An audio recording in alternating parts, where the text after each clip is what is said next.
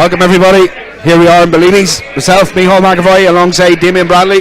How you doing, Micheál? Great. And our broadcast colleague Tristan there just joined us. Looking forward to a great day's darts here at the 2019 Masters, Damien. Yeah, I'm looking forward to this. There's going to be a great display of darts here. All the big guns seem to be here. We've got Kane McKinstry here, Colin McGarry, Gary Elliott. It's going to be a hard one to pick, the winner of this one. Absolutely, yeah. Looking forward to some fantastic darts up on the main stage again, brought to you by McAvoy Darts Streaming. So we should be kicking off games roughly in about 5 or 10 minutes time. Looking forward to some superb quality up on the stage today. It's actually quite interesting, Damien. I was looking through some of the stats and something that I was absolutely dumbfounded by, as you've seen on the last couple of events that we've streamed here at McAvoy Darts Streaming. What I've noticed is how good Colin McGarry has been. But he's sitting number 9 in the N.I.D.O rankings. Number 9, Damien. I suppose that myself, but obviously Gary or Colin is only playing the competitions here, the likes of say Masters and the Gold Cup. He mustn't be playing any county darts, because if he was, he'd be well at the. I say he'd be sitting number 1 the way he's been thrown. Absolutely, well that seems to be the case. He doesn't appear to be throwing county darts at the moment. So it's going to be interesting to see if he can keep up that recent good form. Obviously, the main man himself, Kane McKinstry's in the building today. People will be putting a lot of their hopes in Northern Ireland's great hope. Of course, Lakeside player for 2 years running, and again hopefully another Lakeside player in this year to come. So Kane's really on an upward spiral. He's going to be hard to beat. It's going to be very hard to beat, but the players are here to beat him, and it just so happens another Northern Ireland Lakeside player, Chris Gillian, he's here today too. I haven't seen too much of him here in the past few competitions, but he's here today, and I reckon if anyone can do damage to Kane McKinstry's reign here, it could be him.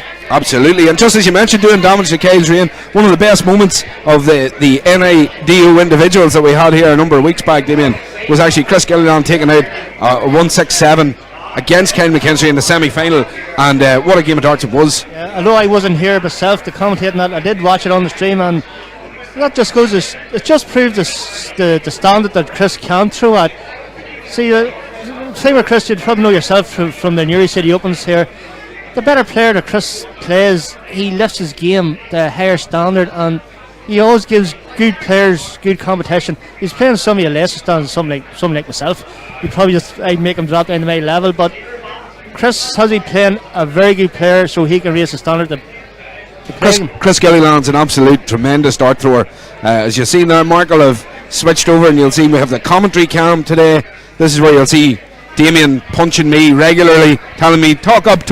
No, you know feel a mouthful, or Tristan beside me at the same time. You don't want to see too much of us now. You just focus on the darts. Well, we've actually got this. We've had a few interviews with a few players.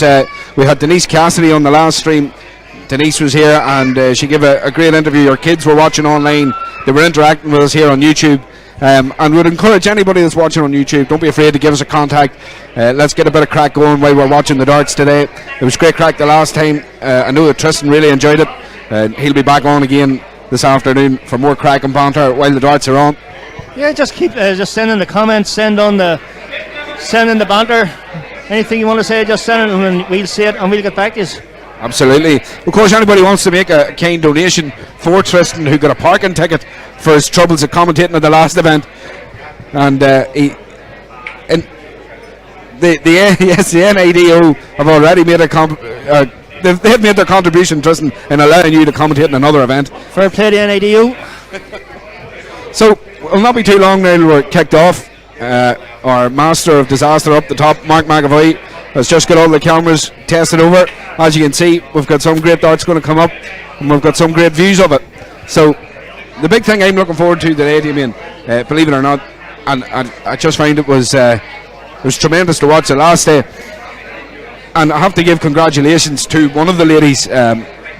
But the ladies event, I'm looking forward to it today. Particularly looking forward to see our very own Anna Madigan in action again today. The reason being, obviously, a recent PERS champion at the Torremolinos Open with Grace Crane. Yes, she done very well. And also, anyone Newry darts knows Anna Madigan, 3-time Newry ladies champion. Just only been playing darts, say, the past, I think 10 years, when she started with the infamous Crenshaw Club that we all know and love in Newry darts. I reckon well, it's going to be hard to see past Denise Cassidy to win this today. I think just the standards that she's been thrown at and the competitions that they're winning lately. But if anyone can give Denise a go, it could be on it.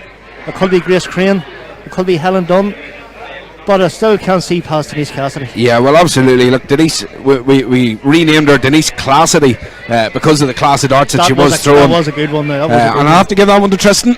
Tristan's good at banging out the old nicknames, but I do see Denise up there. She's looking very relaxed. She's up on the floor just watching people practice at a minute, along with our good friend Andre Mitchell up there. So yeah, it's going to be a great day's darts now. The ladies darts very interesting at the minute, Damien. They're throwing at a great standard, as is the men, and I think there's youth competition on here today too. So we've just had an announcement there, folks. There's Adrian McAvanna back on. How you going? Having a laugh, bottle of Buckfast in the darts. Sure, why not? It's a Saturday, you may as well. There's also other alcoholic beverages if you want to enjoy darts, not just Buckfast, but highly recommended. And Ryan Stewart, he thinks it's going to be a Mark Kearns versus Kyle McKinstry final. Well, Ryan, do you know what? Mark Kearns is in great form. He recently won the Area 9 Classic there up in Tandregee. Am I right, Damien? I think he did. Oh yeah, you won that in some style too. Absolutely, you know, class act, great dart thrower. I was at the Belfast City Open a number of years back and watched him just absolutely cut through a field of superb dart throwers. Neil Duff, Chris Gilliland, Darren Clifford, Kyle McKinstry, the whole lot of them. We were all there on the day. Tommy McCartney was in the last 8, our very own Tommy McCartney. Tommy McCartney threw actually blinder that day, and the thing I remember most about that day was the heat. It was sweltering that day. It was incredibly warm, yeah. But then it was just a sign of the great summer that we were having, in fairness. So we've just had an announcement, folks, just to keep you all aware. I know there's a fair few of you watching online. So there has been a couple of car accidents sort of on the outskirts of Newry, which has delayed a few people getting to the venue. People are sort of just arriving now, so in order to give these guys 15-20 minutes warm-up time before these games start, we're pushing back the start time. It'll be pushed back by probably about 15 or 20 minutes, but we'll keep you in entertainment while we're here. As long as you don't sing, Mark, I'm happy enough for that. As long as you don't see what, Damien? Don't sing, please don't sing. I've heard you sing before. Oh, I'll try not to. I don't think we have the copyright for me to sing anything at the minute. I don't think I've got the ears to hear you sing at the minute. We'll look into it. We'll look into see if we can get the copyright, absolutely. So again, keep us posted in your thoughts, what you think of the streams, what you think of the crack that we're having here while you're on the YouTube channel. And please share, comment, tag your friends, get them online watching too. It all adds to the fun. And also, if anyone has any good tips for the Grand National today, please send them in, because me and Mark ourselves, for young families, we do need the money. Well, all I can say is the best tip I can give you is don't back any of them. And in fairness, I got a good tip today now for a horse called Solid Foundations. I was told to put my house on it. Damien, that is the worst joke I have ever heard on McAvoy darts streaming. Don't worry, I've got more of them. So Adrian's over in Glasgow. Originally an Antrim man, I think Adrian is. He was on the last stream having great banter with us. So just looking about, people are up the sideboards here warming up, just walking around, trying to keep themselves loose for half one when this is actually going to start. So just back to the ladies competition here. As I said, Denise Cassidy would be a raging hot favourite. I think Anna Madigan might be well in it, Grace Crane, Helen Dunn. But there's one person who we haven't really talked about, and that would be Yvonne Campbell. Yeah, absolutely. Yvonne has all the ability to really go as far as she needs to go in any of these tournaments. Something I noticed about Yvonne is she recently played in the Celtic Challenge, and unfortunately it wasn't her day. I mean, you know, her averages definitely didn't tell the story of the type of darts that Yvonne's capable of throwing. No, Yvonne is. I've known Yvonne Campbell now a good few years. Played with her, played against her. I was starting off as a young fella playing for probably one of my first games against Yvonne, and she taught me a lesson that day. Just about focus on making sure that you're doing what you want to do on a dartboard. And it was a good experience throwing against Yvonne. It was also a good experience throwing with her, because she does keep the crack going. But you remember yourself a couple of years ago, Yvonne got the final of the Newry City Open against Denise Cassidy. Although she didn't give it a good display in the final, I remember the semi-final against Helen Dunn downstairs. It was a classic. I've never seen two ladies so dirty dart before in such a hotly contested dart match. It was just trebles galore. I was actually marking that game, and it was actually a pleasure to mark. Absolutely, yeah. And the thing about it is that Yvonne Campbell can compete with any of the ladies here today. There's absolutely no doubt about that. She has shared the big stage with Denise Cassidy. She has shared the big stage with Anna Madigan. She shared the big stage with Helen Dunn. She's done it with Grace Crane. I mean, if we're going to be serious about this, Damien, and we're looking at the contenders, you have to look at it. It's a bit like the Premier League when it comes to the ladies competition today. There's a big six. There's a big six, and there's a couple there just pushing that big six as well. Yeah, and definitely indeed. Like, you've got a big six, I would say, probably Denise, Helen, Grace, Anna, Kaylee O'Neill could do damage too. Absolutely, yeah. Super wee dart player Kaylee O'Neill, and Tommy Jo Grafton as well. Tommy Jo Grafton has history at these events, particularly Masters events, Damien. She is a classy wee dart thrower. So she's only 18. She's got a very, very big future in darts here in Northern Ireland.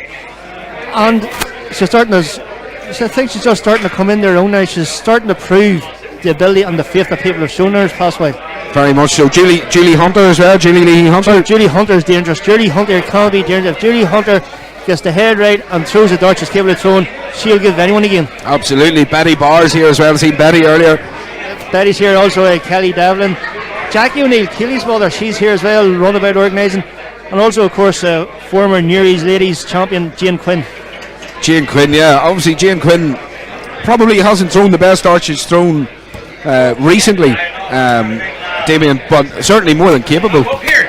Jane's more than capable on her day of beating any woman, and also beating any man in Newry, as you know yourself, Michael. And has done Many times. On multiple occasions, yeah. The wonderful thing about these ladies, and I suppose from a local level, when we have Anna, Yvonne, and Jane, three ladies heavily involved with the N.I.D.O ladies team, and to have three women from Newry, yes, is a big place. It's got a very, very big dart league. It's interesting to see so many from one small area and from one team. From Quins and Camla, actually making their way onto the international scene. It's great for Newry darts, great for ladies darts. And the thing about the Newry Dart League is there's no separate ladies dart league. They are competing against men and competing against top men. Something like in the cup competitions, competing with the likes of yourself and Boyd's, the Tracy Durham McGee's are competing against top level dart players, and they're holding their own against them. Holding their own, certainly, and not just holding their own, but winning. So look, it's going to be interesting to see. I'm looking forward to it. Adrian, unfortunately, I don't think the N.I.D.O can stretch to that. Yes, correct. Antrim is right. We can't stretch to any dancers today, but what we will have is some double dancing on the dartboard. That's very good, very good. Also, a shout out here to two local lady dart players competing today, probably I think for the first time. Valerie Rooney and young Shannon Boyle. Yeah. Shannon Boyle is a very up and coming, very impressive performance in the Newry City Open there last August. She played very well, just unfortunate in the doubles. And also Valerie Rooney, I think, competed in the very first ladies Open championship about 8 years ago. What would it be? In around so, yeah. Valerie competed in the very first one in a great game against Helen Fitzpatrick, who probably you don't really know.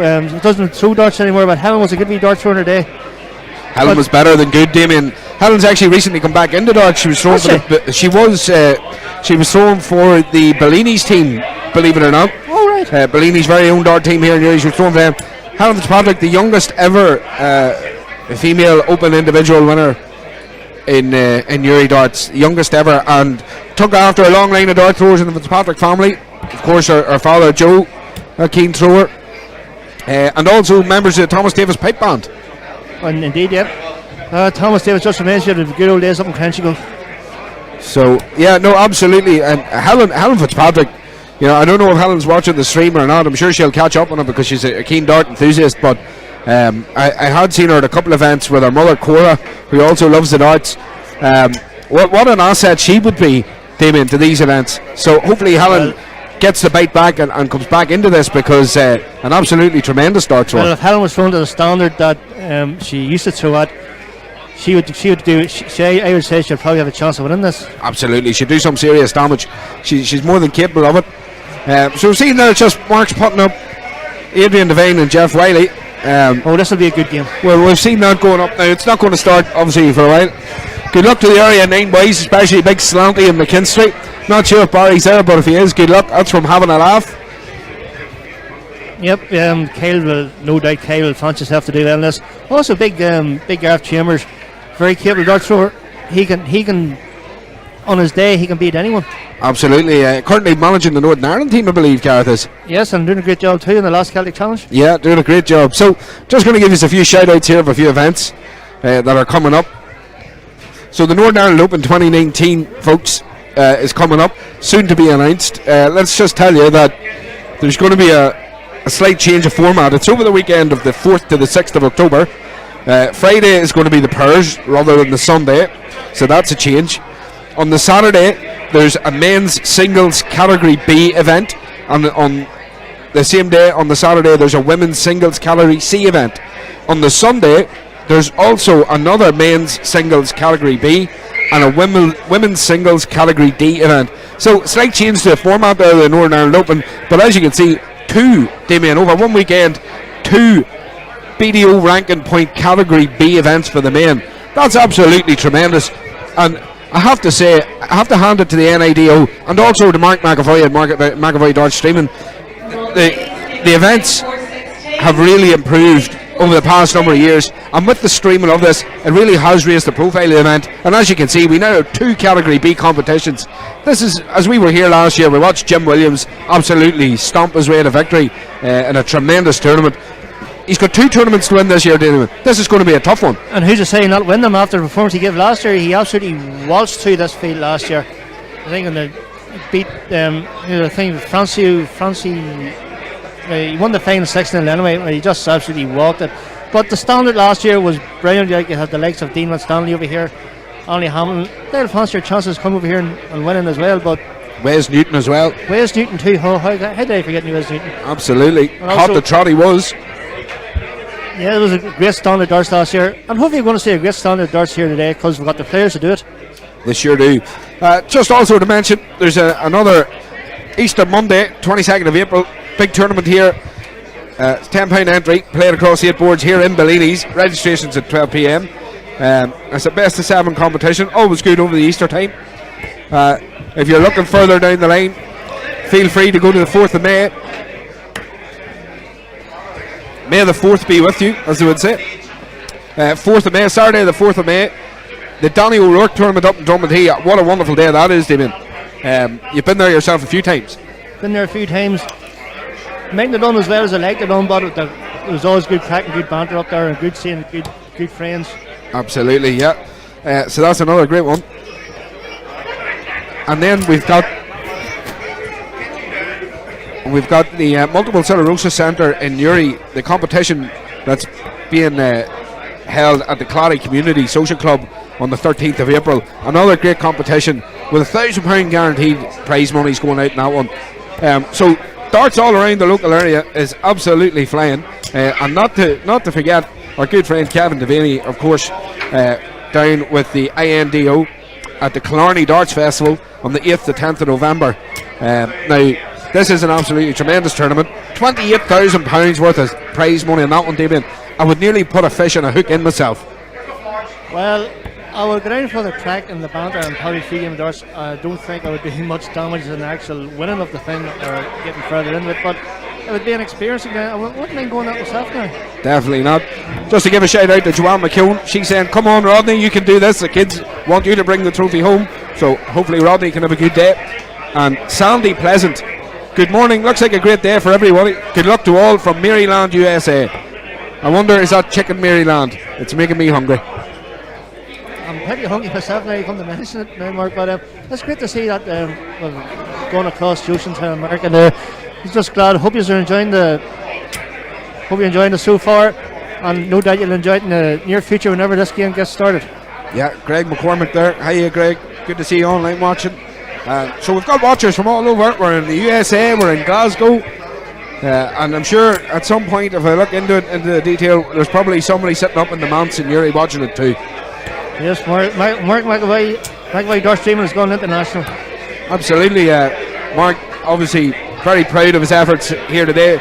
Another great display put on by McAvoy Darts Streaming and McAvoy Sports Streaming in general. He was here last week doing Blood, Sweat and Tears, the boxing, and I know he's got a few more of them coming up. And I watched it myself online. Boxing would be more a sport I'd watch than take part in. I mean, you know, the darts is much kinder to me than boxing would be. But what a great event it was here in Bellinis, and of course the coverage was second to none. Well, no doubt of McAvoy Darts Streaming does do great coverage of sport events in general. But at the minute we're just focusing here on the darts, and here we see Adrian Devine, known to his friends as Butch, just warming up here from Area 10 against the old Wiley Coyote himself, the legend it is, Jeff Wiley. Absolutely, Jeff Wiley, been a very long time. I played him myself a number of years back in the Belfast City Open.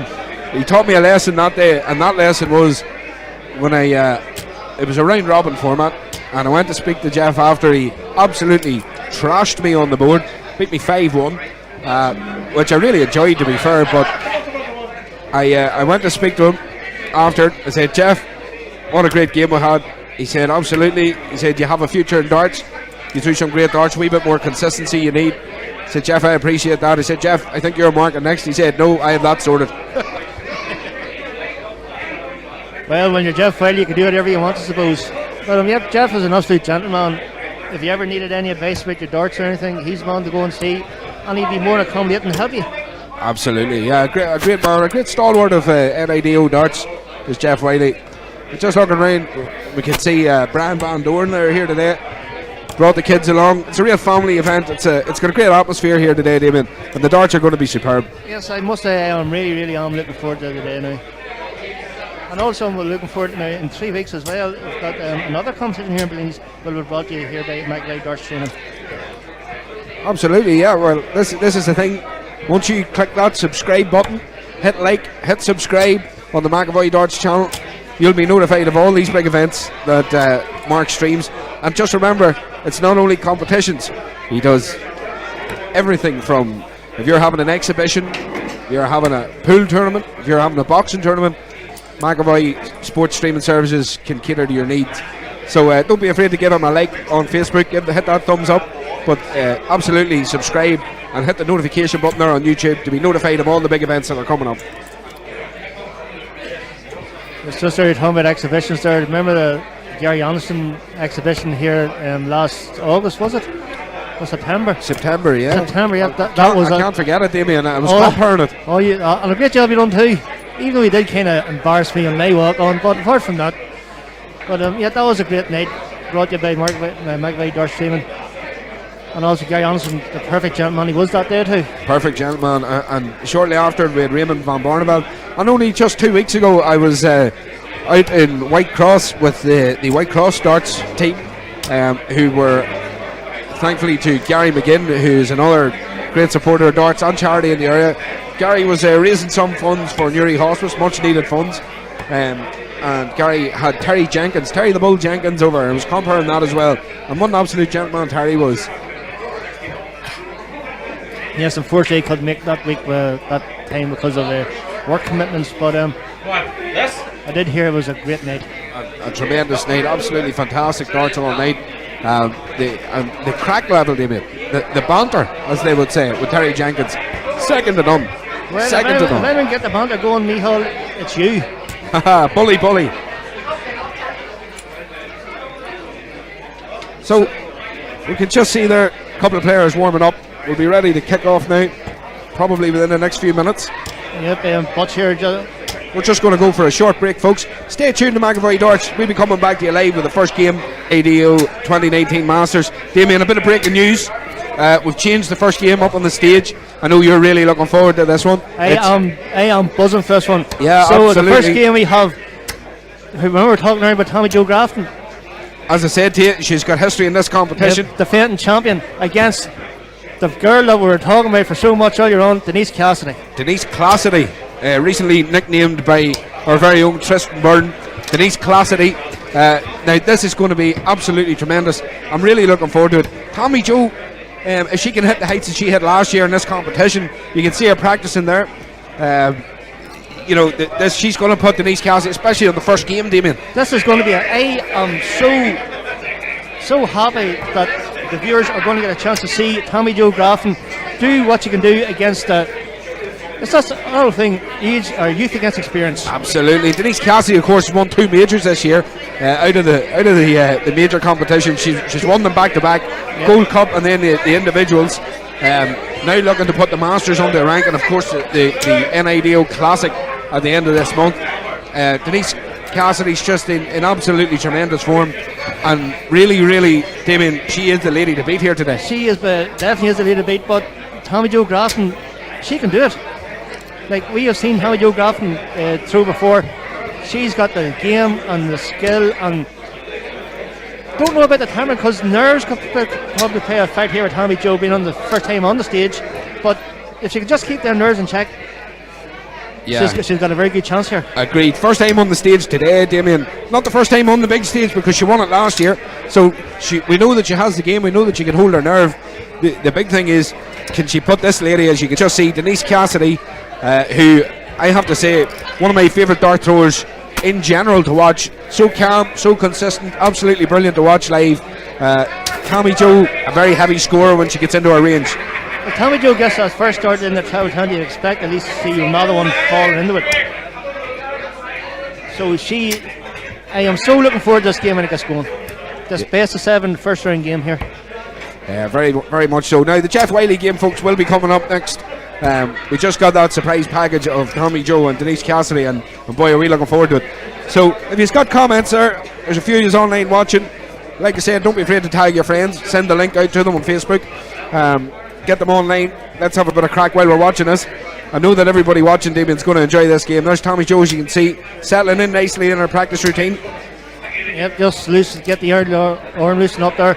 Actually, I was talking to Tommy Jo earlier on. She says she feels quietly confident about retaining her title this year, but she's up against a very, very big obstacle in Denise Cassidy. Yeah, absolutely. Yeah. The one thing I would say about Tommy Jo is she's an eager player. She doesn't like to wait too long after the. That's unfortunate. That was a 140 there in practice. That could have been a 180. I try to avoid them because if I hit them in practice, I definitely don't hit them in a game. I don't hit them at all, so. There's Denise following up. So I'm hoping by the practice starts that this could be a high scoring affair. I would say it would be whoever can keep their nerve on the doubles. We all know that Denise Cassidy can keep her nerve going for doubles and big shots. Tommy Jo, maybe the rush of blood to her head would sometimes kick in with Tommy Jo. As I said, if it just keeps the nerves under control and, as you said, the ignorance of rushing in, just take her time, she could actually win this one. Yeah, absolutely. You can see there Tommy Jo sponsored by Dart City Newry there, Chris Dawson's crew. Chris, obviously a keen promoter of darts in the area, sponsors a lot of people. Tommy Jo recently in his table, and a stable that's actually is growing. Some very, very good dart players involved. Absolutely, yeah. It's got a lot of good dart throwers. Got Shane McGurk on board, Ken McKinstry was on board. Now Tommy Jo Grafton, and of course, being the Masters champion, why would you not have someone like Tommy Jo Grafton involved? Oh, indeed, I'm sure a lot of people want to have the name associated with Tommy Jo Grafton. Fair play to Chris for getting in there ahead of the mob. Absolutely.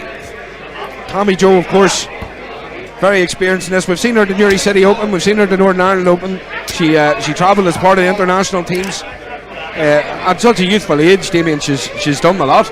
Indeed, last year she got the semi-final of the Newry City Open, just beat them, just put the post out by Grace Crane. Grace, of course, the art of experience, maybe helping Grace Crane out there on that one. And then the Newry City Open, I was involved in marking an absolute classic with Denise Cassidy against the eventual winner, wee Katie Shelton from Dublin. Yeah, what a player, the youngest ever, 14 years of age. 14 years of age, and she was absolutely brilliant last year. So I'm really looking forward to this one. Denise and Tommy Jo just having a quick exchange. Both players will know how good each other are, Damien, there's no doubt about it.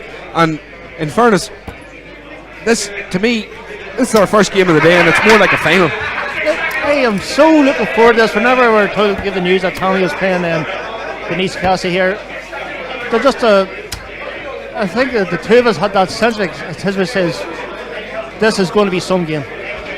Yeah, well, hopefully it can live up to the billing. We all know now, players of this sort of quality going in first game, bit of nerves. Hopefully they'll settle in quickly and get into their own routines because we know how good they are. Yes, I'm sure these two players had to pick anyone to play in the first game. They wouldn't have picked each other now. Absolutely not, and you know that's the beauty of an open draw, Damien. Indeed. Like, this actually reminds me of remember the first match on stage here last year. Denise involved in it with Lorraine Winstanley. That's the sort of game that felt like a final as well. Absolutely, tremendous game it was. Great game to call.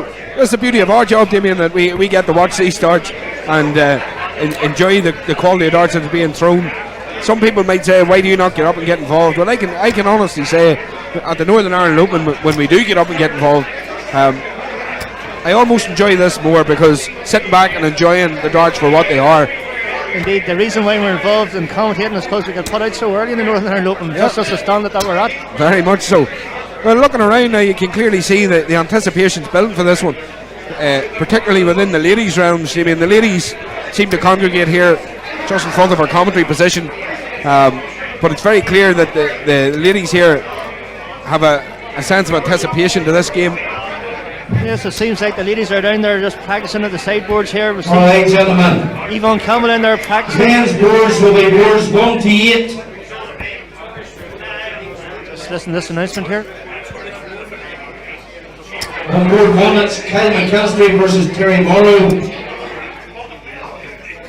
And Rob Deans to Mark. The draw's obviously been made there for the men's draw. Damien, we'll listen for any good ones coming up in it. On board 2, David Glenn, Mark returning. George Wheaton to Mark. That could be a tasty one there. Tasty one, surely. Lurg and big Davy Glenn. Let's see how that one goes. He's just got up from his seat. On board 3, Davy's keen. Marty Moreland, Jason Lockhart, Rodney Kane to Mark. Another good one there. Marty Moreland and Jason Lockhart. Yeah, Jason Lockhart in great form at these majors this year now. We've watched him compete in semi-finals. Paul McCarry, James Wilson, Kyle Dillon to Mark. You can hear the reaction of the crowd for that one, Damien. Yep. A lot of people looking forward to that one. So there must be more money on that one than there is in the Grand National today from that reaction. Board 5, Good chance of that. Chris Gilliland, Steve Byrne, Sam Elliott to Mark.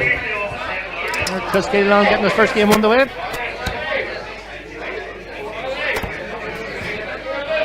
Board 6, Barney Elliott, Andy Martin, Alan McKnight to Mark.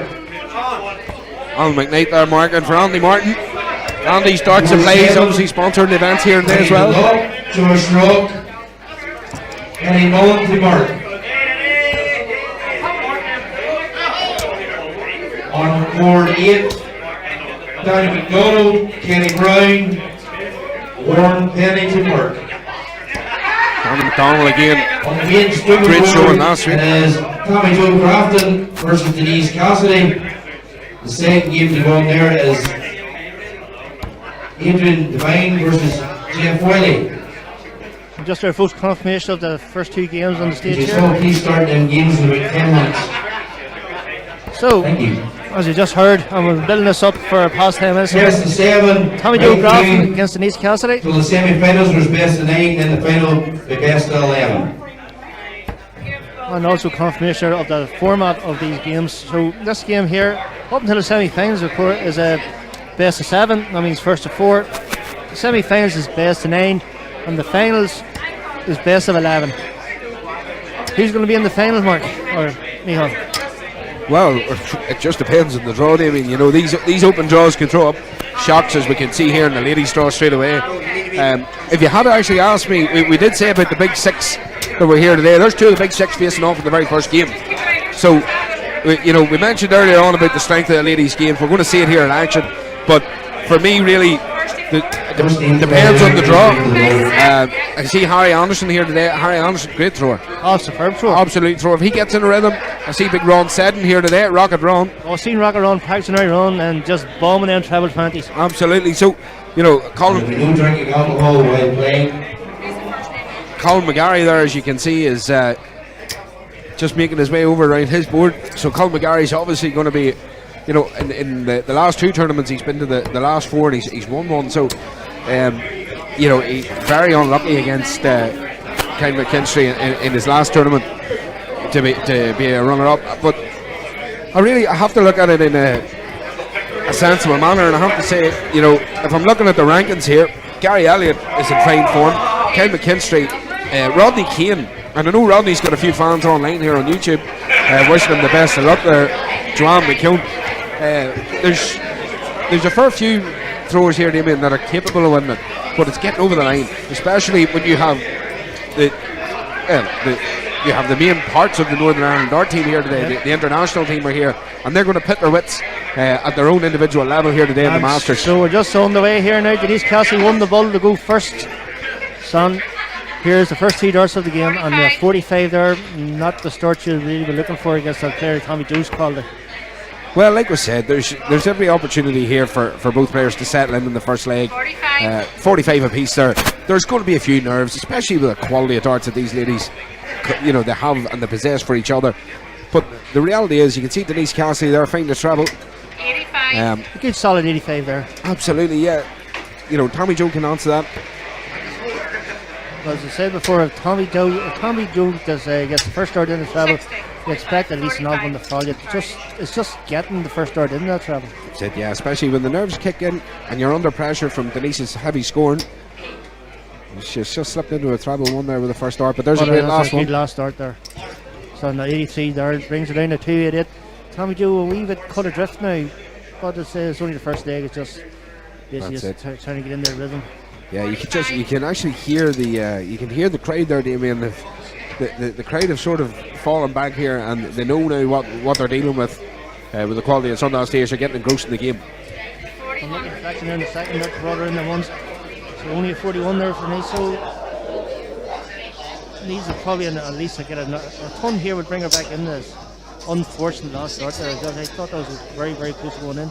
Get more consistent with her throw there, though. It's just so very straight, Tommy Joe, when she does get in there, and just straight down the middle. 45. It's a 45 from Denise. She'll not be happy with that. A bit high there, but at least a little can't they? Yeah, just a bit high. A bit high, just leave it with an early release there from Tommy Joe. They seem to be rushing a wee bit, and it's not right, Tommy Joe. Can also see Denise, though, although she is settling in, 60. with a 60 there. Good solid 60, brings in 142 and on with the finish. Tom here from Tommy Joe would leave a finish.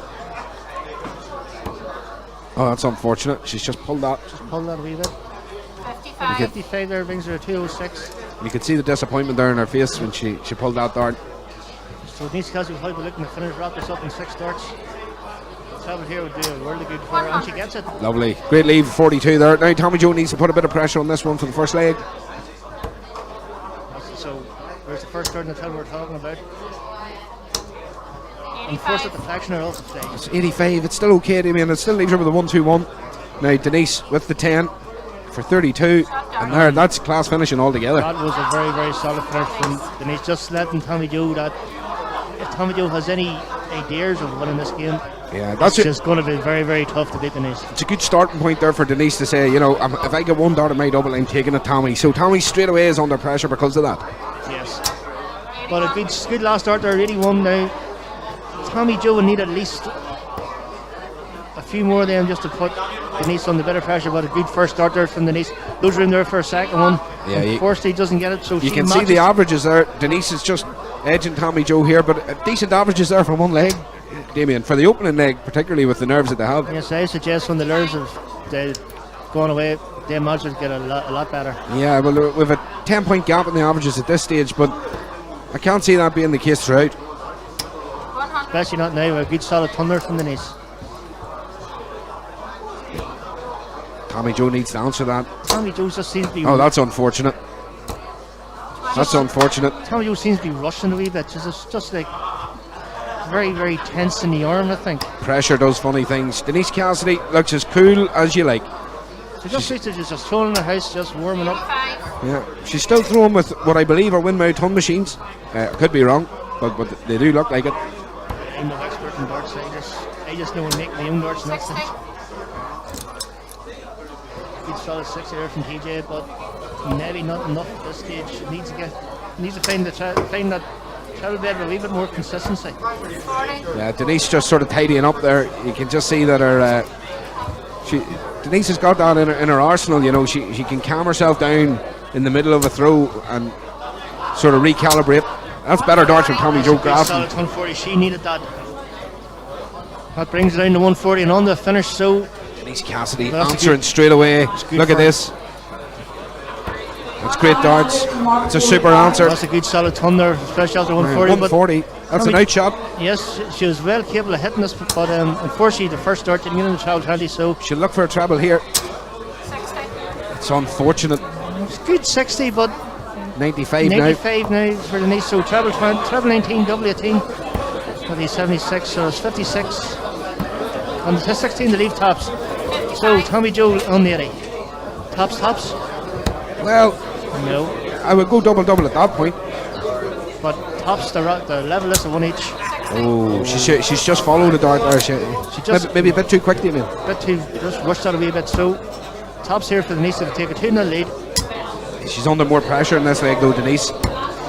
Oh, It's just slipped in the double one there, at least 38. waking the neighbours there. Wrong house. So TJ 2-10s. The level is up. Oh, look at that. Same made- again. Same mistake as Denise. Wrong bed. That's it.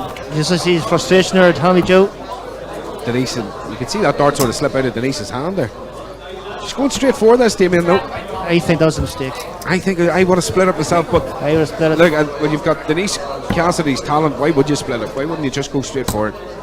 Oh, Tommy Joe now. She's got 2 5s. 2 5s to level it up. 10. Bit too high, so Denise, bit of a bogey number here, 31. So numerous ways you go for this. Let's see. Looks like she's going for a 15 double 8. Yeah. Shot dart. And looks That's like the she's hit dart. it. Yeah, absolutely. That's Yep. a great dart there from Denise Cassidy. A good check out there, 31.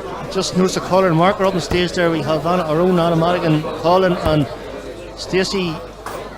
Is that Stacey? Yeah, Stacey Gurney is actually marking. Yeah, Stacey, a great follower of N.I.D.O. darts. Of course, her brother Darren, number 3 in the PDC now. Right.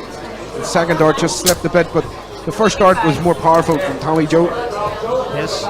That's a sort of dart we'll need to see from Tommy Joe, but Yeah, you can it see is that straight in there again. now there's only a 4-point gap in the averages, as you can see, Damien. 95. You said the 10-point gap wouldn't last long. Tommy Joe threw well in the last leg. Some are scoring Very just unfortunate missed with the doubles. double, but very unfortunate with the doubles, but Let's be very clear, folks. The averages are sitting that low because of missed doubles, because the scoring has been there. good solid 60s here from Tommy Joe, just straight in the middle. But Denise, they can come back in here, just put a wee bit more daylight between the two of them. 60. Yeah, Denise Cassidy's a great thrower to watch. She really is. She's so calm. Just like so calm and relaxed and a good, nice, easy, fluid motion. Just like nothing seems to phase her. Tommy Joe there with it's an unfortunate Good last start again. It just went a bit high, maybe an early release, but But a good ton. a steady ton to keep herself in the leg and ahead. Now Denise, the pressure's on her again. It's one of these legs that's going to sway to and fro, I believe, here, Damien. It's looking like it, Michal. There's a different camera angle there. There's an unfortunate second dart in the tail. Two unfortunate darts. Only a 26 there from Tommy Joe. So the And pressure. this is the difference between the experience that Denise Cassidy has and the talent that Tommy Joe has. So Indeed. experience sometimes can oversee talent.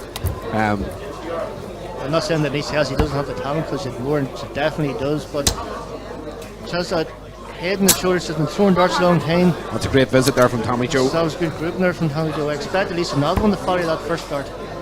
Tommy which is Joe's on- left herself a finish here. Now Denise is just trying to whittle this one down. Another one of those would be good, but a ton will do. So Tommy Joe his first crack at the finish in a 130, so travels It's on. 50, leaves 50. Oh, look at that. 2 5s. Oh, what a check out. 130 from Tommy Joe Grafton. Unbelievable darts, Damien. That's how just- to get yourself back in this game. That was how you do it. That The was adrenaline will be pumping great in this visit. one. Now And she has darts. And also break it through. So Tommy Joe has this going first here. The level is up at 2 each. Said it'll be a good game, and it's more than living up to expectations. Absolutely, yeah. And Denise Cassidy, picture her concentration. Tommy Joe just used to have a very, very jerky style of throwing darts, but it was to work for. Yeah, well, I suppose it's hard to call a jerky style of dart. I think she has a forceful meaning of throwing the dart, doesn't she? Good 140 there from Denise Cassidy. Yeah, power scoring there from Denise. But yeah, she's got a very forceful throw, Tommy Joe, you know. It looks like all the powers come from the elbow there. Well, as long as the shoulder's not bobbing up and down, That's Damien, right. everything should be, you know, That's probably my greatest mistake, just the shoulder's just moving too much. you know, if the shoulder can stay consistent. You can see there with Denise's throw that her elbow position's generally static. Fluid wrist motion there from Tommy Joe and her release. She's got the full follow through, as you can see there. And you know, listening to any professional dart thrower, they'll say you have to follow through with your dart. Indeed. Just Denise, she does good first start. She definitely has to be followed through as well. Absolutely, you can Good see. 140 brings her to It's 120. almost as though the wrist goes limp at the end of the throw. You'll see that's the makings of a good dart throw, you know. Tommy Joe again into the treble. That's a great answer. Good answer, 140 back. So, but here we have Denise Cassidy at 120. Check it here. Shanghai still on. Travel There it is. for tops. Tops. Ooh, that was almost a 130, 120 Yeah. back to back. But TJ now is 117 now, so 719. Unfortunate. No, she'll just try and set this up now. So 70, so 50, so 718. Unfortunate, so 57 early 60 if she gets it. Come back. 3 darts at tops for Denise. How many will she need? There's a bit high there. And there's that's definitely not high. That's straight in. Yeah, some people call it high, some people call it a scout. Remember people used to say, send in a scout. It was normally when we were on double one, Damien, in fairness, but still, That's happened similar to me a few- tactic there that's for happened to me a few times, Yes. I suppose. similar tactic there from Denise. She sent in a scout. So Denise breaks a throw to take a 3-1 lead. And so as darts to win this one, the Yeah, she's thrown for the game here now. thrown for the game. Tommy Joe won't think of that though. She's more concentrated than that. Tommy Joe not give up. Absolutely not. No, she's a better thrower than to just give up. And she's unlucky there with the treble 5. There's only millimetres in it. She's the defending champion after all, so she doesn't want to give her a title too easy, or at all. As I said before, she is throwing one of the best in Denise Cassidy. Absolutely. You can see her good friend Julie Hunter, of course, here. Be a keen supporter of her. I can see her there watching the game. You know, I mean, Tommy Joe has it all in front of her. Denise Cassidy's kind of, she's just in a moment of peak darts at the minute, Damien. You know, you can see, look at the consistency of her throw, the heavy scoring. Yeah, but Denise Cassidy's been thrown at this level for the past few years. Where Tommy Joe, as you said, she's all her, like she's only 18. And Exactly, she has yeah. got at least a good 30, 40 years. Kevin Campbell, I would Stephen say Gage, the board one. she could more than surpass the achievement that Denise Cassidy has achieved. Very much so, very much so. She's got the talent and the temperament. This is a great visit from Denise Cassidy. Filling it up, 180, Damien. Top darts. That is it leaves 116, and she's got time because Tommy Joe's way back in 301. Yeah, it's a bit unnerving when you're, you know, you can see now the averages have gone up for Denise, but Good last start there, but I don't think it'll be enough now because Denise has a shot here at 116 and has been 6 darts at least. and it's still on. The 116's on. 16 for tops. Here we go. Tops for 116. Check out. Unbelievable darts, Damien. That's Denise Cassidy. That's 4-1, and that's the game. Said it'd be a good game. Unbelievable darts. We'd be hard pressed to find finishing like that in any of the men's games today. That was a 130 check out, followed up very closely by a 116 there from Denise Cassidy. 15 dart leg to take it. 18 darts from Tommy Joe Graffin to take her leg. As you can see, the final averages there 72 versus 65. We knew there wouldn't be 10 in it by the end of it. No, well, Absolutely top darts. What I think is that Tommy Joe's first dart has to hit travel front. Far too many first darts within the 5s and the 1s. I think that was Tommy Joe's downfall because if they had a hit 20 or 12 20, the average, I think, should have got a higher average and probably even a closer game. Yeah, absolutely top darts there from Denise, and hopefully we'll be able to get a quick word with her. I see her heading our direction. Yep, here she comes. She started as she means to go on.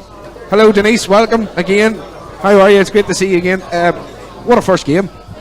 Yeah, the first game's always the hardest game to play because you don't have the first round. So sometimes you don't always play to your best because you're trying so hard. But I'm sure you've seen the draw like in the first game, your first match, Tommy Joe Grafton. You said yourself, I knew that wasn't an this, easy game. this was going to be a tough Yeah, game. I Like, knew that wasn't going to be an easy She is the game. reigning champion after Yeah, all. Like so. Yeah. No, I knew that was going to be a really difficult game. So I'm lad to get over the line. I must say, very very impressive finishes there. 116 at the end. Very, very impressive average as well of 72. How do you feel about that? It's okay. It's okay. I think I can play better, but look, sometimes games just don't go the way you imagine they should go. You know, you think you could score better, but it doesn't always happen. You end up on the wire of the treble and you fall into a 1 or a 5 at the wrong time. Yeah, like, people see that you won 4-1 and probably think it's a handy game. It wasn't a handy game. They wasn't. Like Tommy Joe did throw some good darts, no, maybe not the it wasn't consistency. by no means an easy game. She had a few good scores there and a couple of legs, and I'm just happy that I got on the right side of the win, you know. Myself and Damien were just saying there, Denise, that there's kind of it's almost like a Premier League in the ladies category at the minute. There's kind of like a top 6, a top 8 of you guys who on any day can beat each other.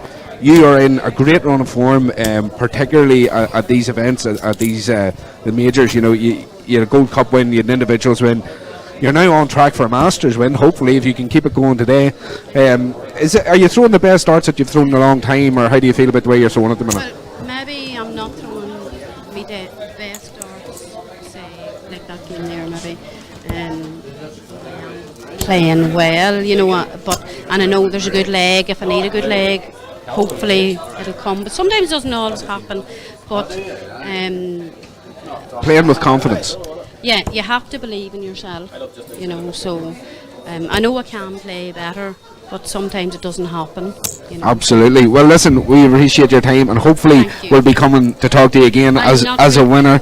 And I'm sure the family will be on YouTube watching later on, as they always were. Yes, going to be streams. Yes, Mommy's going to be on TV again. So listen, great for coming to have a chat with us. We'll hopefully pick up with you later on, and good luck for the rest of the day. All right, thanks, Denise. So there we go, Denise Cassidy, the winner of the first game, folks. And we've got Adrian Devine and Jeff Wiley stepping up for the second game. There's Louise Cassidy. We'll just say your mum's just left us there, but she said great finish, mum, and a big smiley face on the end of it. So this is what we're talking about, interactive darts. Yes, but I think the scary thing there that Denise says that she thinks she can throw better, and if Denise Cassidy just goes to show the level that she can achieve. That was a very, very impressive performance with some great finishes there, and yet she still thinks she can throw better. I think that is a warning to the rest of the ladies in this competition that she is out to win, and she is out to win this. Well, when you're going on in your first game, Damien, you're going on in your first game, you're hitting 180s, you're taking out Tom Plus finishing against the reigning champ, and you say, it wasn't my best game, I know I can do better. I mean, you know, you're talking about a finalist here today. Finalist, I said before I started, I think you're talking about the winner here. Well, that's a bold claim. It's a bold claim. There's no doubt about it. Well, folks, we're going to be coming on for Adrian Devine and Jeff Wiley, and we're going to be joined for the second game by our good friend Tristan Byrne, who's coming on.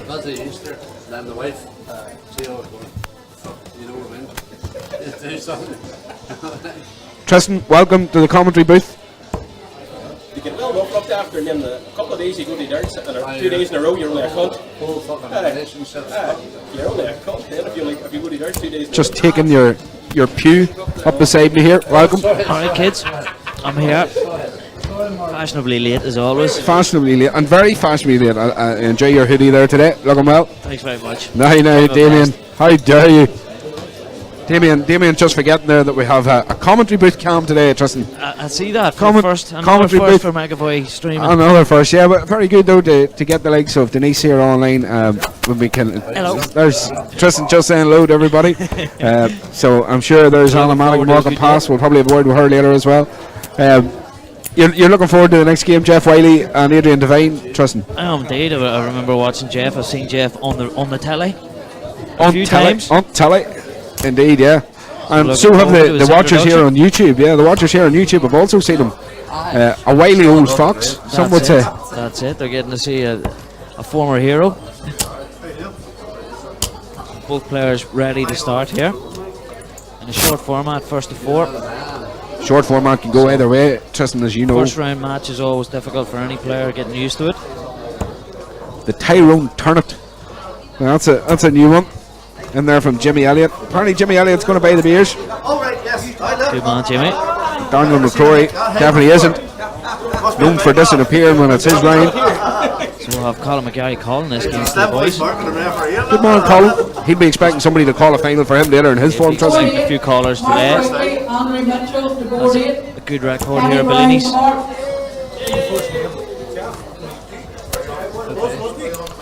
You sat with us there, Tristan, throughout that first game. How did you find that? That's a cracking opening game, isn't it? Two great players. It's just a pity they had to draw each other in the first round. Absolutely, yeah. Last year's defending champion and I wouldn't really like to Bellinis be specialist in Denise. absolute Bellinis specialist. It's becoming like a stomping ground for her, isn't it? Definitely is a home venue for Denise. She likes it here. She really does. She's got used to that stage now, and I tell you what, another strong performance from her as well. I wouldn't like to be Adrian Devine or Jeff Wiley having to follow her. Too right, it's not easy. There was a very high standard of darts there in the first game, and I credit to both ladies. Yeah, absolutely. As you'll have noticed, folks, you just keep an eye on the scores on the screen. You'll see the averages coming up as the games are going on. Another beautiful addition from our go-to guru, Mark McAvoy at McAvoy Darts Streaming. That's it. Mark soon to take on a great pool match as well. A great cash game coming up here in Bellinis in July. Absolutely, yeah. You see our very own Declan Brennan getting his first home game, so that'll be an interesting day as well. Great player, Tristan, great player. Oh, a legend of a player, and he's still very young as well. Absolutely, yeah. So we're here for darts today. Sure are. There's no splitting these men, is there really? Adrian Devine, very a 10, and Jeff Wiley, the wily old fox of N.I.D.O darts. Probably an interesting one. So let's see who settles the quickest. First leg always very important. Jeff has the throw and starting very strong here with the treble. Yeah, Jeff's got all the talent and all the experience in the world. Adrian's sitting in the top 30 at the minute of the rankings. Probably sitting number 27, I believe. And Adrian replying strongly here, so 2 tons to open up for both men. Good steady darts. I think they're 3 dart averages at the minute then.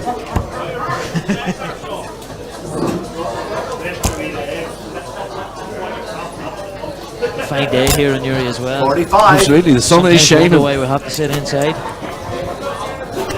I'm sure Mark McAvoy, being the generous individual he is, he'd probably end up getting us a commentary booth out in the sunshine if we really wanted it. There's a 140 there. That's a great visit there from Adrian Devine. So Adrian has the slight advantage here in this opening leg.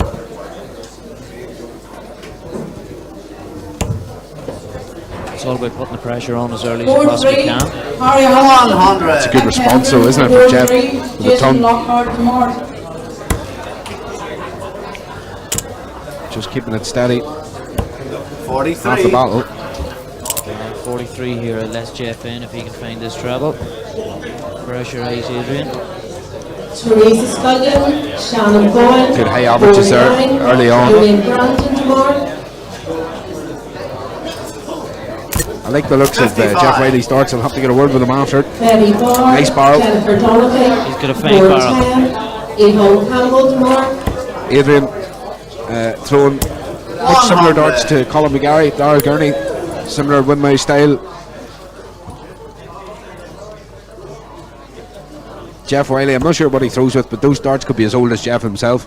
Could possibly. You know, he's a traditionalist when it comes to tungsten, there's no doubt about it. Bit of an earl in the dart, Tristan, you enjoy that?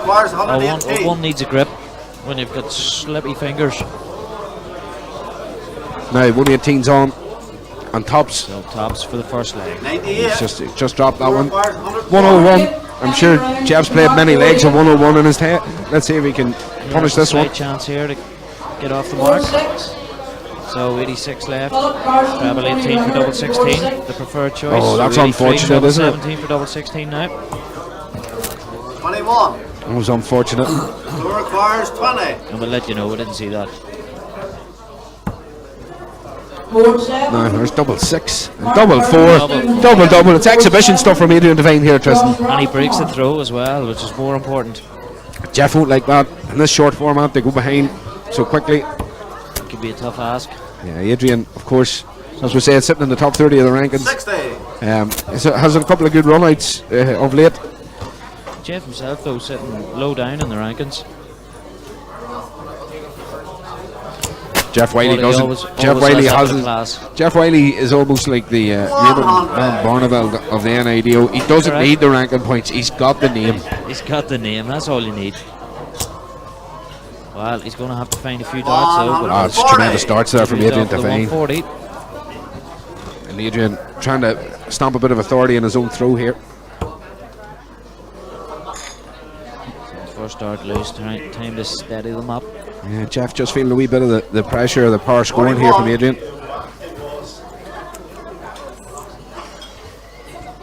It's been a long wait for both men to get started. 60. Yeah, So we're due to be on first as well, but then whenever you have a match like Tommy Joe and Denise, it had to go on. that's it. You know, it's. I'm sure Mark McAvoy over there at the control desk. I'm sure he understands now what the guys in the PDC and the video are like when they see the draws and they have to rearrange games through the TV, because he couldn't have missed Tommy Joe Graven against Denise Cassidy. Not a chance, no. He couldn't have missed it. Definitely the tie of the round. Tie of the first round. Look at this from Adrian Devine. 1-2-5 there, good visit. Super 1-2-5 there from Adrian. And the way he's throwing, you'd expect him to give himself a dart here, double the next visit. So Jeff needing 109 or more here to put some sort of pressure on. Yeah, Jeff's first start has eluded him slightly in this leg, hasn't it? It has indeed. Swaying both sides, but a great response there with two travels. So 1-2-5. Nice close up of the finish. Yeah, nice close up of the barrel there. Thanks for that, Mark. I enjoy that. That's a backward grip on that. Whatever turns you on. 76. Good last start there again from Adrian Devine. Just tidying it up, leaves himself tops. Big ask here for Jeff now, 154, but he's capable. And that's a good start. Treble 18 for Bolt. Treble 18 for tops. We can tell you had no darts last night. No darts last night. Your maths is I'm gone. rusty. I'm rusty. 40. Now, Adrian Devine. 2-10s. 2-10s. Just outside. It's a good guide. Oh, he's just gone inside. So a big chance for Jeff here. He should have been 2-0 down. 56 now for Jeff. Ooh, 32 for 24. 12. Well, there we go. If you can do it, I can do it better. And that's exhibition stuff from Jeff Wiley. Nice recovery there. Double And double that's- is the theme. That's going to hurt Adrian, who was cruising. Right, Jeff just composing himself. It's a nice shirt Jeff's on today. A fine shirt. You know, we can see many styles of dart shirt. I know Big Andy here selling the equipment today. He's got a few on sale. Dart shirts on sale here in Bellinis too. 41. So we've got everything. Everybody's spoiled. See, a long-running conversation, Tristan, is the type of dart shirts people are wearing and the nicknames that people get when they're getting a dart shirt. Do you have a nickname yourself? I don't have. I've never been given a nickname. I've been called a few names now, but You wouldn't put it on the back of a shirt, I don't think. I don't think I could put it in the back of the shirt. Is right. Although there's a couple of local ones have a great shirts as well. 28. There's Jimmy Elliott just congratulating Daniel McCrory. When you're talking about nice shirts, you'll have to give Hot Dog a mention. He Absolutely. throws in the local league for McGee's. His nickname's Hot Dog. He's got a shirt with a big hot dog on the back. And walked out to the hot dog theme from the Mickey Mouse Clubhouse against Terry Jenkins 2 weeks ago out in Whitecross. What a great night that was, and hot dog was tremendous fun. Really enjoyed his evening. Sat in the company of hot dog and a few of the local lads most of the night in between compere and event. That's a good ton there from Jeff Wiley, and I have to Busy say schedule you have there, me Hall as well. I really do at the minute, Tristan. It's what an enjoyable schedule it is. I'm getting to see a lot of great darts. Yes. I'm getting to enjoy a lot of these professionals at Give exhibitions. your opinion. And my opinion, which may not be worth much to some, but I enjoy it. As long as you're happy, I think that's the main thing. That's a good visit there from Jeff with the 2 trebles. So it's nip and tuck so far the whole way through here. Tom Wilson's mates here today, Betty. 44. Tom, don't you be afraid to tag people on Facebook and get them all to say hello to Betty while they're on. Slack visit there from Adrian as well. So Jeff, well, first start loose once again. Again, the first start just eluding him a little. Yeah, fine lines, but That's it, isn't it? It's marginal each time, but marginal, and a very poor visit there from Jeff. He would have expected to leave himself at least a chance. yeah, Adrian now to push ahead and try and steal another. 94. Excellent last start there, so it leaves an 80 finish for him. Tops maybe. Well, I think in the style of the match so far, there's no other way to go. Absolutely, it has to be double. Must be a new rule introduced this year. We weren't there for the briefing. The Masters double tournament. 23. Now, Adrian Devine 80. to push ahead, steal another leg Massive against the visit darts. for Adrian. 29. And he bust. Requires 157. Unbelievable, Jeff. Shot dart in its own right. Unbelievable, Jeff is right. Let's see if Jeff can do something unbelievable here. Maybe so. Treble 19 for tops. 76 left. Oh, what a great Excellent lead. visit. What a great Excellent lead. visit. That puts pressure on Adrian Devine now. Percy, good to have you back on board. Thanks very much for the commentary. Make sure you subscribe, like the page, subscribe to McAvoy Darts. Really enjoy the interaction with our YouTube viewers, Tristan. We always do. That's a nice feature, yeah. It's nice to know what's going on outside. Sunshine, beers and barbecue seems to be the way forward today. Seems to be. Oh, Jeff's That's why I'm just sitting here with a look as if he's just put 3 outside the wire there, and they're all on it. couldn't have got any closer. Adrian Devine now to absolutely steal this one. Dick Turpin wore a mask. But he's done the same. Double trouble. They couldn't miss doubles. We're hitting every double on the board there for a couple of I think legs. Jeff should be going down Adrian. He hasn't thrown bad just towards the end there, going for the finishes. Let's just see now. Jeff Wiley be quietly pleased behind, going 2-1 up there. He'll be quietly pleased, Tristan, knowing that really he got out of jail that last leg. He got out of jail in that last leg, surely, and even the previous leg, Adrian had a shot to go 2-0 up, so Jeff has his foot on his neck, so to speak.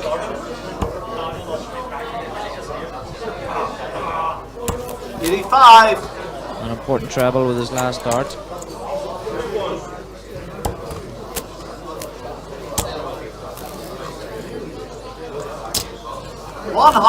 Another ton from Adrian. Obviously, a lot of the lads from Area 10 here will be supporting Adrian.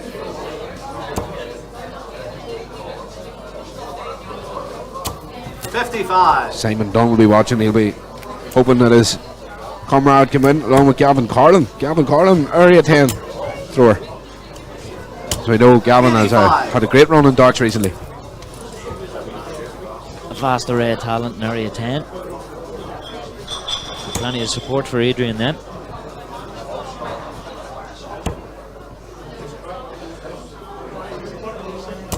That being said, Area 2, Neil Duff, Chris Gilliland,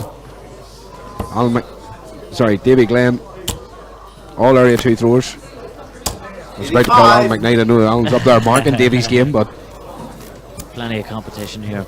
Absolutely, you know what a great array of talent we do have in the area darts and county level darts here in N.I.D.O rankings. We do indeed. It's tremendous stuff. Adrian Devine sitting on 71 here, Tristan. Jeff Wiley's gone off the boil a bit here.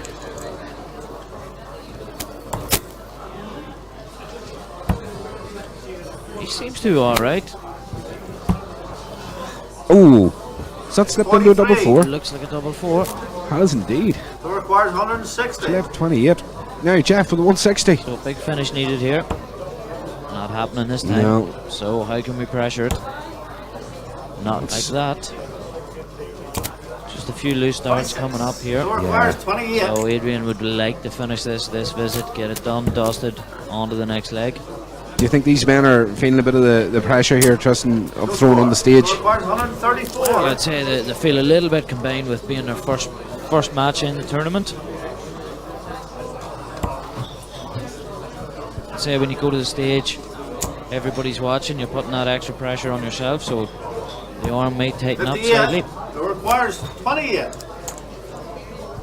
Now, 2 14s.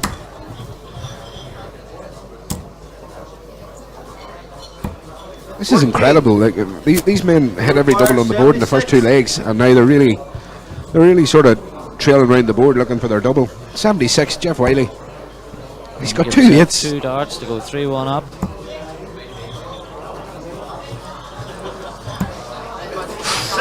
it's just a bit wild, that last start. So 2-7 Adrian to knows he must finish now. He's Has blocked to it there. finish. That's great Gets dart. it. What a great Massive dart. dart in the context of this game. Absolutely great dart. I'd called it. I thought he had blocked it, Tristan. From our view, it certainly looked a difficult one to achieve there. It But did, yes. what a dart. And he's gone through each. Now, Jeff, that's a better first start. Let's have more of that, please. There we go. He's Fill it up while you're on it. And you did. And you did, Jeff Wiley. It never leaves you. There's Adrian. Firing back. Fill it up. Why not? Let's have them back to back. Excellent And we did. 180s back to back. Ladies and gentlemen, this is TV darts. What were we talking about there 40 seconds ago? Pressure? What's that? Jeff, back in again. Oh, boo. Oh, Tristan, you never miss a moment. Still 2-3-6 after 6. Adrian, oh, just on the wrong side. Look at this. 50. He almost hit an Irish 180 there. Irish 180, yes.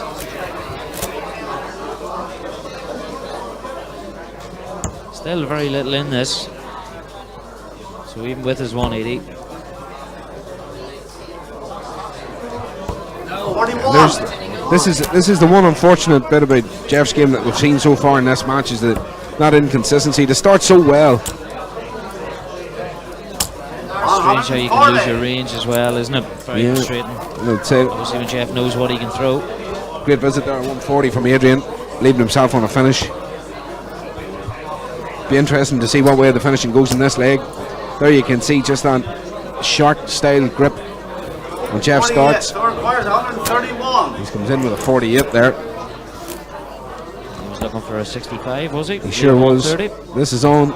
71. This is still on. 210s. Oh, that's unfortunate. Adrian Devine, that would have been a cracker leg.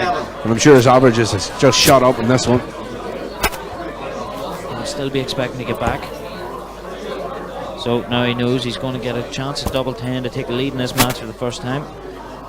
Nothing let- Jeff can do here. 60. No, but let's just hope Adrian can tighten up on his Dublin. Yeah, he's been Make the throwing most of this. Been throwing really well and scoring really well. Just struggling with a double. Good marker. Yeah. That's better. That's a great. That's finish. better. He needed that. Absolutely. He's just gone 3-2 up, breaking the throw, and now he's got a throw for the game. A nice, steady, consistent style. 140. Another 140 for Adrian.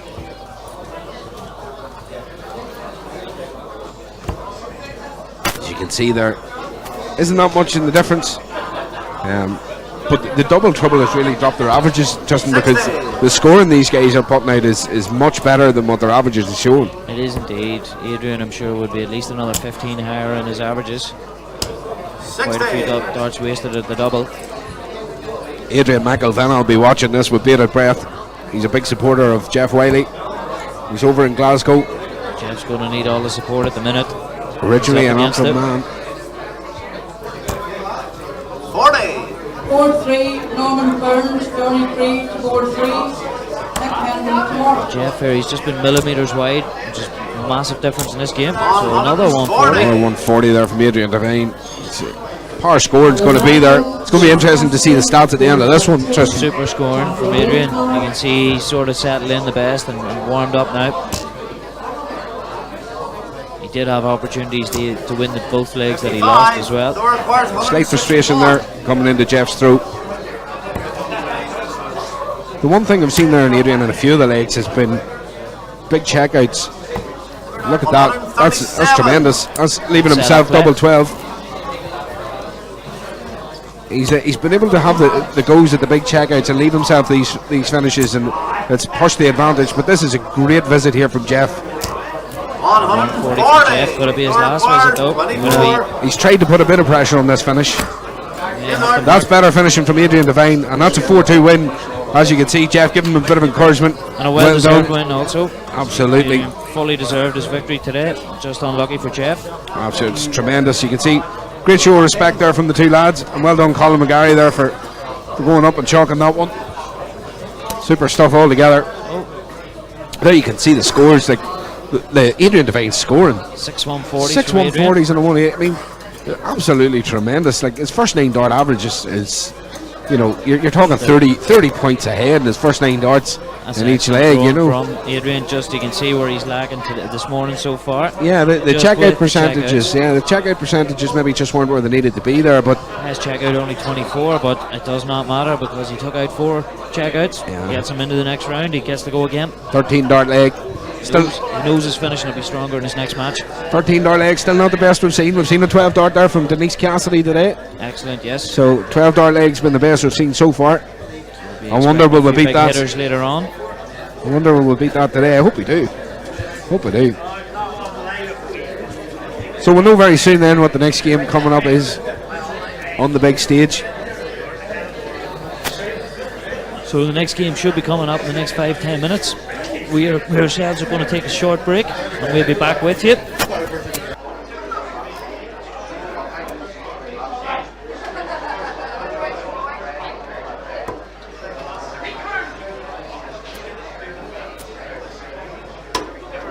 Bullseye, warm with darts. Game on.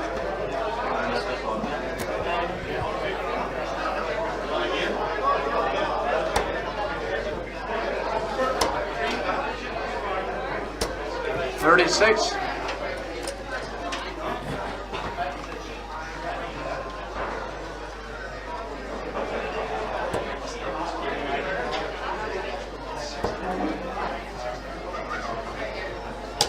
$60.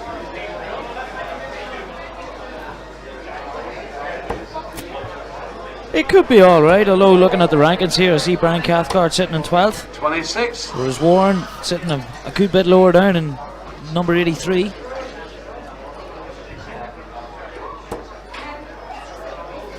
What we have.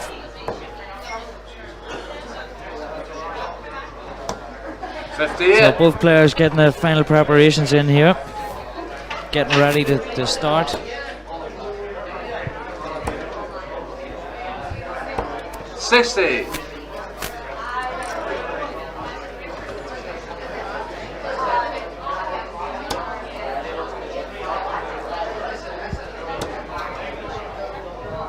So in the first leg here, 45. only a 45.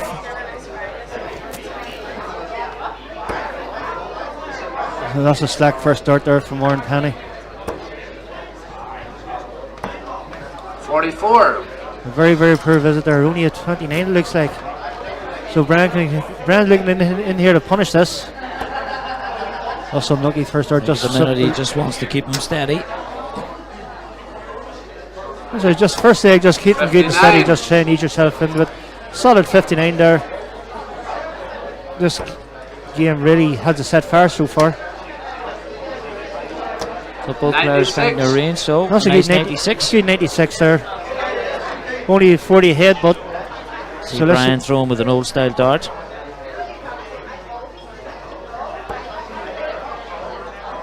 that's a good first start there. So he's back up again. 97. 99 Sorry, there and leaves 99. 180. Still not in the finish, but so let's see what Warren can do here. Leave himself in a good handy finish here, but it's unfortunate first start there in the 12-5. And it's 49. unfortunate they're only a 49. Very unlucky. So Brian says Jez probably has 6 starts here to win this first leg against the darts. 40. Only a 40, but still these are 140 finish when he returns. Well, as long as he's giving himself an opportunity. Yep. 92. That's a good last start there. 92 now leaves 98 when he if he 140. returns. Needed that last Well, start there to give yeah. himself some sort of a Brian is chance. well capable of hitting this one, but that's a Great good first start. So another one of them. Oh, Oh, it's a bit of a what's he flare going there. for? 80. It looked like a Player bounce out requires there. 98. So 98 for Warren, and he Two hits this. darts So to take the first leg. 19s. Plus 3. Unlucky. Game of darts. Not too far away with that last dart. Surprised Oh, it. Not Surprised too it. far away, it was in. Was it? Oh. Very good. Surprised he didn't split that. Most people would have just split that 38. Well, I don't know, he only had 2 darts in his hand. I think you kind of have to go with your natural instinct. Have a dig at it. 23. But I don't know about you, Tristan. I may think one would have split it. Maybe that's why I'm down here commentating and not up there throwing. But there's two good first darts. Can he fill it up? No, a bit of a fair Stopped good. it for the 140 instead there. Good solid 140 there from Warren Penny. Going against the rankings here this game because Brian Carver has been throwing well all year. Just haven't seen darts like that in a long time, Chris. They're an older style, alright. They're a very fat barrel. Very far look as if they're the old Look to me style. to be a bit weighty. 45. So already almost 140 the difference. So Warren needs to find a scoring range. There's a slack first dart there. Well, that's a good second dart there. So another one of them. Oh, unfortunately, only a 64 there. I thought when he hit that second dart, that's how he would have followed it in. Very salubrious visit there, but they're from Brent. 11. Visit coming up.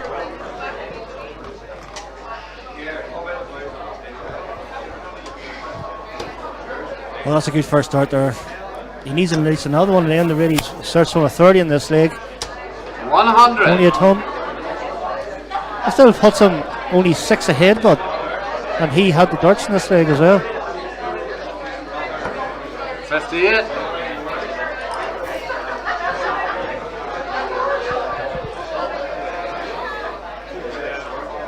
So face of concentration there on Brian. Looks like he's going down below. That's a good second dart. And a good third dart, 134. 134. They're Excellent showing visit. some testicular fortitude there from Brian. 85. And a good third dart there from 157 the player. Still not in the finish, but so Brian has a crack at this 157 here. So a good dart N.I.D.O. Unlucky. He needed to travel 20 there to have that to be on, but just looking to set this up so he'll probably go down below now. 57. 57 there leaves 100. Tidying it up a bit. Warren here can't finish on a 162.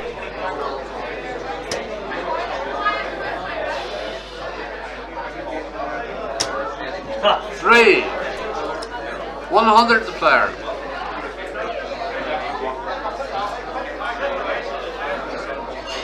So 100 here. That's a good dart there. Tops to level First this up. one high. 80. Unfortunately, just down below. So 159. But Warren can't finish here, so Brian Also, knows he'll be back to level the we'll match be up. back from very 55. 55. So 104. 20 the player. Warren's left. If he returns, if Brent doesn't hit those 2 tens. I fancy him to take this out, and Oh, he did. it's good first start there from a secondary possession there. Brent has come back to level this up.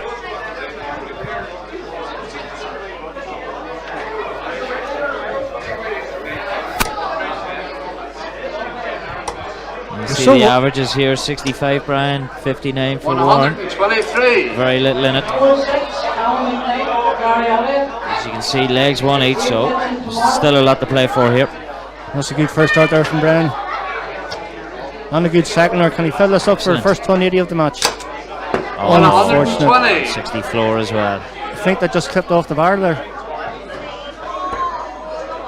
So pressure back on the Warren here. 60. Good shot of 60 there from Warren. Or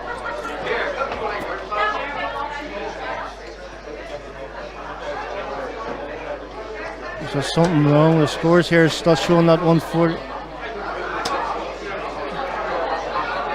So there we go. Scores back up and running up there. Another 140. 140. Excellent. Excellent start to this leg from Brian with 2 140s. Yep, Brian just showing all his experience there. He got a first leg was just a loosener for 26. The bars are that fat, maybe 3 don't fit in anyway.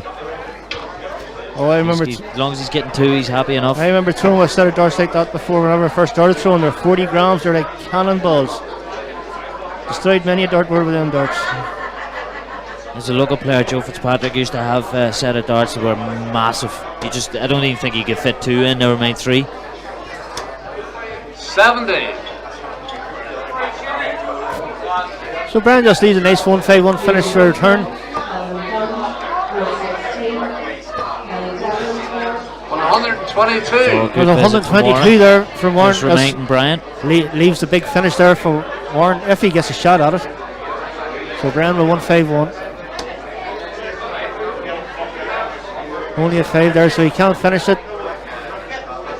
Look at frustration there on Brian's Cathcart's face, hitting that 12-20, but it's 65 there.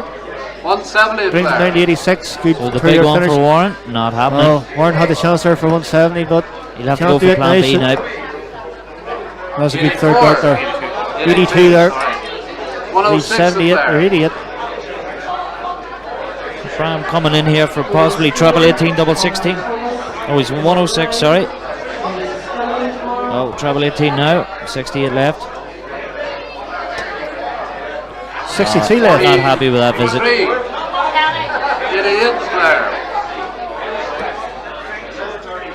there. So Warren now 72. That leaves 60, so 20 for tops. And Frank Cathcart comes in now for 63. What will we go by 63, Tristan? Well, I'm generally thinking of a treble 13, double 12. Single 13 obviously leaves you with either 10 or 18 for a finish. No, so he's going for a 17 So he likes it. The sleeves 2 Even sixes darts. and he hits it. Excellent. It's very, He's done very that good before. dart. As Warren's there Goes his looking, way around the board, Yeah. Brian. Warren there looking discombobulated there in that finish.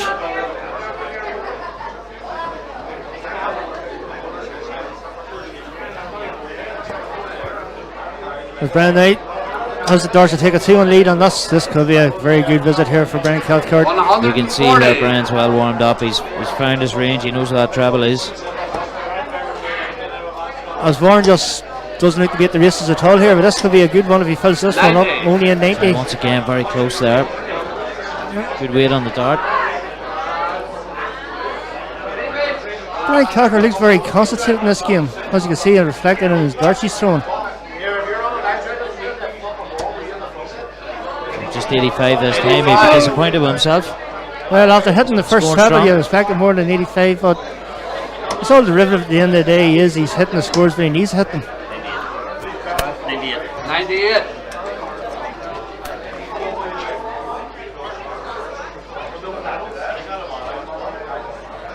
As he looks to really exert authority in this leg. He's past 2 legs since he went 1-0 down. He came back well. He's actually out taking control of this game, Tristan. They're only a 30 there from Brian. Only a 30 this time. The warm-up period's over. Warren needs to start firing now. 4-3, first racer, Ronnie Green, 4-3, Johnny Green, Martin. So probably a good, looking to hit a good 100 here. But they're looking to hit more than 100 now. I'm guessing on there leaving at 106. Well, he's going for the 18s route. Stretching a little bit there with his last dart. Yeah, just kind of forced that away, but it leaves a good 148 when he returns. 81.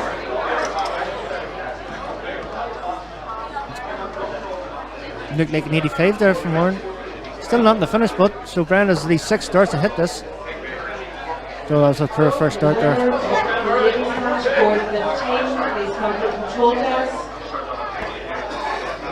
So leaving himself 94 next visit. Yep. So the only thing Warren can do is really pressurize this. He needs a ton. So he needs at least a ton. So 140 with the hand, you do leave yourself in 2 16s. He'll take a 140 now. And on the comments here, we'll have Percy McCord, Brand to win. Well, Percy Brand is looking very good to win this one. He's got a 96 here to go 3-1 ahead. And Ryan Stewart is also a fan of Brand's as well. Good luck, Brand. Well, Brand is doing well, and as it's just seen there, 96. Very, very good, solid finish there. Excellent finishing for Brian there. Another first dart finish, as in the previous leg. So showing all his very experience confident there. on the outer Very ring. confident. The average there, yes, that's a very good average there from Brian Cathcart, 75. Warren, good wee bit back at 68. But the game's not over yet. Warren Penny, you could come back to this if you just a wee bit more consistent in the treble 20s. 100. The way Brian's thrown. Brian's thrown very well today. Very impressed with Brian Cathcart today. Brian has thrown really well so far, yes.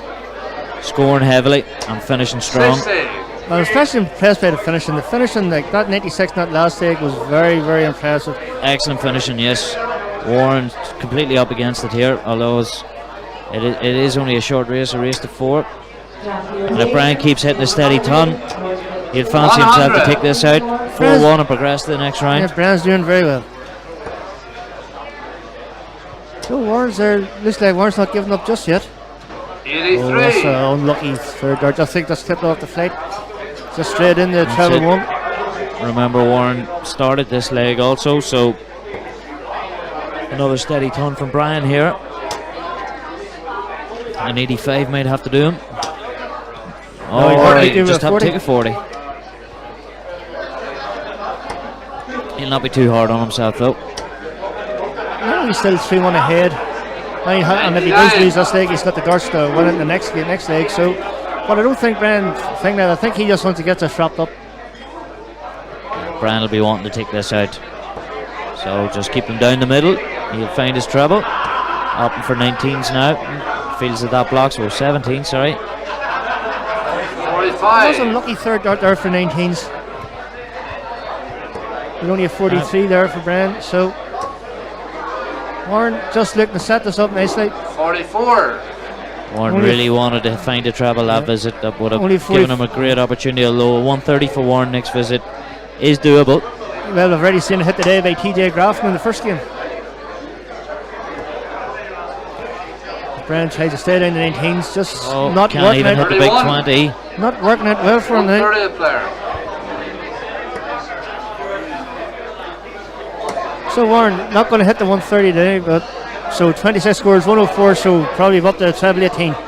Warren a little bit disappointed there. And only gets the treble 1, leaves him on 101, only 29 there. So Brian now with the chance 185 player. to set this up nicely. Good treble 20 here on his first dart. Or maybe a second. 100. Good ton there from Brian Cathcart, leaves 85. Warren Excellent Penny, third dart. Warren Penny now 101. So pull this back to 3-2. But the way Warren's playing, Shooting ahead from Warren. I didn't really feel confident he was going to threaten that. No, just unable to find his range there. Couple of loose darts. So Brian Cathcart now 85. They win this 4-1 and they progress to the next round in the You nearly N.I.D.O expected. Masters. So 85, so 19, that leaves 66. So I think he's going to have to go 16 ball Going to here. have to go 16 ball. So Gives ball himself a dart for the match. kind of pulled that a wee bit to the left. He kind of did. Yep. Leaves 39. So Warren Penny now 91. How's to take this out? Treble 18 for double 16. Name of darts. Oh, it was 45. Sorry, my counting's gone. So back in the match here, Warren. He's hit it. He's finished it. So Brian Cathcart now with the darts to take this game. Just not enough power in that dart. So from looking very comfortable, Brian is now under pressure. And a bounce out the Another match. bounce out. I think that's the second or third he's had this game. First racing 4-3. Bounce out, it makes you feel naked. 95. Yeah, well, it does leave you open now because you're basically throwing with two darts. But there's a good first dart there. And a blocker. So will he go 19s or try to lob? Oh, excellent. squeezed it in Great there. dart. How did he get that dart in How that could you travel? ever I doubt never that? Nobody done that. That was a very impressive dart there. Good ton 40 there. As Warren Penny tries to answer with a solid 60, but maybe not enough because I say Brian Cathcart has really got the range back that he seemed to lost in the last leg. Yeah, just a couple of loose visits there from Brian, but still in the lead. And that's unlucky. They're millimetres away from the treble 20. And And only a 13 he will be. the loosest visit he's had. Yeah, so he'll be very upset with that. As far as they punished it, 58. doesn't really, only a 50 yet. Still leaves him one So behind. nothing in it. There's nothing in it, no, but the way Brian's throwing, apart from the last visit, the way Brian's throwing, Steady visit required, and so far so good. yeah, he's going to hit another one here. I can feel it. 99. For 19, so 188, 99 is the lead. 288, So 100 in this now. all to Warren play for. Warren just looks frustrated there, so he does. 43. And Just not happy with himself at all. that could be crucial. Brian will fancy himself here for another steady ton. Ton 40 would be good here as well. Oh, Wow. Brian Cathcart, what are you doing? Those are slack dart.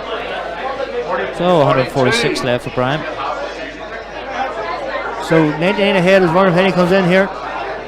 That first dart's just killing Warren here. He seems to be rushing the first dart a wee bit and is just 146. overstretching it. There's seen a bit of a tense in the shoulders there. So Brian comes in, so 20s or 19s. Where's he going to go for? I will stay 20s. So back then, that's a good dart there. So 77. So 69 left. 69. 96. So leaves himself with 50. I doubt he'll be going for the ball, I but doubt it, gives eh? himself a chance. So Warren has a chance here. Well, he did have a chance if he hit the 20, but just looking to put a bit of pressure here, but only a 55. So Brian Cathcart, loads of ways to go for this. He's got the 18s, he's got the 10s, he's got the 14s. Probably go for the 10s. He's a 10 tops man. So 2 darts to tops. You take this. Well, that's not a bad first dart effort. Into Oh, the that's an one. unfortunate second dart. So straight in the double ones there. Leaving 38 if he returns, because Warren Penny is a 109. Well, he will be back because that, again, the first dart. Warren has crucified himself with a single one first dart the whole way through this match. And only a 5. He knows he's capable of more. Unfortunately, these things happen. Now, so Brian Cathcart now, will he split? I suggest he will. So 6 there for Double 16 for the 16s. match. Good dart. And a place in the next round of the N.I.D.O. Masters Very 2019 here in Bellinis Newry. Very impressed there with Brian Cathcart's finishing. Of anything else? Excellent finish from Brian. Very good finish. That 86 was impressive. Warren just didn't hit the heights he's accustomed to. No, Warren just didn't look himself at all today. He just looked at the average here. First 9 darts averages 74 from Brian Cathcart, 67 from Warren Penny. But Ken has a story because Warren Penny's first dart was basically poor. It was basically one. It was 1, yeah. But it was just Funny though, sometimes you just can't slip out of that. Yeah, but he did have a good 98 checkout as Brian Cathcart had a very impressive 2 dart 86 finish there. Best darts for Brian leg wise was 17 darts. Just I think the story of that game was Brian Cathcart's finishing and Warren Penny's poor first darts. And basically First dart, every single. visit he First done. dart single. He just never got in the rhythm at all. So just waiting here, folks. Brian Cathcart progresses in the next round at the expense of Warren Penny. So just look around here, the games are still going on. They're down the bottom boards. We have the youth and the ladies playing down one side and the men's is playing down the other side. So we're just waiting on confirmation here of the next game. You can see loads of families are in here. We have Brian Van Doren with his family. We have Ken McKinstry is here with his children seem to be playing in the youth section. Then there's Kyle's, just see Kyle in a very interested spectator, and I think his daughter is playing down there at the minute. And so everyone just seems to be enjoying themselves here. Good feel about the place today, Tristan.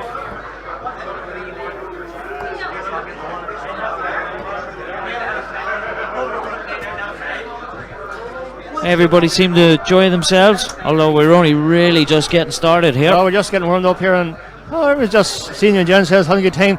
Nobody getting too amorous, I hope. But drinking's overrated. Yeah, but occasion like this is a good chance for people to see old friends, make new friends, and just basically have a good day out the darts.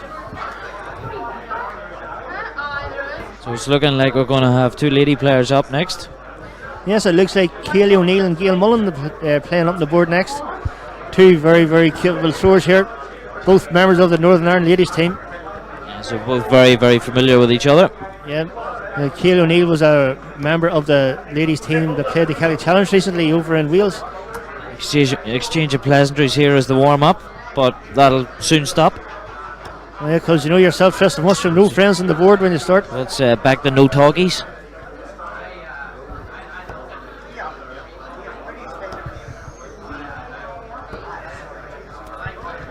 So I think they're just waiting for a caller or a marker to come up. They need another minute here.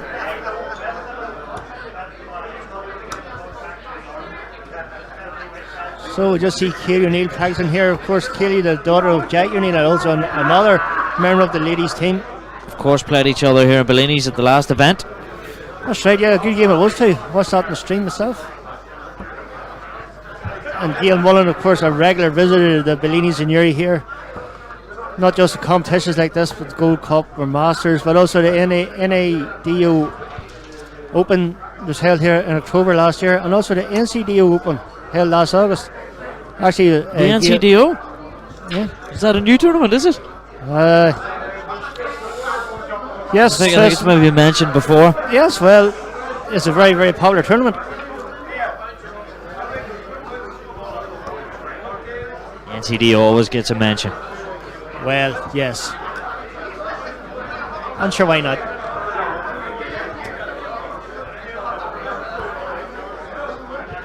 So again here we'll have this as in the first game with Denise and Tommy Joe. It's not a youth against experience here. It's a hard act to follow though as well. Well, Denise Cassie and Tommy Joe probably we consider two of the favourites for this competition going into it. It's a pity one of them had to fall early. And Percy McCord here, good luck Gail. Yes, well, I'm sure Gail will be trying her best for you, Percy.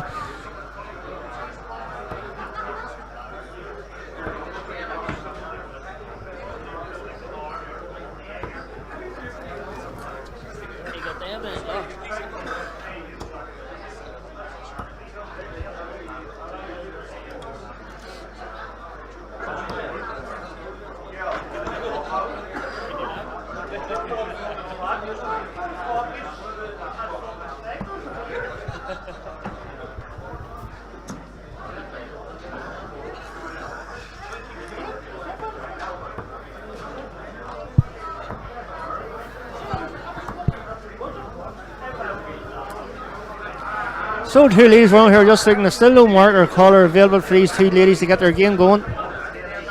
So they're just up there loosening the arm up. So both players are ready for action. Yeah.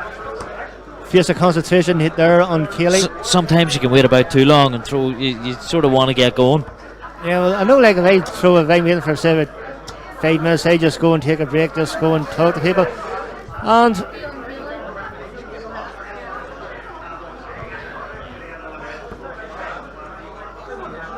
And so, back was here in the commentary booth, we have the return of Michal. Michal, how are you?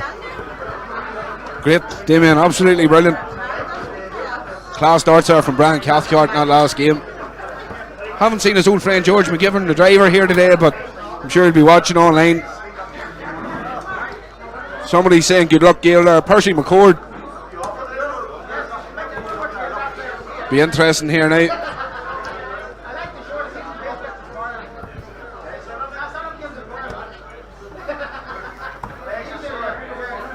See the Newry Area Darts League individual champions among us there today, Damien, Mervyn Honeyman.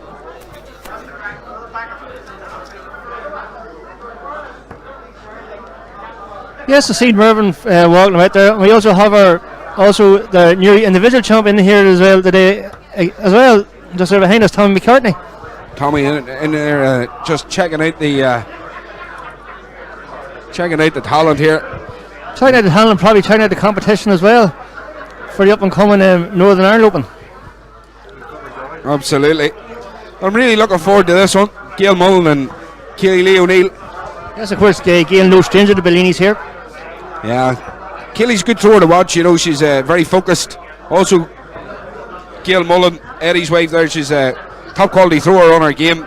Very, very consistent thrower, very steady. Almost goes through a process of osmosis when she's practicing in her darts, and it's very steady, very, very well thought out. Yep. And then when she needs to get into the nitty gritty of it, she's got the intestinal fortitude to really make her mark on the game, you know. And her celebration's brilliant. If she does win, normally she's on about doing Gangnam Style, Damien. Oh, I've seen that many occasions too. As we just get the game over here, Gail starts off with an area, or not Gail, Kaylee starts off an area. Unfortunate bounce out there as Gail straight into it. Yeah, let's hope this one doesn't go as easy now and as one way as it could if Kaylee hits the heights of what she can produce here. Well, Kaylee is a class thrower. Yeah. Seen her many a time here in Bellinis. And Gail as well. Yeah, Gail, as you can see there, lost the flight. Of course, both these two players know each other very well. Team playing for Northern Ireland. Of course, as I said before previously, Keely, a member of the Northern Ireland team, recently in the Celtic Open, along with her mother. Absolutely, yeah. Actually, in the last competition here, at the individuals, she played her mum on stage. It was a great game. Came out the victor. She threw very well that game too. She did indeed, yeah. She's got consistency in her darts, there's no doubt. And very focused looking there too. She has a great focus. Like, she just seems really determined, no matter what darts she's throwing. As does Gail. That's a good solid ton there from Gail. Well, in fairness, I'm no expert at occupancy here, Damien, but what I can say is that I don't think anybody could predict the winner of this one. It's going to be tight. It is going to be a tight. I'm expecting a good game here. To say both these players know each other very well. 60. Gail probably a bit more consistent in the 20s, but Keely's finishing form, from what I've seen from Keely throwing, is brilliant. Yeah, absolutely, yeah. Doesn't take very long hitting the trebles or hitting the doubles at all. No. Two quick throwers also, Damien. You see, two quick throwers there. You can see Gail just needing to steady up. It's just a bit too quick. Gail just thrown to, I was just going to say that, but Keely has first shots here at a 90 finish, so 5 leaves 85. Percy McCord there, still on lane. He's supporting Gail in this one. I hope you're enjoying the coverage here, Percy. I'm sure Gail's doing her best for you, but It's that's unlucky. a slack visit there from Gail. She's just went into the fives again there, Damien. Very disappointed there. So Keely 19 for double 16. She's just going inside. So Gail Mullen, let's see what you can do. 85 leaves 30 if she returns. Keely O'Neill now 3 darts at double 8 to take a 1-0 lead. And she gets it. That was a good marker there for a first dart. Yeah, and a 1-0 lead. So now Gail with the darts. 25. Unfortunate bounce out there from Gail. Only a 25 scored. Keely straight in. Straight into the treble and all in and around it. 140. That's a very, very good visit there from Keely O'Neill. Yeah, when she hits those trebles, it's almost amorous the way she hits them, Damien. Yes, it's very, very good now, which she does hit it. 89. Just here looking at Gail's throw, a very lucid throw there. 60. Just like very lucid, very fluid, just like steady. Whereas Keely seems more focused and more determined. 140. Percy, we're glad that you're in support of Gail here. I'm sure she appreciates it. 41. Well, a good solid 6 there from Gail for you there, Percy. See Ryan Stewart there on the YouTube channel. Oh, Keely's in here. Oh, almost. That was very, very, very unlucky there from Keely O'Neill. Yeah, and Gail's struggling to keep up now with the scoring. Keely, as I mentioned before about Keely's finishing, her scoring is very, very impressive today too. Yeah, that's an interesting way to go, 25, but why not? Well, if it works, it works. As Keely storms into a 2-0 lead here. That was a very impressive leg there from Keely. Very much so, and again, she's all in around that treble, Damien. Not hitting one, but good grouping on her darts, good straight darts. Gail trying to pick up the pace, and that's a better visit. A very, very good throw. I think she needed that. Basically just settle herself. Keely's taking no prisoners here, though. As you can see, she's right back at it.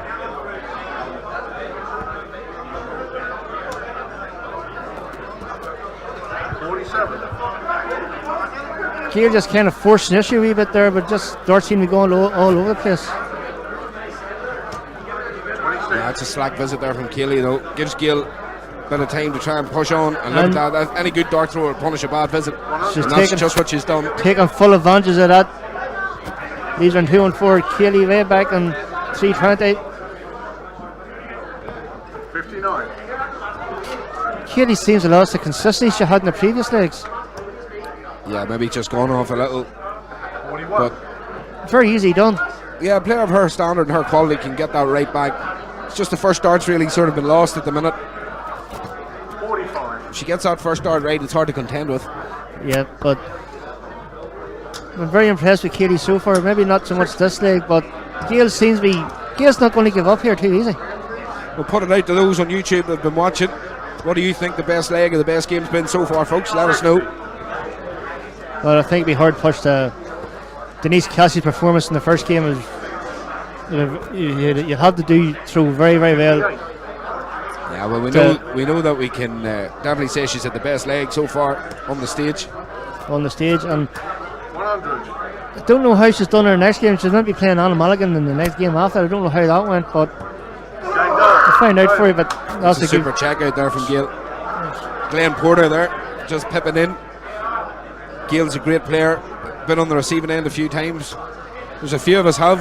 Yep. Glenn. Well, haven't had the pleasure of playing Gail in a dart match, but have practiced with her a few times, so just double in, double out 101s, and she can hold her own. Oh, absolutely, no doubt about it.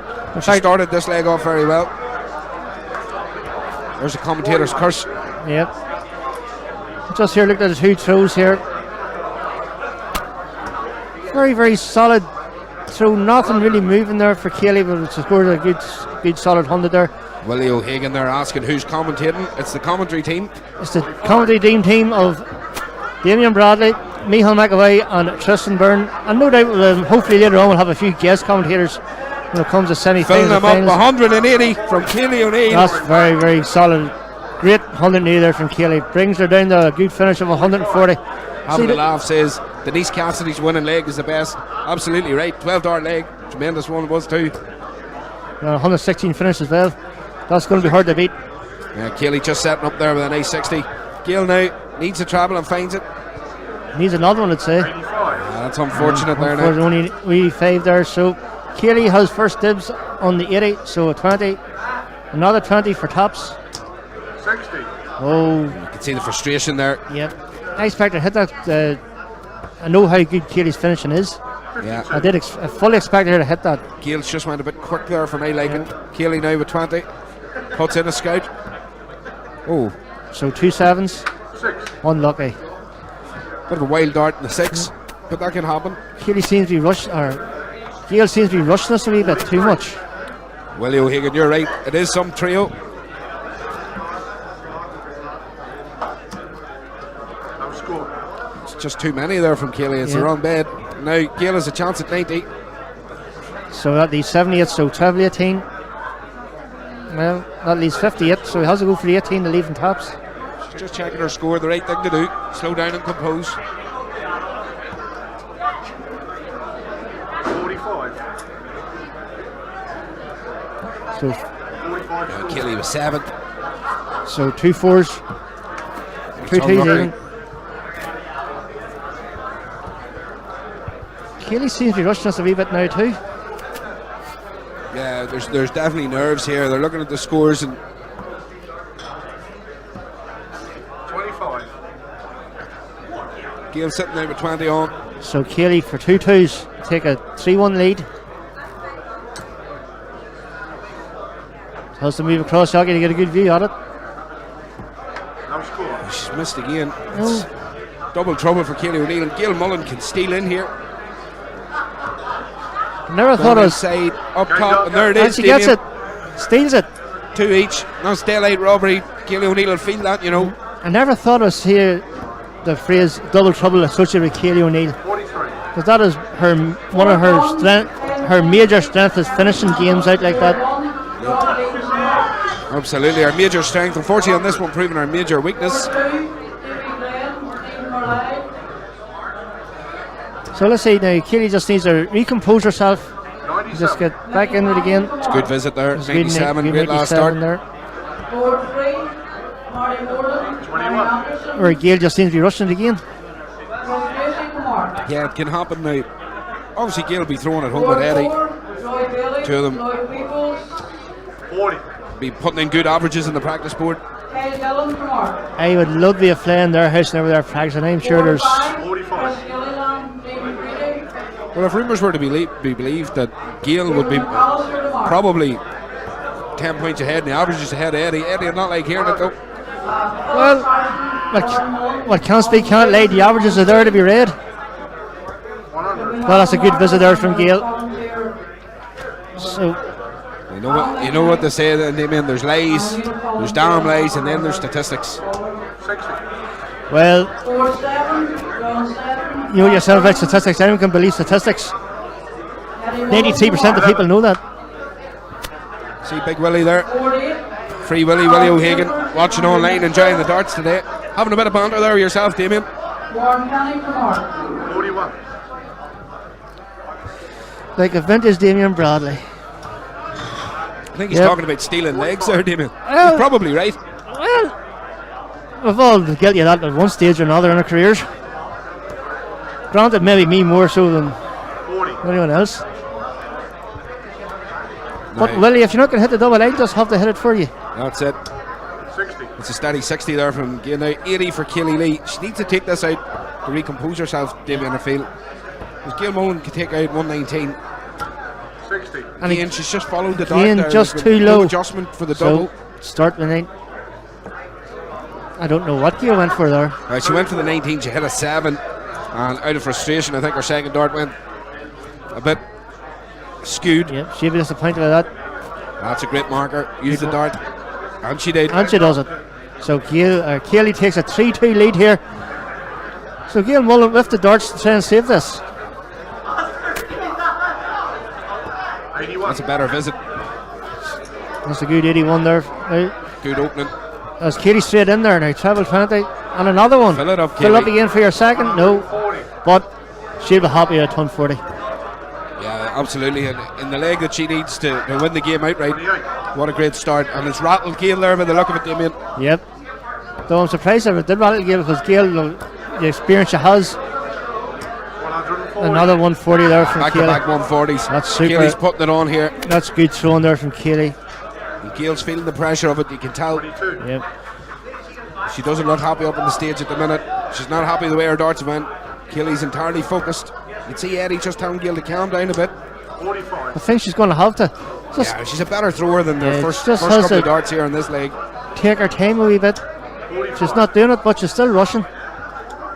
She's a quick thrower, Damien. She's got Quick pace thrower, in her but- throw anyway. But I think she's throwing quicker than I've usually seen her throw. Kaylee's still fighting trebles in this leg. This has been a fantastic leg here from Kaylee O'Neill.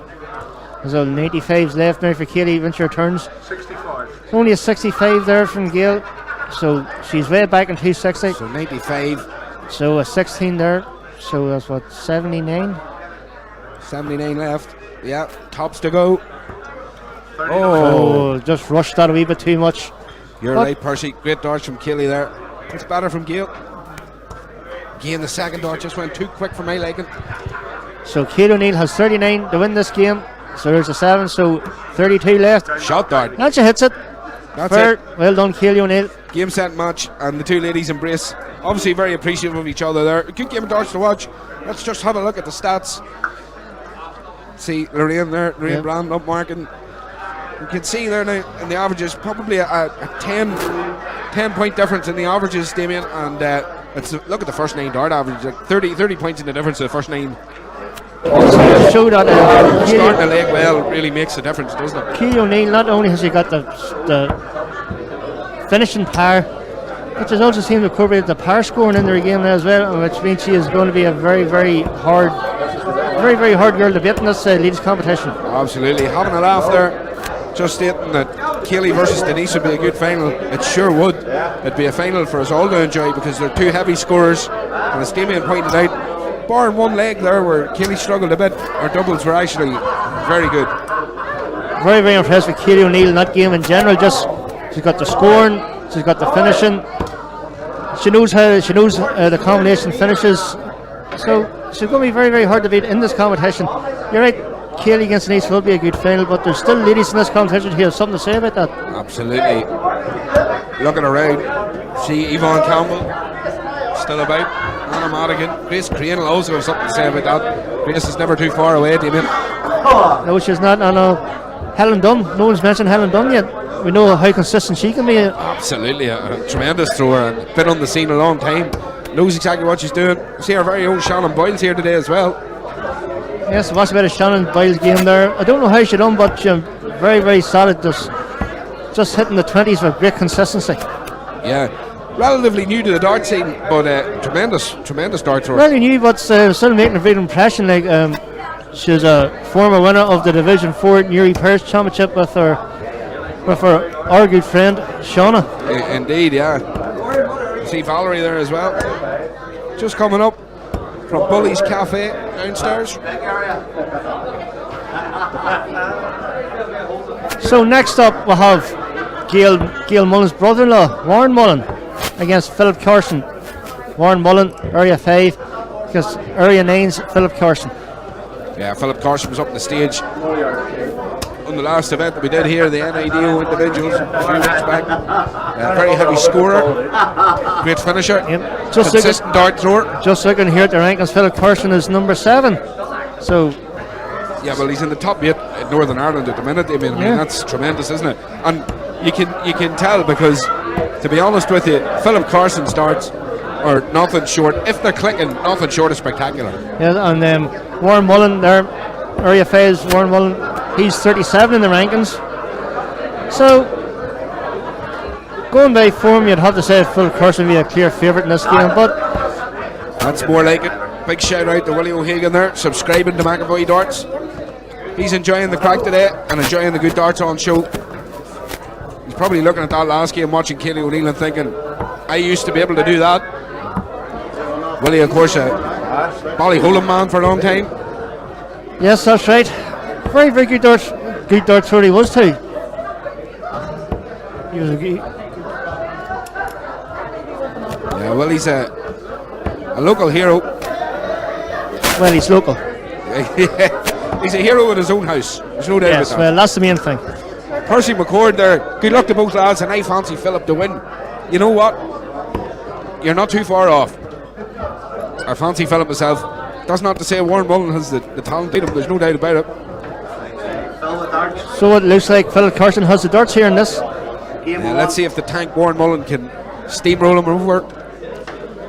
Must say that's a very impressive dart shirt Warren Mullen has on him. Absolutely, yeah. Nothing better than a good dart shirt, Damien. 43. No. So only a 43 there from Philip.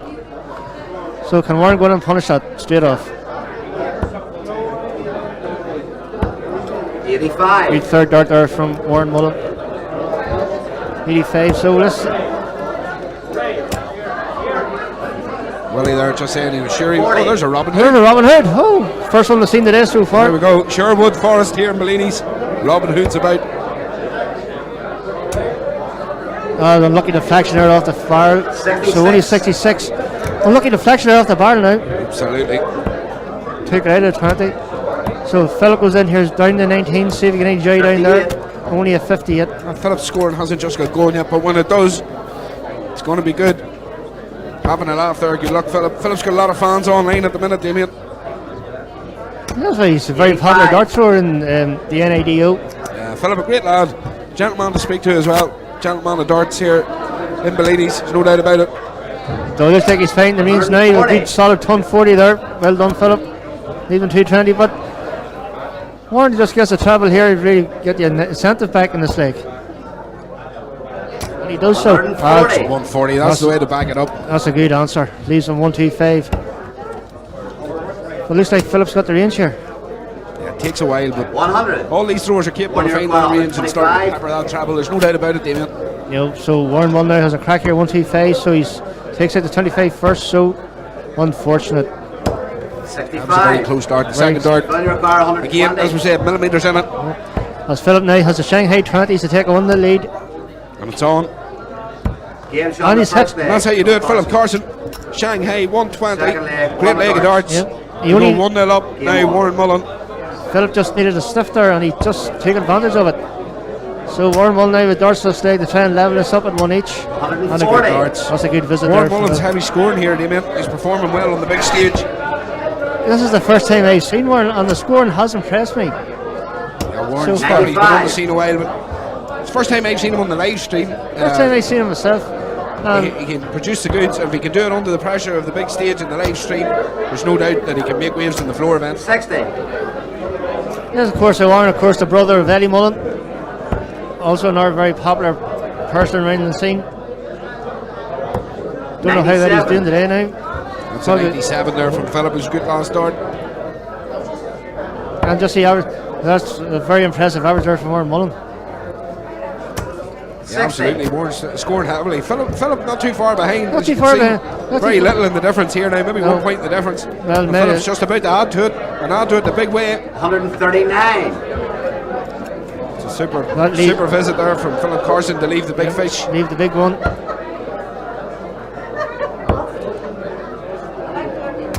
He's thrown out the hook. Oh. Let's just see what he can do with it. 170. So we'll give you the build up, Philip. Let's see what you can do. Well, Philip, in sorry. fairness, we weren't expecting that. Sorry, Philip. 80. But a good solid 80 leaves 90 when he returns. Only thing Warren can do now is pressurize this. The commentators cursed him in. We've been doing that a lot today, haven't we? It's 66. It's a 66 there 90. from Warren. Wouldn't be happy with that now. So, he's 72. Going for a double there. 36. Warren your bar Having a half 115. throws in the same team as Philip in the Ballymore. He says he's a different class. Well, he's certainly showing his class Well, on he the is. big stage. But this is on for a bull. 90. Unfortunate there. Warren your bar Also, Tell you lucky what, Warren. Warren Mullen put it to Philip there. Great marker. Dave Shaw in Good the dart. second leg. Solid check it there Carson. from Philip Carson. He's taking a 2-0 lead in rapid time. Third leg. I'm enjoying this game here. It's a very good game. Great pace to it, great scoring. Good pace, great scoring. Two good throwers, there's no doubt about it. 45. Percy McCord says Big Slanty's a better thrower. Big Slanty's about. We did see him earlier. Oh, he's definitely is about. Gareth Chambers, current manager for the Northern Ireland team. Hopefully get a word on later on. That's a good ton there from Warren Mullen. 60. Warren Mullen scoring from very good today. Absolutely. If you look at the averages, there's very little between them. There's no doubt see. about it. Yeah, There's let's Warren see. still all in round the treble. That's some unfortunate second there. 95. That's 95. All Yep. in around that treble, Damien. Well, he's very, very consistent. As you can see, very little in the difference here. Phillips Philip, averages see them in a wee bit. Phillips' average has dropped a little, but in fairness to him, he's hitting the lower scores when he's checking out. That's true, but Warren still seems to be consistently around 86, 85. Yeah, it's heavy scoring, isn't it? Is very heavy scoring. Philip's got a great 60. throw, very consistent throw.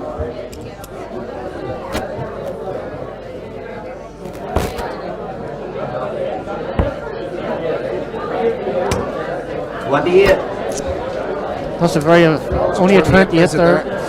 It's not great. Philip just looks very focused here today, doesn't he? Yeah, well, Warren's really giving him incentive. 85. Yeah, 28. well, yeah. With an 85, he's taking note of it. Yep. So he leaves Left the one. big fish again. Yep. I really think he wants to hit it this time. I think he wants to hit it in general. 45. He's trying to catch it. All right. He's throwing out the hooks. He seems to be leaving it for himself. Well, But he he knows he can hit it, can't he? That's Well, he the can thing. hit it, but he's just unfortunately not this time. 100. But a good solid ton there. Warren bar 167. Plus the pressure in this 167 here from Warren.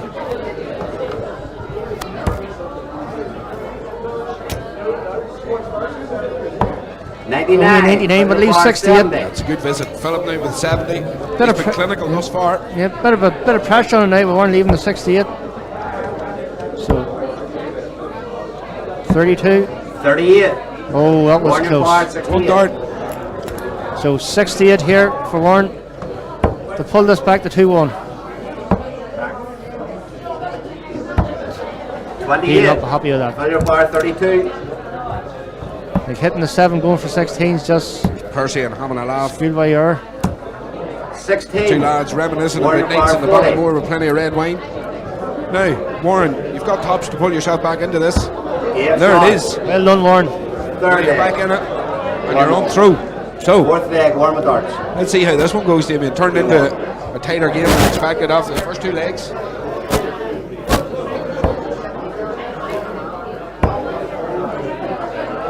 So 45. Glenn Porter saying Dino is the number one at the Ballymore. I don't know if Dino's here today. we haven't seen Dino. He's a regular at the Newry City Open, all right. Yeah. But two ways here, it seems like the tension seems to be kicking in here. Only a 45 from Warren and a 41 from Philip. I'm looking down the floor there. I can see Alan McKnight. 85. He's there watching. Yep, Chris Gillian just there as well. Ballymore in again, very popular for darts. Sam Mead Memorial, the Area 9 Classic. There's lots of great dart tournaments there.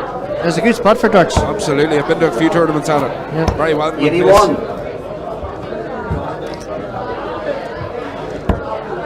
So let's see what Warren can do here.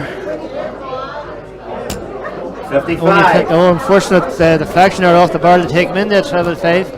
Now, Warren could put a hole in this and put the cat amongst the pigeons, as they say. 81. That's a good last start, leads 81. He scored 81, leading on 209. Now, Phillips moving downstairs. 86. Move back upstairs, I had a good treble 20. But still not in the finish. Kind of playing catch up in this league a wee bit, Philip. He is a little, yeah. Although Warren needs a treble here. He 81. finds it. Hits it. Well done, Warren. 4-2, nice to win, George Reed, 0-2. Philip Carson just looking to set this up. 75 scored, leaves 104, not leaves 84 if he returns. Because Warren Mullen now has a 1-2-8 to level us up at 2 each. So having a laugh there. It's just mentioned about Dean Carlisle, and I can just let you 44. know that I've just heard him 84. being called the mark, so that doesn't bode well for Dino. no. So it looks like his status at the number 1 in the Ballymore is just taking a bit of a nap. 52. Warrior Bar 84. Marty Johnson there asking why is Warren walking back the wrong way. Well, Warren's walking back the way Warren's walking back, Marty, that's all I can tell you. So However he feels comfortable. 80. Warrior Bar 53. So I think that was an 80 there, leaves him on 4, 2 and 4. So Philip now has one dart here. Got the There Take it a is. 3-1 lead Carson. against the darts. So he has this with the All darts. the darts. John Todd, Game on. 4-7, Mark Barnes, Mark. 59. Philip Carson hasn't started legs in an epic fashion, but No. he's certainly gone strong through the mid to end points of Well, each leg, hasn't he? It seems like growing into each leg. Builds himself in every leg, Yeah. yeah.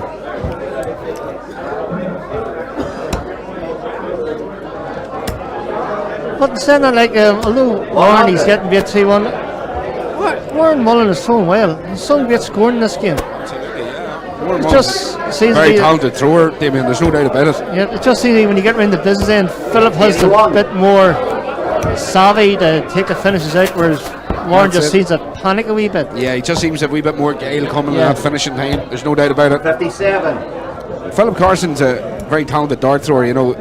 He's in the top 8 of the N.I.D.O rankings, Damien. I mean, let's be honest, you don't get there for being average. 60. No, you don't. And one thing that Philip Carson is he isn't definitely not average. He is a super dart player. Maybe just As he's showing. he's showing it now. Good 140. 140 there leaves him the shine, or leaves him 145 when he comes back. William O'Hagan there saying he was guilty of walking the wrong way back from the dartboard when he was younger. And now that he's older, he's still guilty of it. Warrior Bar Yes, 145. a good solid 140 there from Warren as well. Well, 1,140. 81. So 81 there from Phil Carson, leaves 64. When he returns, Warren way back in 177.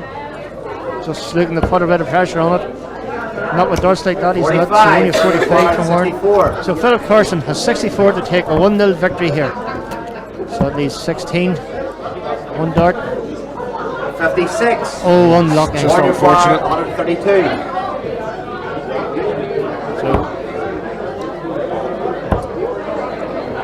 I was expecting Warren to go for a bullseye there. Yeah, he's, Surprised he didn't. I don't know if he's maybe just giving up the ghost there on that. Knowing Phillips on a finish. He's at 2 8s here. 2 4s. 12. He's just put it on the inside of the wire there. Right, so Warren.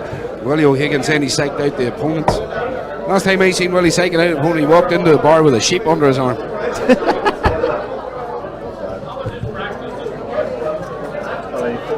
Now Warren, 4. we can only set this up at this stage. 46. Philip coming back for double 2.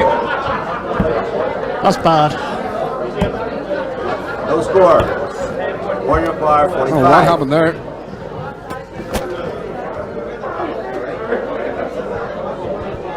So Warren, you're 45 now. So, double 15. And there it is. Dart. 3-2. That's it. And Warren Mullins now on through to level this one up, Damien. Doesn't matter how you hit them, as long as you hit them. Take a quick look at the averages, I'm sure. We'll see what's happening. So, this darts in this leg to level it up.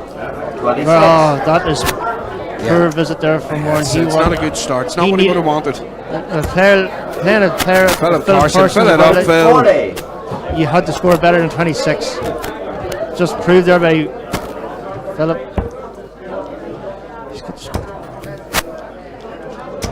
95. That's 95 there from Warren Mullen. It's a good second dart. 66. You wouldn't be happy with that, now, only 66. 66. Expected more from that from Philip. But still slightly ahead in this leg. As Warren said in 60. again. Good solid 60 there from Warren. Philip. Philip's first dart seems to be staying an awful lot lately. 77. Yeah, Three or I four don't know if balls. that's a case of frustration. Granted, he's pulling it back the next 2 darts, but the first dart always seems to be staying a bit. Warren That tries was a to great visit there from Warren. leaves one. It was needed. Needed just to take the advantage back in this leg a wee bit. 60. And only a 60 there from Philip. Leaves a finish. Warren just Tanks lined up here. Yeah, Warren, 4-3, Norman Kearns, Rodney Keane, 4-3. 60. Philip I think it's. I would say he probably needed at least a ton there, Absolutely. but still he'd be back again to this 120. That's a solid ton. 120. So I would say Warren Mullen needs to hit this. So 20 to start. So a treble. Doesn't hit it. So 60. 60 is a good visit. yeah, so Philip Carson has 58 to take this game 4-2. And there it is. And he hits it. Philip Carson with a 4-2 win in a hotly contested match there, Damien. That was a very unfair. The 2 throwers have embraced there. You just see Philip was under a wee bit of pressure there, but he pulled through very well. Very impressive. Warren slightly disappointed with himself because, in fairness, he scored very well. You can see, look, there's nothing in the first 9 and there's nothing in the averages. It all came down to doubling at the right times. Philip Carson took his doubles out. That's all exactly what it was. Just, very impressed with both of them. The scoring was very, very good. Some very heavy scoring by both players. Maybe 2 of them went off the boil at the wrong times and let the other persons in, let the other lad in. But Philip Carson's doubling was been very good so far. Yeah, absolutely, yeah. It really was. His high out with the Shanghai checkout was very, very good and at a peak time. Yeah. I says that was probably the main difference between the 2 players. Just Philip had that wee bit more guile and know-how when it come to the business side of the end of the leg, whereas Warren just seemed to panic a wee bit. Absolutely. He's here, good friend Tommy Millen back on board on the YouTube channel. I wonder if Tommy actually went and bought a round since the last time we were talking to him, Damien. Oh, don't be ridiculous. Percy and having a laugh, celebrating the victory there for Philip. Not be too long now to have another epic battle up on the main stage. No.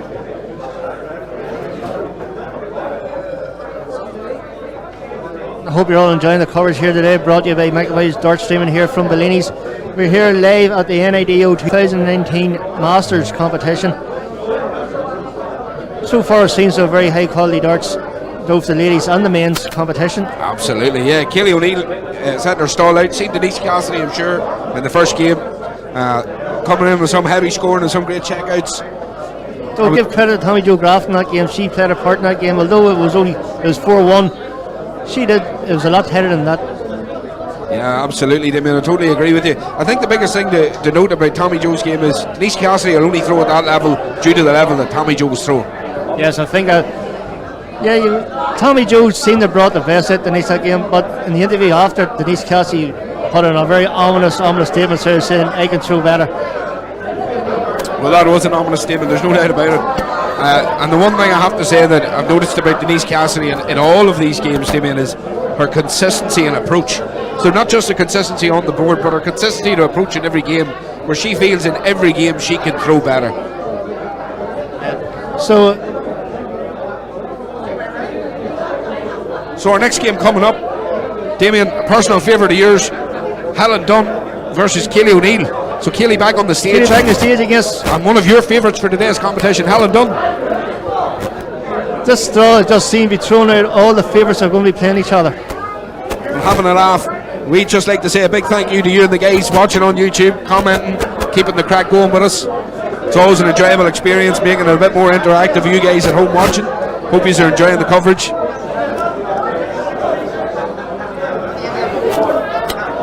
Yes, so for this game we'll have a change of commentary. We'll have Tristan Byrne coming in. Yeah, we're going to welcome Tristan back into the booth. You want a closer view of this one, Damien? You want up front? Go and watch Helen. No doubt about it.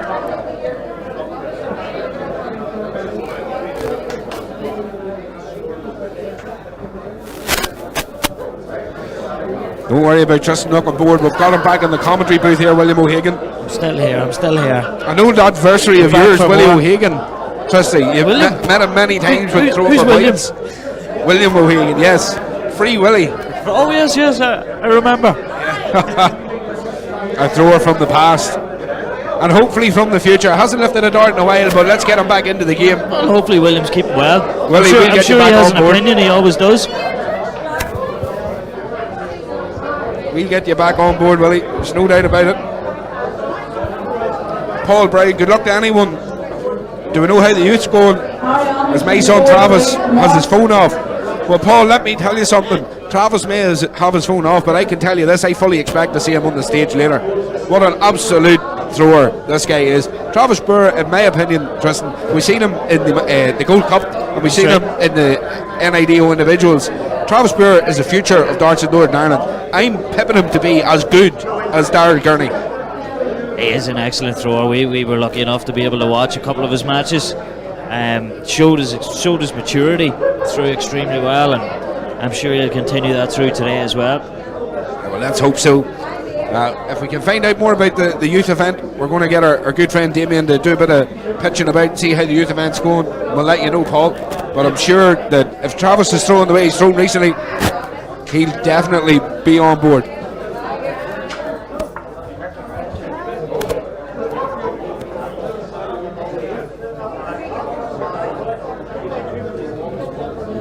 So,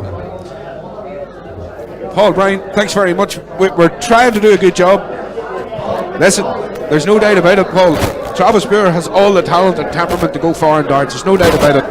He must be. I'm not sure about the youth rankings, Tristan. I haven't got them in front of me here, but he must be right up there. I mean, like, I've seen young players coming through on all the circuits. You know, Keane Barry. We've seen what Nathan Rafferty has done over time.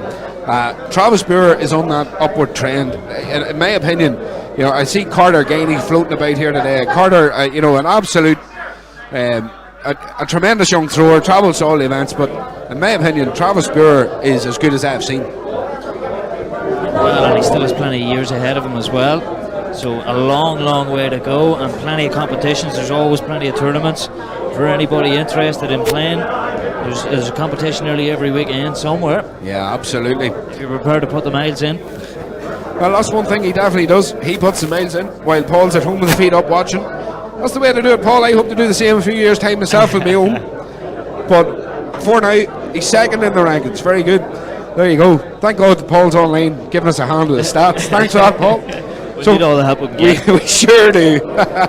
He needs a win today to go first, Travis, so fingers crossed for him. But he's going to have it tough. There's a lot of great young throwers out there. So, folks, we're going to go for a quick break. Myself and Tristan are going to lubricate our throats, get a diluted orange. I find that our site was already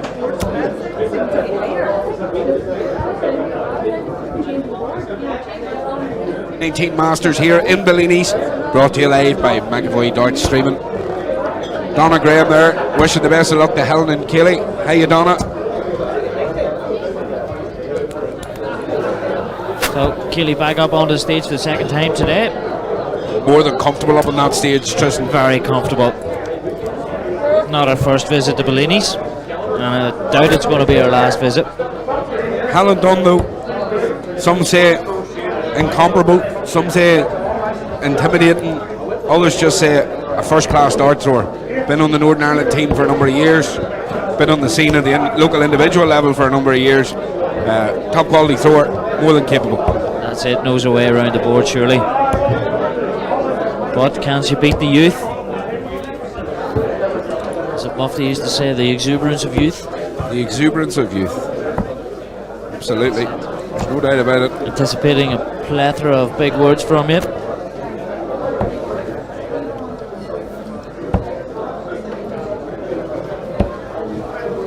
Final preparations going ahead here. Both ladies getting the arms warmed up. Again, a race to 4.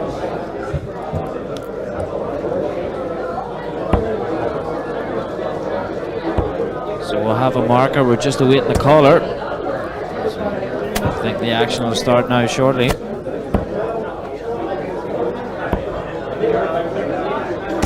Pars whiskey there. We appreciate the comments, Pars. Doing our very best here at McAvoy Dart Streaming.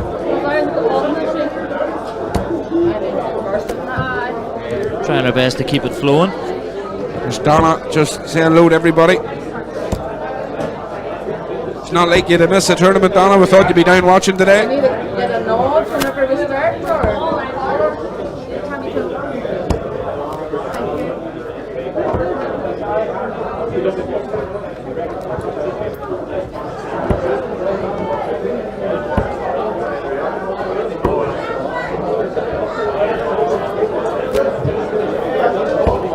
Some of the guys were asking about our frame rates. We're at 30 frames per second. We're trying to stick with the action as fast as we possibly can.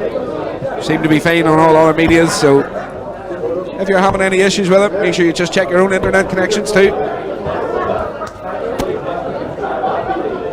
Needless to say, we're keeping it positive here at McAvoy Darts. As always.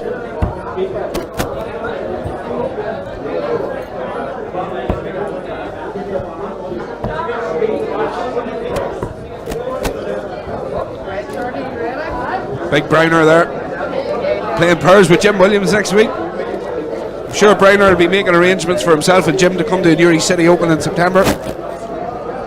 What a tournament that one is. Over £3,000 prize money. Round robin tournament. It's nice that it gets a mention. Oh, absolutely. Absolutely. Jim Williams also played here in Bellinis as well. Excellent thrower. Yeah. Good to see him. These two ladies here started off Kelly O'Neill straight back into the trebles.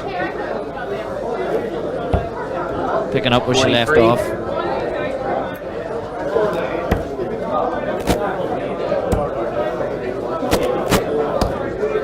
It's a nice technique, Keely.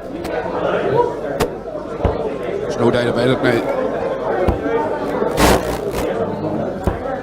Helen again, steady throwing.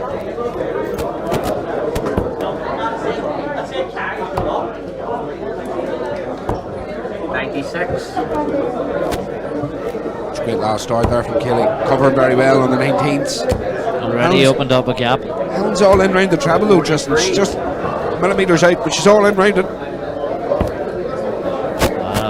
Kelly's right in the middle of it. So a nice 140. Yeah. Leaves an 82 for Kelly and take this first leg, settle whatever nerve she may have. Kelly's got that ability, she can just turn it on. That's a great switch to an 18s there from Helen. Timely switch. 17 Keely tops for the first leg.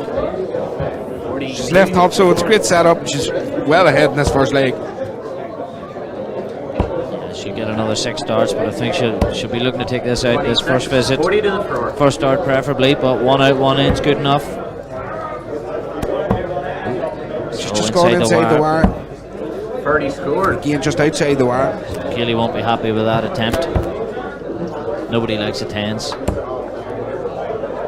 Although it looks like she's going to get a few more visits. So it's up to her whether she wants to go direct or split, but she's going direct. Not just far use away. The dart there, Kelly. Oh, she's gone inside. It's always the problem when you leave Does this yourself. open the door for Helen if she can master a couple of trebles? And she's going to need at least 1. 43 is not good enough, so Kelly still has 6 darts to take out 5. She's gone 1 double 2. Wired the first. There it is. Takes the first leg. Stuttered a little bit there towards the end, but got there. I would be one for pushing on to 3-1-1 if I'm on 5. Would you prefer? I've been known to go 1-1-1-1 myself. I actually saw it last night. Enda McConville from Mayo Bridge against Ralph Patterson there from Whites. Per Ralph. 1-1-1-1. The only way to do it. The only way to do it, surely. You have to get up early in the morning to beat Ralph. And that's because he's a postman, just True. he's up early himself. Of course, remind me of the recently passed Pat Mustard. Pat Mustard. All right, Pat. 5.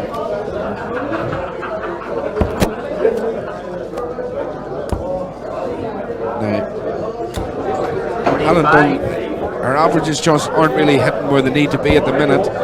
Kaylee Lee has, well, 60. in this leg she hasn't opened any sort of a strange gap, but the first leg you could see her power scoring really got her over the line. Yeah, she was able to find that treble 20. It just takes one big visit from Kaylee, really, doesn't it?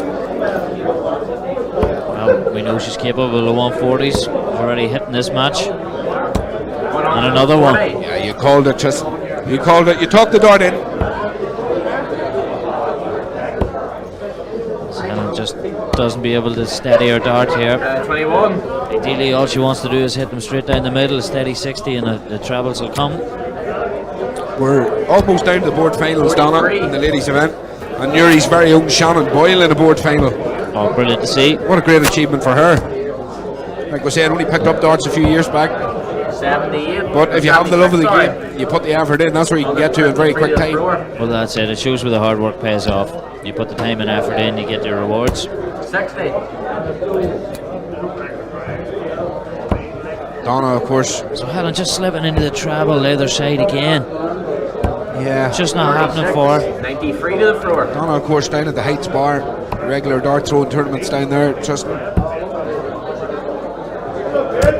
57. Kelly, unfortunately, there's a great first start, but double just eluded her there. But she seems well now. Helen finally Dunn finds her treble. putting a bit of pressure on. That's more like it, Helen. That's more like it. Puts a wee 100. bit of pressure on Kelly here.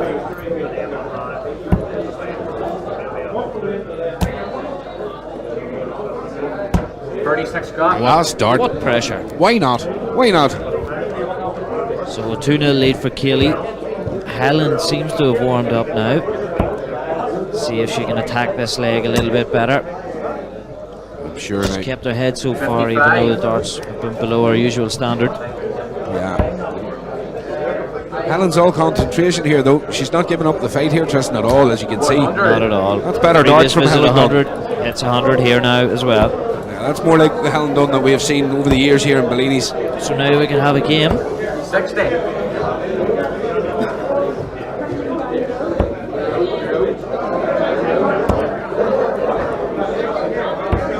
30 scored. Of course, Keely been on the dart scene for a long time. She throws way beyond her years, Tristan. She does indeed, yes. Well, come it through the runs youth in the rankings. family, so the darts were always there. I'd say she's thrown from a very young age. 25. A bit like myself, I remember many moons ago when I was just a pup, and my own father throwing in the back kitchen, and that's where the first sight of darts and excitement I seen when I was watching him take out scores, and 81. it was a great start when you watch somebody in your family throwing. A tough act to follow, Miho. I will never fill the shoes of Joe the Power, never. Joe the Power. Slowest thrower ever in Newry, recorded, even slower than our good old friend Sean McMurray. Shave after you playing. Yeah, there's many a man used to take a seat and sit behind Joe. He used to take that long at the butts. It's a super visit from Great Killian. 137 after Helen had the edge in this leg. Darts just sort of slipped out of her hand there. 9 scored. A slack visit from Helen. Yeah, it's unlucky that. 74, so the advantage with Keely now.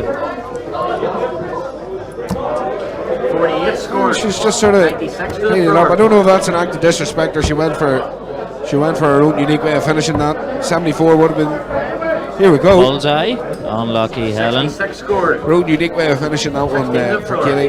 But now she's double 8. 3 darts. She's just put it outside. And there it is, shot dart, it's 3-0 up.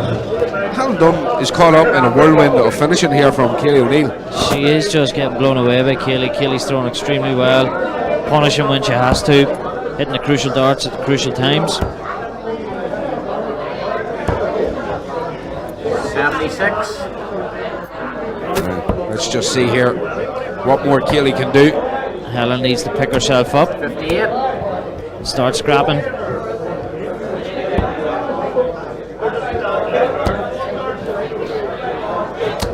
100. And a good response from Helen with 100 there. So opened up a slight advantage in this leg. 96. Advantage over. Helen's she's just shy of hitting the correct treble. There it is. It's better darts again from Helen. That treble five's just, it's been poignant in this game, Tristan, because she's only been millimetres away from maybe 2 treble 20s each visit. There's a big difference in a 60 and a 3 or a 15. Isn't there? That's it. But still fighting, still in this leg. A few of the guys here said they fancy Kaylee to get to the final here today, and on evidence of the 2 games that we have watched here on the live stream on the main stage, we can see why that she's being touted as a potential winner today. Exactly, and she went deep in the Gold Cup as well previously, so from what we have seen, obviously Denise is a hot favourite, but it's all about consistency and being able to produce the darts the whole way through the day. Absolutely. Kaylee's left the big fish. Helen Dunn. So double 16. She leaves double 12. Now, the big fish for Kaylee. Not far away. All she can do is pressure it. So only 60 for on the board. Kaylee. Now Helen drag herself back into this tie. There it is. That's Excellent more like dart. it, Helen Dunn. That's more of this now. So Helen deciding to make a game of it. She'll be happy with that. She wouldn't want to walk away with a whitewash there.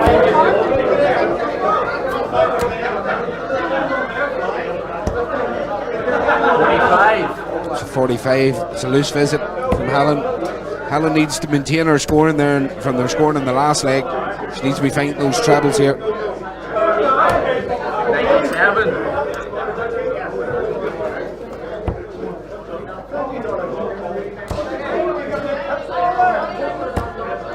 97. Right, Kaylee again, switching to the 19s.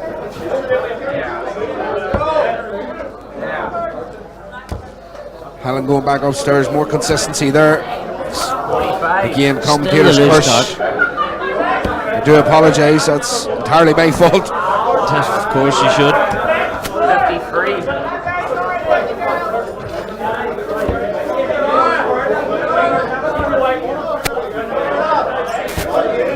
So only 60 from Helen.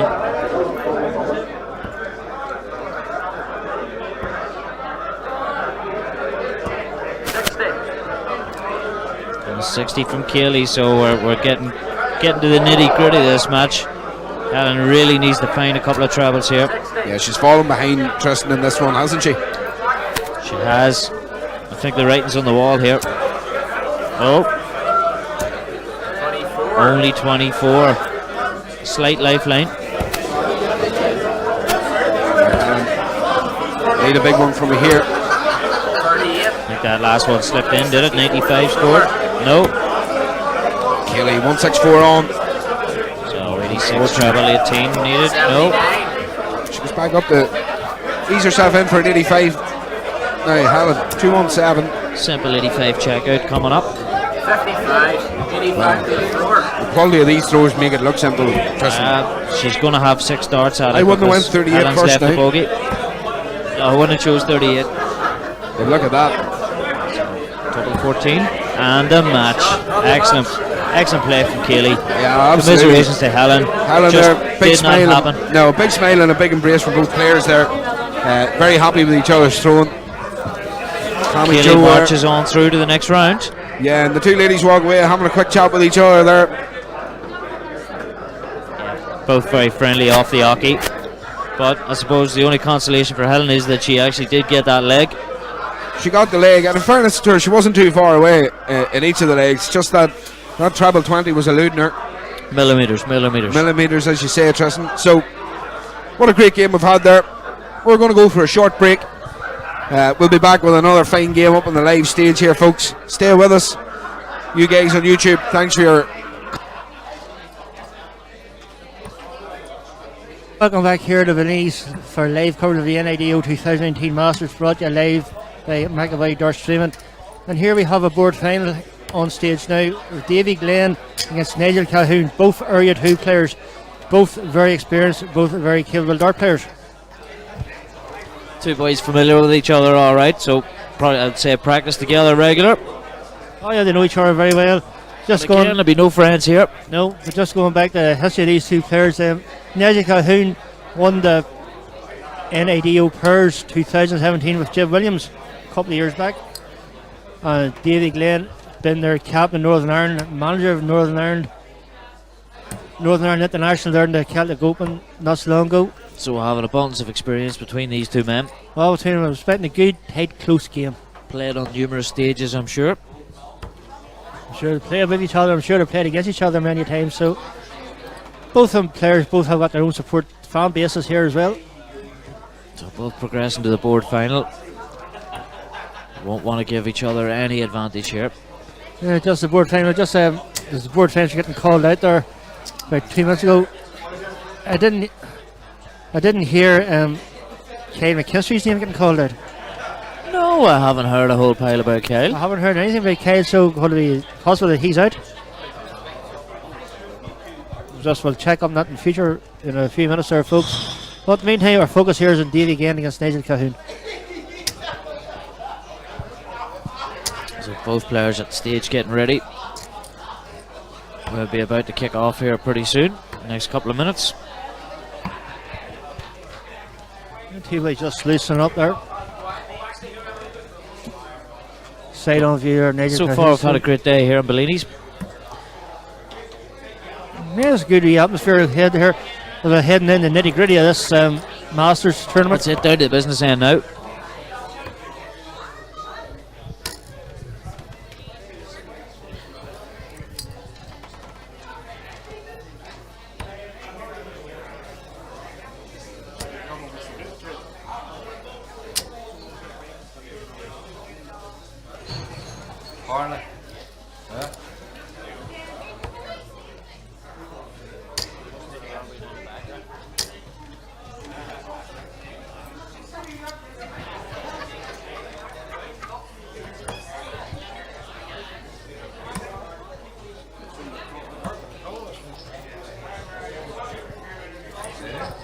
So we've just been informed that this being a board final, after this match then there will be taking a short interlude so that majority of people can keep an eye on the Grand National, and then we will continue our coverage straight after the race. Yep, I'll be keeping an eye on that Grand National myself. I have a couple of things done in it. Hopefully I will turn out to be a winner. Unlikely, but you never know. So board final here, effectively last 16 in the tournament. Tournament run over 8 boards, each board winner going through to the quarter-final stage. And the comments are coming in here. Percy McCord, 2 great players, hard one to call. I think you're right there, Percy. It's going to be very tight to call this one. And Paul Brown, great game up next. Looking forward to this. A leg either way, methinks. Could be right there, Paul. Paul, the big Browner. Skinny Greer, travelling buddies as well. And having it off, one of the nicest people I've ever met, Nigel Calhoun. 2 gentlemen, says Paul Brown. Yet they're 2 decent fellas, 2 nice lads, and 2 hell of good, 2 brilliant dart players. I think Percy is right. Very hard one to call this one. But niceness means nothing here. It's about getting that double, getting the legs on the board. Off the board, these two are 2 gentlemen. And on the through board, their section. On the board, they are very, very tough to shake.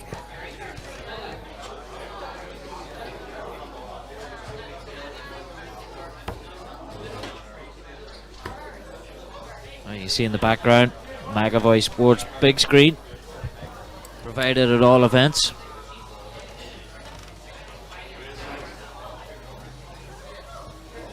So Davy are just going through the final preparations. You can't see Nigel Cahoon anywhere. It's just preparing his own way somewhere.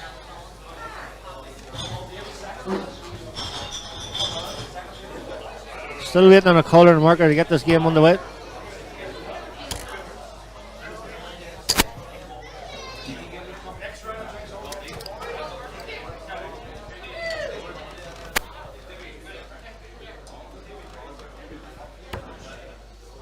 So on a fine sunny day here in Bellinis Newry. Yeah, sunshine outside. Not too warm outside, but a bit of a breeze blowing out there. Just you feel the draft coming in that door anyway. Well, that's it. It's pretty exposed up here on the top floor in Bellinis. There's Davey just checking to see any good luck messages. Just checking a few messages from his fans. Yep. Just see the crowd there. There's back of Gail Mullen and Julie Hunter there as well. That's 2 years for beating the ladies competition there earlier on. Well, apparently, we've seen Gail Mullen's game against Kaylee O'Neill earlier on. 3 well, but just Kaylee Mullen's power score and just kind of pulled it through at the end. Well, we're not entirely sure what the hold up is here. Just waiting on colours and markers. Play will resume here shortly.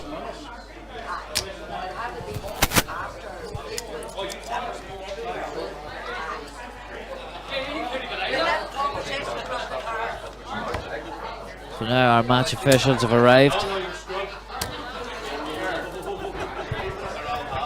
Yep, looks like we got the caller here. Just need somebody to mark the game.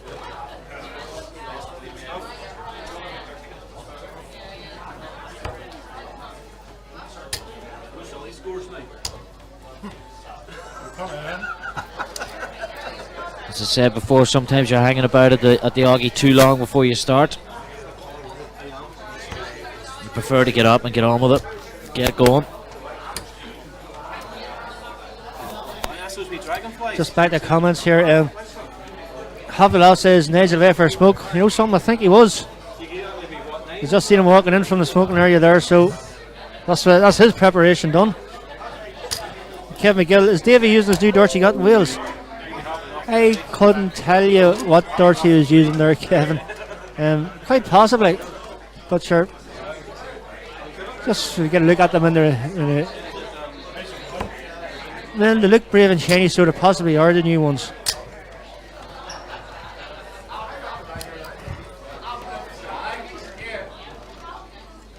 There's Nigel here, fresh from his little break. Just trying to get focused here. Now, both players ready, officials ready, we're ready, you're ready.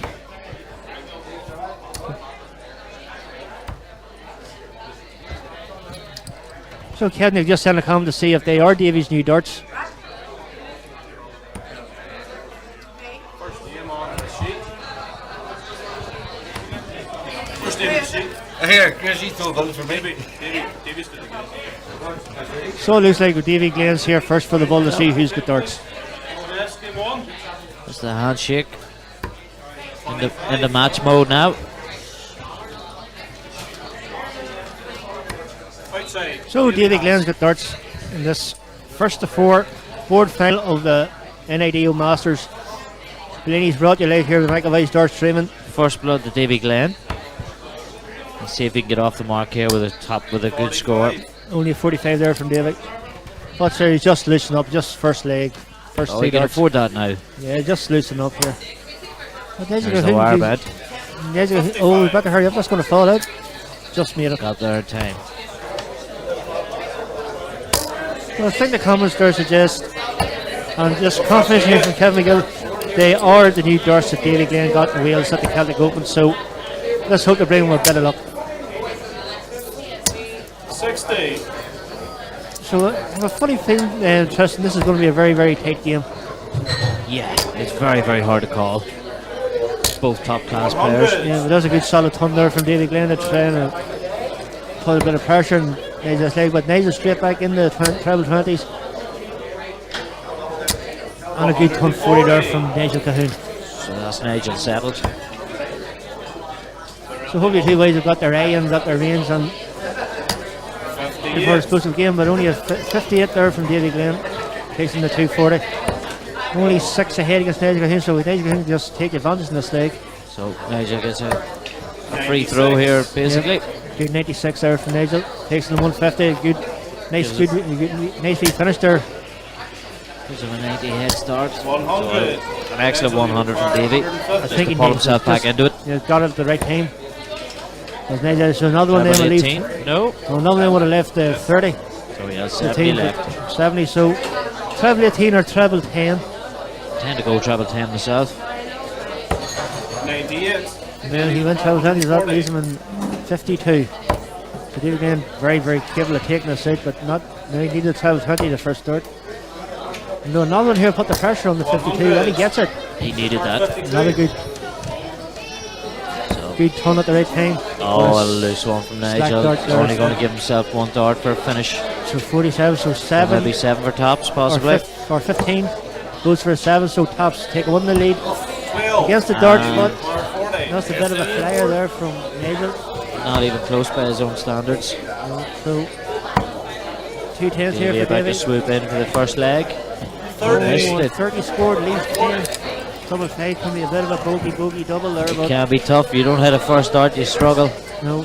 So Nigel here to steal the dart. Chance, yes. Go 1-0 ahead, and he takes the opportunity, giving them a very slack finishing, I would say, by Davy Glenn. So a slightly scrappy first leg between these two good friends. Well, scrappy at the start, but the two of them kind of came back into it then. So, but first leg under the belt, all the same. Yep. Be interested to see the averages in that first leg. 137, a great start for Davy, or for Nigel, sorry. So Nigel's got the wow. Davy's having a good start as well, and a 180. And he fills it up. Good 180. That's not Nancy made dart finishes his own, put the weight on it. And after a superb first start, Black's next 2 weren't that very disappointing. 135 from Davy. This is more like it from Davy. Losing that first leg hurt. Woke him up. Just a message here from Dave Porter. Gives a run down and he's left in. I am not too sure. I know that Colin McGarry is still in and Roy Bailey I heard still there. I still have to confirm where Nigel or Kyle McKinstry is, if he's in or not. Something tells me that I think he's out, but we'll get that confirmed and get back to it whenever we're back in the live stream after the Grand National.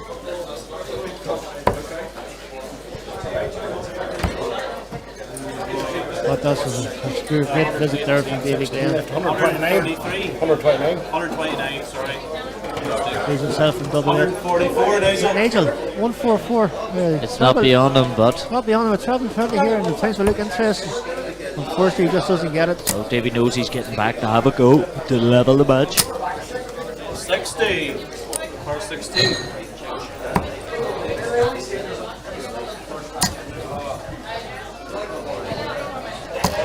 Davy scored.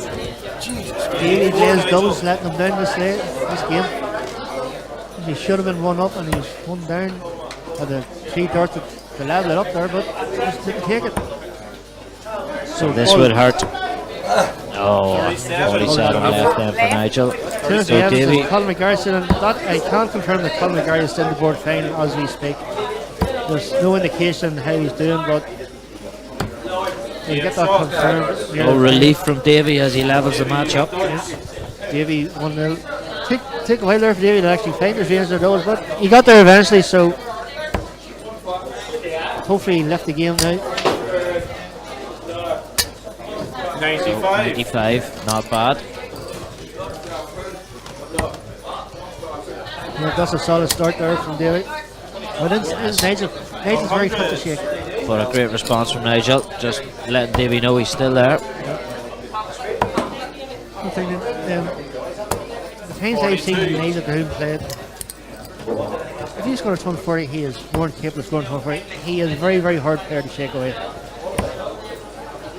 Yes, some players are wary like that. You think you've got your foot in their neck, and they're still there.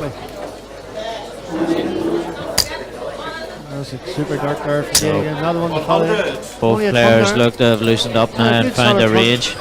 Just like, he's getting one dart in his head. Just apart from the 180, I don't think he's had two darts in the 2020 at all. Apart from the 180. But he seems to get his range there okay, as proved there. 100. Again, another 100, leaves himself in a 164. Simple 100's enough. Davy seems more consistent now after winning his eventually winning that day. Only at 40 there for Nigel. Be disappointed with that. Or Davy even. You got one treble. So 99 left. Down below. He's 57. He's 42 when he returns, and he will return. Nigel Cahoon way back in 216. So Davy looks to have sort of flipped this match round from after losing the first leg. So I think Davy Glenn here will go for a 10, double 16. Double 16 for the lead and makes it look easy. So Nigel's got the A and Davy's got the A back in there in the doubles after messing about in the first leg and the second leg. Takes a 2-1 lead, and deservedly so, I think. 97.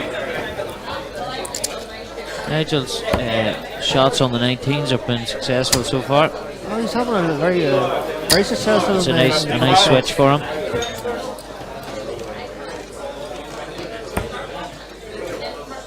Stuno kind of tells me he's here too. So first dart in, second dart wild. But nothing in it in the averages. Very, very tight. Davy again just shading it there for a time being. But only a 52 there will bring him down a wee bit.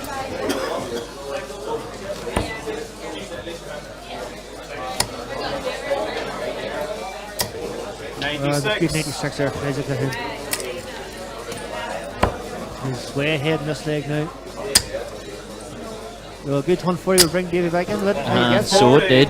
Oh, he needed that actually. Just to try and drag himself by the scruff in this game. Then Nigel, 107, so 19s. 141. That's okay, 86 will be alright to come back to. 141 leaves 86. It's Davy. 140 here making the 98. 98, so 156 left for Davy. Nigel gone favourite, level the match, 2 each. So 68. 18 ball. Doesn't need to go 18 ball, does he? 156 still a finish. Went for it. Probably think like the player of Davy Glenn's class can probably take it 156. And he's got a chance here. Give himself a go. That's unlucky for Davy. That's why he shows how wrong he got it. So 219 go for it. But he has to finish him, and he did. That's a good dart there from the. That was a great effort there, 156. Excellent attempt from Davy. Millimeters. 125. Starting to see a bit of higher scoring from both men here. Oh, unlucky there. 26. Need a wee bit more pressure from Nigel Cahoon. 121. Davy is stepping away from Nigel in this leg.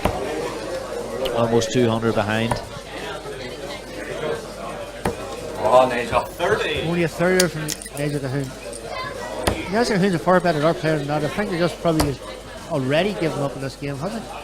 Well, he's possibly given up in this leg, but as you hear every week, you just have to keep plugging away. No, you never give up. Nigel's not a good one for you. That's the Nigel Cahoon that we all know. Superb their visit there, but 155 for Davy Glenn. 78. So 78 there from Davy, leaves him at 77. Good beat, 2-dart outshot there. The only thing Davy can do is just throw and hook. 95. Davy required 77. So 95 bringing the 210. There's Davy in 77.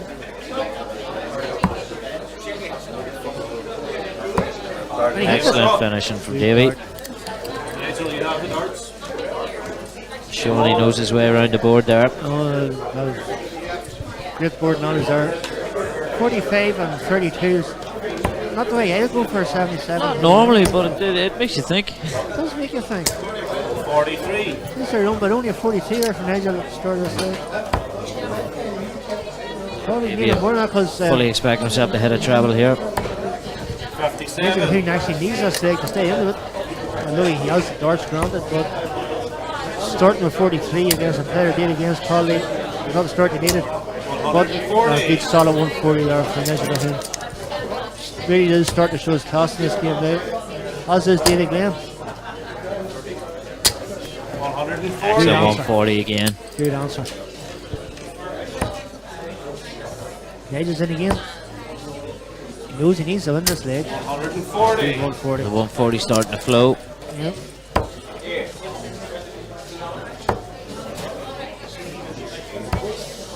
93. So, Davy found one. So, 6 darts here, I suppose. Win it, so at least 58. 138. Excellent 138 darts at from least Nigel. tops. This is a superb leg here from Nigel Cahoon. Nigel will have a chance here to level the match up and go into this deciding leg. So 96 there from David Glenn, but will he be back? Slightly high. Slightly lower. Closer. That's hits it. Excellent dart. This game is going all the way, folks. We ain't done yet. David is through. One more leg to go. David Glenn has the advantage here.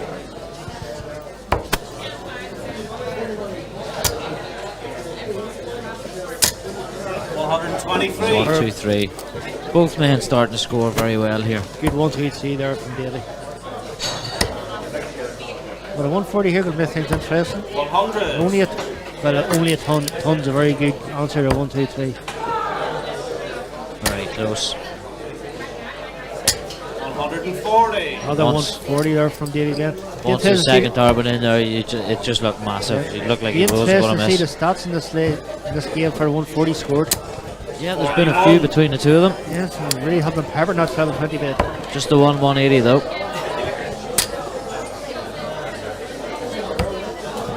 94 there from Daly again. Very good. Davy found his flow at the right time. Leaves 144. Guys are way back in 360. Needs at least one treble here. 99. Agent's grip in this match is slipping. No, the slack first dart there for Davy. Good second dart, mind you. And Excellent, a good so 22 1, 2, left. 2 leaves 22. 122. Coming back for double 11 for the match and a place in the quarterfinal. Nothing Nigel can do. Needs a ton plus. It's not going to happen this time. Only 18 scored so far. So Nigel relying on Davy to go back to missing doubles, but I don't think that's going to So 3 happen. darts at 2 11s. Very close first effort. And he hits it the second dart. For the match. Congratulations, Davy again. Very impressive performance by Davy again. Gracious in defeat as well, Nigel. Not easy. You don't. Sometimes when you lose to a friend, it's nearly harder. Yeah. So Davy again with the bragging race here. And here's the starting from 5-140 from Nigel Hoon, 3 from Davy again, 180. Them averages are Excellent averages there. A 90 average from Davy Glenn, and that was with a few missed doubles as well. So, you know, first 9 there hitting 96.95. Big difference. I think that's probably the second highest first 9 averages I think behind Adrian Devine. So we had a 14 and a 15 dart leg. Yeah. The two best legs from these men. Yeah. Very, very impressive. So an entertaining match. Went the distance. Very tight game. As was you said previously at the start that it was going to be a tight game. At one point it looked like Davy was maybe going to run away with it. Yep. Let's go to comments here. Glenn Porter, I see wee Merv on patrol there. Is he playing? I think wee Merv was beaten the first match he played. Played very well apparently, but he's kind of good, enjoying himself anyway, so he is. Thanks for asking, Glenn. Jimmy Elliott, good darts for Davy. Unlucky Nigel. Yeah, Nigel had no luck there. Very first couple of darts for forced it there for Nigel, but Davy punished him. Davy punished the only way he knows how, and that's just to score better. And fair play to him. He done what he done. Ryan Stewart, super game, lads. Yes, very good game. I was actually very impressed by both them players today. Both players played extremely well there. Obviously the stats speak for themselves. There are 14 ton pluses there for Davy, along with 3 140s and a 180. Like, you know, 7 legs there. Excellent throwing. So Davy Glen marches through in the quarter-final of the Masters here. Well, just have a wee look around and see who's joining them in the quarter-finals. And also, we'll try to get updates on the women's semi-finals and the youth competition as well. And so we're just going to go for a break. We're just going to go for a break now, just to give people here the opportunity to watch the Grand National, which is happening in about half an hour. And also to give you the chance to whoever horses. What a game we'll have in store here, Damien. Colin McGarry and Marty Moreland. Some game here, 2 of the old hands of the N.I.D.O darts. As we all know, Colin McGarry has been throwing brilliant this past while. Winner of the Gold Cup, beating semi-finalists in the individuals there not so long ago. Yes, Marty Moreland, one of the most experienced and classy dart players this country has. Absolutely, yeah. Like, Colin McGarry would be looking to continue his fine form in the majors this year. Like, for a man that hasn't thrown any county darts, he's doing tremendously well this year, you know. He's sitting number 9 in the rankings. He hasn't thrown any county darts. I think that goes to show how good he's been doing in the majors this year so far. Absolutely, he's pulling some major ranking points, there's no doubt about it.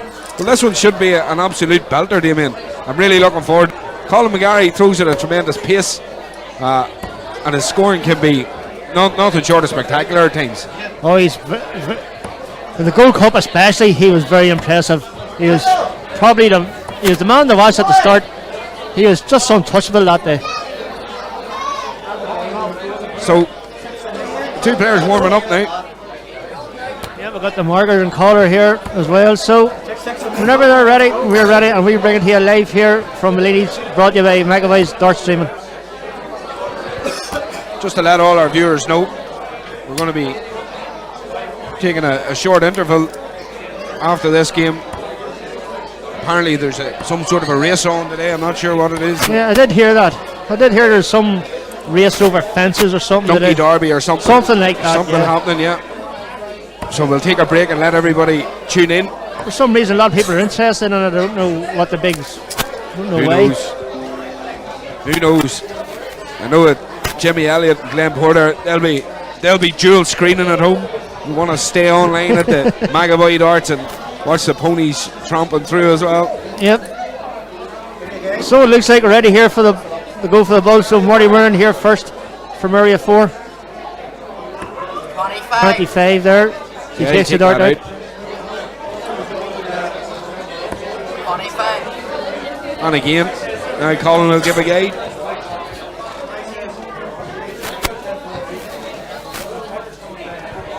Just to give a quick update on the ladies semi-finals that are due up soon. Denise Cassie will be playing Kaylee O'Neill, and Grace Crane will be playing Jennifer Donaghy in the ladies semi-finals, which are coming up hopefully soon. Hopefully get one of the semi-finals on the stage, but we'll definitely have the final. Yeah, well, this is a quarter-final tie now. There's a bolt. At this stage you should be halfway through a leg, but these guys are so accurate. 25. There we go. Marty Moreland is going to have darts here. First leg, Marty to full first. Game on. That going for the ball was nearly as long as a leg.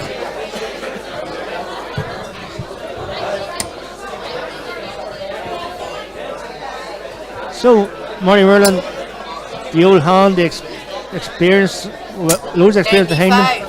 Starts off in 95, good last start. In comes Colin McGarry, the man in form at the minute. Absolutely, bang in form. That's a bounce out there. 120. A 140 on the floor, so a 120 will have to do him. Very impressive 3 darts there. Actually, very impressive 3 darts. Sony had just clipped the bar and just bounced out. Yeah, this is top scoring here from the lads. 180. That's a 180. 8 darts for 8 darts. Well, the crowd loved that one, Damien. Oh, well, I think everybody did. Like, as good a form as Colin McGarry is in, Marty Moreland is not going to let him get away that easy. No, absolutely not. Nothing between the 2 throwers. Marty's got good support in the crowd, as has Colin, in fairness. Marty's throwing with an aluminium shaft. Long time from the scene, one of them. 45. Most tend up for a nylon shaft, but yeah, Marty's got the aluminium shafts there. Those are a lot harder to break, I suppose, but I never liked the aluminium shafts myself. I'll have the nylon ones. 59. Yes. But only a 59 there from Colin McGarry. So Marty Moreland here has 6 starts here to wrap this leg up. And the way he's been throwing, he's more capable of doing it. The wee travel turn here would make life a lot easier for him. 60. Unfortunately, he doesn't get it, only at 60. As Lee's been 1-2-1, as Colin has won 101 back on 2-2-2. Yeah, Colin can make that disappear in one throw. 140. Yeah. Marty requires Nice, good 140 at the right time. And Marty Murren here in 1-2-1. Well, there's one out of the road. So 100 left. He'll try and stay near the treble. He's looking for a spot that he can find it. 41. No, he's just went high. Colin requires 80k. Maybe a safe dart to leave himself 80 anyway. Yeah. So Conor McGarry, so he's 82. expecting to go for the ball, which he Yeah. hits. So 17. Oh, 23. it's a 3, yeah. I did not expect that from Conor Marty McGarry. requires No, 80. I don't think Colin McGarry expected that from Colin McGarry. Aye, Marty Merlin. There we go, 2 10s, Marty. Wrap up the first leg. Just gone inside. And the double 5. 75. Hits the face. Yeah, he's gone Colin low requires there. 40. Yes, so Colin 7. McGarry will be counting his lucky stars there now. Could have been 1-0 down in the flash. He's moving closer to the double. 20. Just dipped under it. That's another chance Marty there for requires Marty Merlin. So Marty Merlin here, so 1-2-2 to take this first leg. Possibly when he should have lost it. But it's not like Colin McGarry missed 3 darts at doubles like that. Absolutely not. No, he has to move here. 1. So he does. He's Unlucky. unlucky there, Colin Damien. requires 20. Right, Colin McGarry come back 2 10s. Game And that's dart. Scrappy, well, scoring wise was excellent leg. Finishing wise, Colin with the darts. left a Come lot on. to be desired there, but Colin McGarry just got it at the end. Yeah, I suppose it's probably first leg nerves, Damien, you know. Colin straight back into the treble though. It just goes to show a two players deflection. this experience 83. still get nervous. Yeah, absolutely. It's a slight deflection there into the treble 1.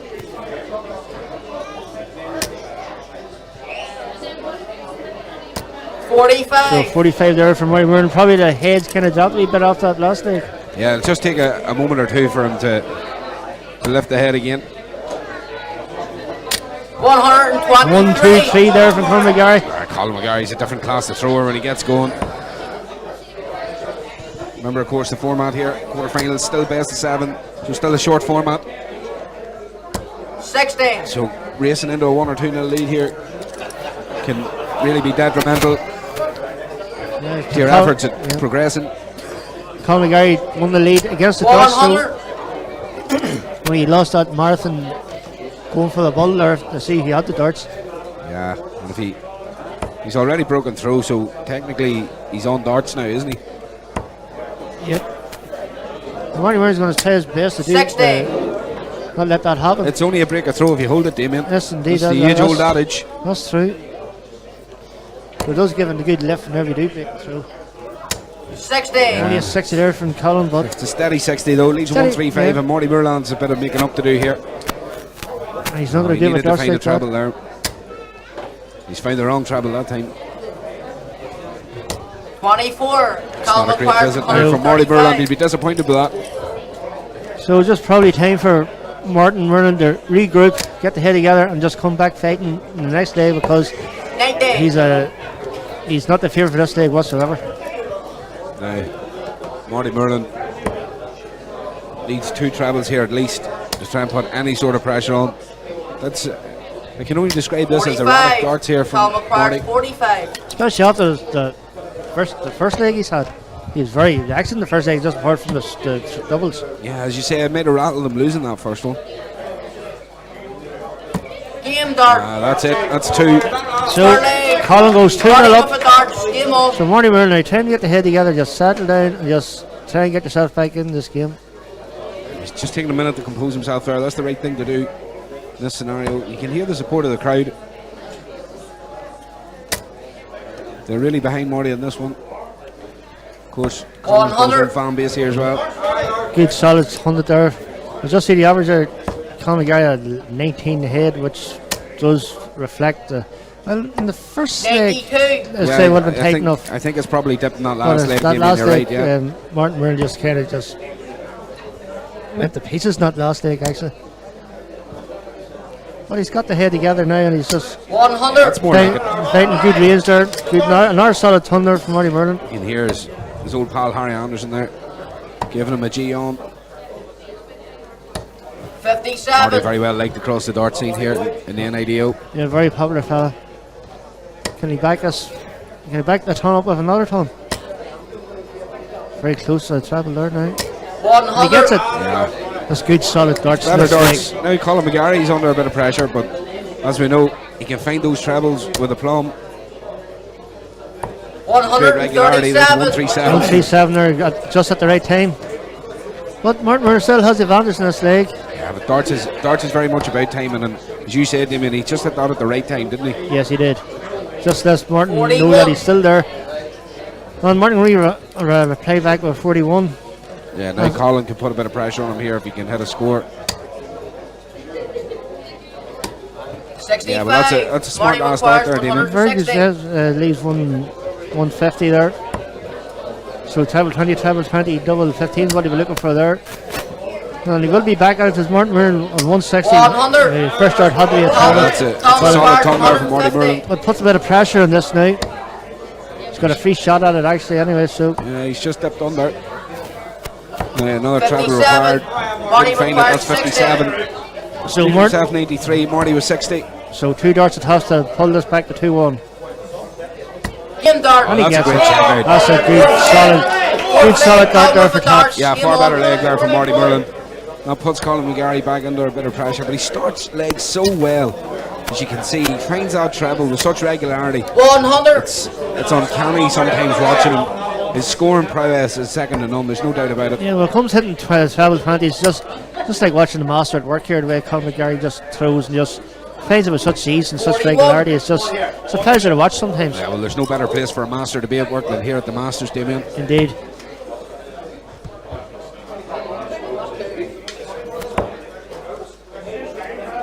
Just needs another one here. Doesn't know. Well, lucky deflection there off the bar into the ones. So, if Martin Murray can just get a ton or more of this, plus the pressure back on Colin with his throw. And so he is, And can he- Fill it up, Marty, fill it up. Can he get the second one? 140. Unlucky. Still good darts. Yeah. Martin Murray fan club up in good voice again. Absolutely. Bellinis are invested in this one, Damien. 60. Only a 6 here from Colin. So, if Martin Murray can repeat, there's 140 there. Make life very interesting here for Colin McGarry. Only a 60. Even a ton there would have been something for McGarry to think about. But again, his first start, Colin McGarry's first start's all important. It's eluding him at the minute. That's not like Colin McGarry. No, very much so. Let's see what Marty can produce here now. He's got a lot more consistency back in his throw in the past leg. 2 legs, Damien. 100. More like what we've seen in the first. Yes. So leaves 160 when he returns. Colin McGarry now in 257, just looking just to set it up for himself if he returns. Probably downstairs now. 47. Only a 7. Marty requires So 160. 47 scored. Colin McGarry's kind of eased up a bit in this leg. With Another his one throw. of those. Oh, he's just dipped under. Unlucky. 80 left now, just tidy this up. 85. Oh, he didn't need that, Damien. There's 2 deflections of the 2 darts that was embedded in the dartboard already, so that leaves him 75. Halves the score he had. 128. Good switching from Colin. Marty Super requires switching. That's 75. absolutely brilliant to see That that. leaves the 82, but there's the treble 17 for 2 In dart. That's a good shot. You can hear the crowd reaction there. Against the darts, that was a great leg from Martin Merlin. Super leg of darts. I guarantee you, man, if we look at the averages now, Marty's nowhere near as far behind as you can see. Marty's raised his by in around 15, and Colin McGarry's dropped by about 10. So a good 15, 60. a good 25 point swing there. yeah, I would say probably partially to do with Colin McGarry feeling a bit of the pressure there in those 2 legs. 140. The place that Colin McGarry is feeling pressure because Colin McGarry, as you know, he's been around a long time. He's been there, he's done it. Yeah, it was good darts there from Colin though to start that leg off with a 140. 60. 60 there only from Marty. Yeah, another 60. Steady throwing if you're throwing in the league, but this is the Masters against Colin McGarry, so you need to up a wee bit more. But Martin or Colin plays of a 60 there. Yeah, steady tongue here will do it for Marty. Just to keep him nudging ahead. Okay, that's good darts. Just keeps Colin thinking. Colin McGarry's a consummate professional up there. Oh, he just looks so at ease up there on the stage. Just gets the travel here to really put the foot to suit. Only a 60. So Marty Merlin 40 behind with these darts.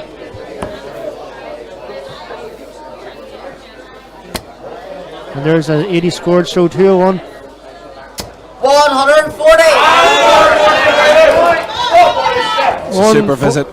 Good 100 for you. Martin Murray's after the disaster with Look the at second this. leg, he's really coming back Look in at this. this from Colin McGarry. 140. What a super answer. 141. It's 141 versus 101 here. So we needed the travel to get this check out going, but You can see the crowd building again. The tension's palpable. 61. so 61 there, leads 88. Yeah, it's possibly a 101 here. There's the one. Tops to go for 3-2 lead. There it is. And Marty will know that's coming from Colin McGarry. Colin McGarry is very vocal when something goes his way. He can be very vocal up there. There goes the boom. That was a great finish there from Colin Just McGarry. down, takes his time, takes a sip of water. Back to it. Now, Colin McGarry throwing for the game here, Damien. He needs a travel here, I think. 47. Poor start there from Colin McGarry. I wasn't expecting that at all now. I thought he'd really hit the pressure on. Marty Merlin has managed to drag himself back into this game time and time again here so far today. Can he do it in this leg, Damien? 60. With a 60 start, that's okay. It's okay, but I think he needed a travel just to really to put the authority, the exerted authority on this leg. Like you know yourself, Colin McGarry, capable of turning it on when he needs to. He can, but he's feeling a bit of the pressure there. That's a 41 scored there. So, if Marty can put in a couple of travels here. well, even one travel I think would do him here. Yeah. He's staying up there anyway. 60. It's unlucky. That's It's a steady 60. Steady 60, steady solid 60s there. But in the blink of an eye, Colin McGarry just turned this round. 83. That's a good last start from Colin McGarry there. Colin McGarry just turned around and he's capable of just streaking ahead and just leaving you way behind. He sure can. Marty can answer him. That's one thing we've noticed about Marty is that he can 60. score. He's just missing that treble. It's only millimeters out. Just missing that treble. fractions out there, but that's what counts in this game. 100. Solid ton there. That's good ton there, probably pass at the right time. The Mace asking online what round is it. This is the quarterfinals, Mace. This is a better visit here from Marty. 100. Good solid ton there from Marty Merlin. Yeah, he's keeping this leg tight, Damien. This one's going to the wire. He's just letting Colin know that he's still there and he's not going to be too. It's not going to be easy to shake away. Good start there. 45. 45 visit, and that opens the door a bit here for Marty. So Colin probably feeling the pressure a wee bit there. It's better. Let's see where he goes from here. 100. Solid ton, Damien. I need the back to have a go at it too. He'll be back to have a go at 1-2-1. I just get a feeling though that Colin McGarry will leave something tidy here. 57. 121. Left 1-2-8. Marty Merlin's ahead. Oh, that's unfortunate there. It's Marty Merlin. 118 left. So probably stay up there in the 20s. Well, he's thinking about it. It's good to see him not rushing it. Now, 60 would leave tops and put tremendous pressure on Colin McGarry. 41. Well, he's Left ahead. here. So 1-2-8. We've seen Colin McGarry take out this and much more. That's a good first start. Oh, he's dipped under, so 58. Marty Merlin then with Marty 80. requires 80. So travel 20. This is 20, so another 20 to leave tops. There it is. This is a very important dart for Marty Merlin here. Take this all the way. 60. Oh, Just it's just slides under. under. Colin Oh, requires 70. Now we've got 70 left for Colin McGarry. that looked like it was just going in right to the very last Does he minute. have finishing favour? He's going 18s. So 52. And here we go. 46. Oh, thrown it inside here. What a loose start. That was a very bad pull there It's from a Colin 10 McGarry. start. Now, Marty, 2 10s. Just put it on the outside of the wire. Game That's dart. inside. That's 3 each. The crowd reaction says it all. We're going all the way here, folks. Marty Merlin has the darts here. And this is where that marathon for the bull comes in, Damien. So, yes, the darts here to cause a bit of an upset here, I think.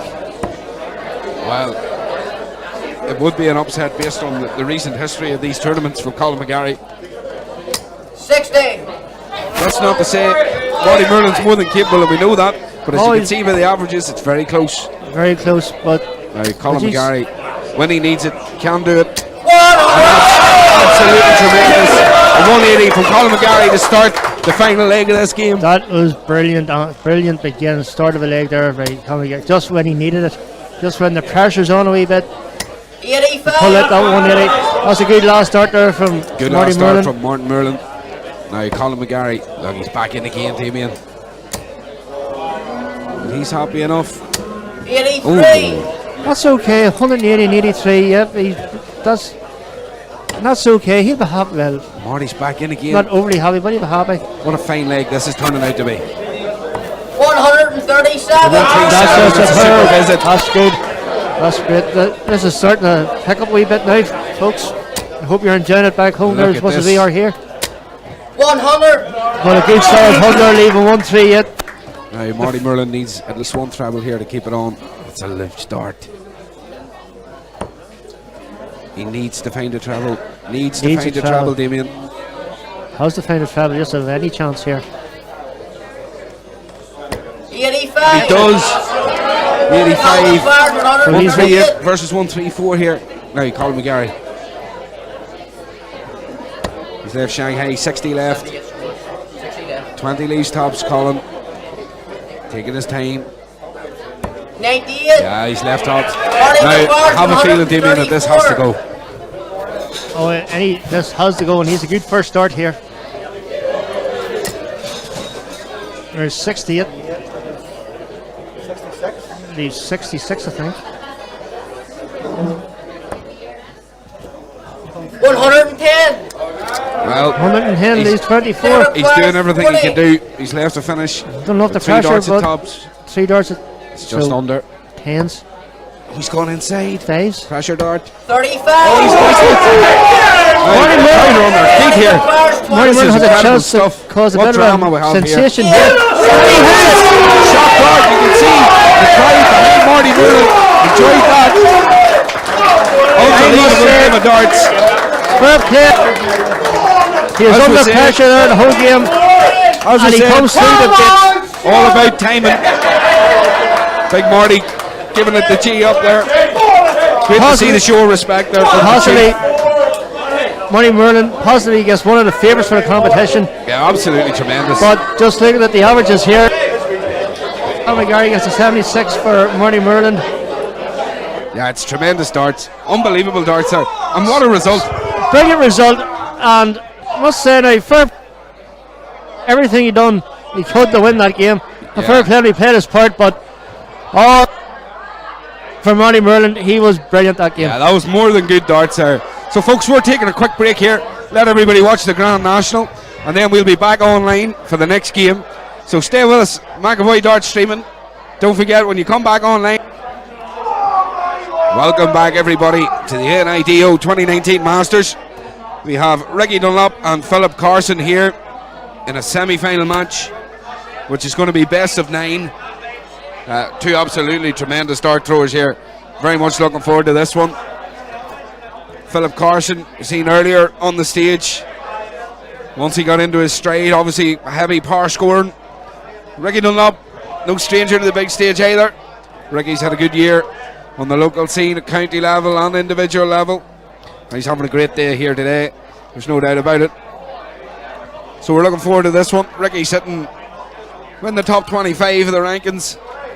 Of course, Philip Carson sitting in the top 8. So two top throwers on the local scene at the minute. There's no doubt about it. You see, there's Philip in his almost now famous blue A180 shirt. Philip in the orange and black of Windmouth. Each their own. Each individual has a unique liking of a dart top. You just see there Ricky Dunlop, almost reminiscent of Grace Crane with a high elbow, high point, You see Philip Carson there with a very quick release of his dart, as you can see, but a good follow through. As we mentioned earlier on, a limp wrist at the end there for all the throwers. You can see that's the sign of any good dart thrower there. Full follow through and a limp wrist at the end. It means they've got full trajectory to their dart. You can have early release and late release, but if you do the proper automatic follow throughs like that, generally your darts will go where you need them to go.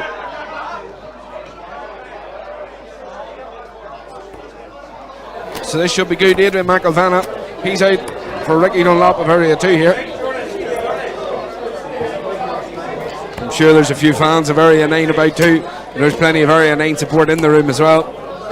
See Gareth Chambers there, obviously, Alan McKnight, all Area 9 throwers.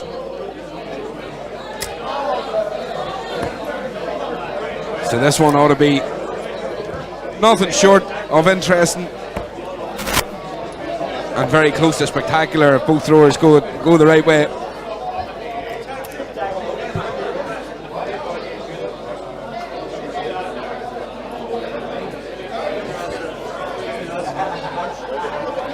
So both players just having a to and fro there on how they want this to go. Telling each other, you take 3, I'll take 3, whatever it may be. Back in the booth we have Tristan. In for one more, so get the pleasure of commentating on this. This is a semi-final clash between Ricky Dunlop and Philip Carson. Yeah, this one should be a pleasure. We've seen Philip on stage earlier and we've seen him in previous events as well. Philip, no stranger. It looks like Ricky has the darts. Himself.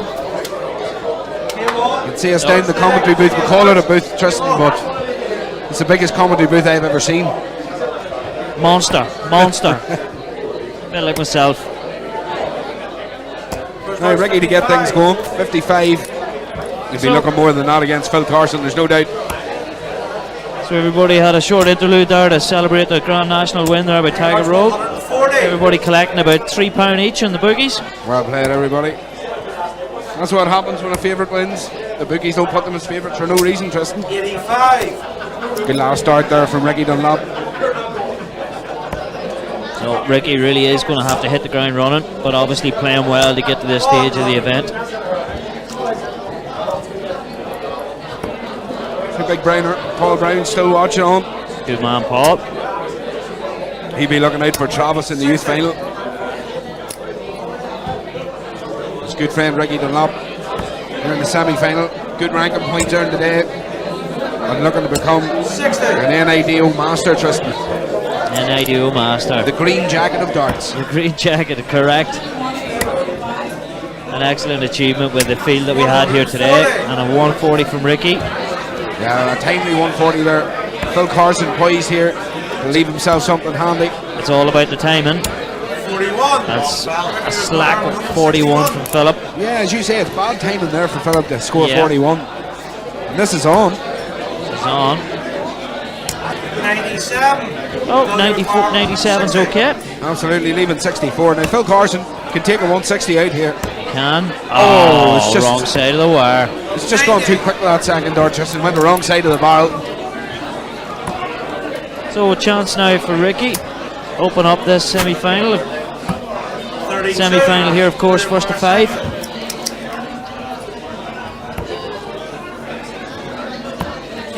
Excellent finish from Philip. Punished Ricky. Second leg, Phil's darts. And that's 1-0 to Phil Carson then. Double quick ball time on the way back to the Ocky there. Yeah, as you can see, good average of 88 here. And adding to it rapidly. And off to a flyer. What a start. Skinny Greer's back. No doubt. 40. The Skinny and Percy will be up in the banter levels on the YouTube channel. 58. Tristan, you're up in the banter levels in the comedy booth. Try my best. 60. So a steady 60 from Ricky. Already behind here, but relentless scoring from Philip. Yeah, his average is very good at the minute now. Average sitting No doubt strong. about it. Well, he was in 303 there. I thought he maybe would have went 19s. Yeah, well, could have left the big fish, but maybe he's just, if he's thrown consistently at treble 20s and he's hitting them, why not stay there? Straight so in, he is. straight in. Look at That's this. great darts. 120, so 83 left. Treble 17, Oh, what a double setup. 16. Excellent That's setup. amazing darts. They leave 32, 171 scored, unbelievable darts. And Ricky just has no answer at the minute. 78, will require 32. So Philip obviously here with the slight edge, 100% on his doubles as well. There you go, that's how you do it. 203 and 4 darts, Tristan. Very, very easy, isn't it? He's averaging a ton at the minute. I mean, this is Ricky Dunlop. He isn't doing much wrong, but he's under severe pressure with the power scoring. The Philip That's it. Carson Just the has. one loose dart out of the 3 there from Ricky. We said earlier that Philip Carson, if he could tick today, he's there for it. There's no doubt about it. A very capable player, no stranger. A hell of a Very dart thrower. comfortable on the stage. Tends not to lose focus, loses cool.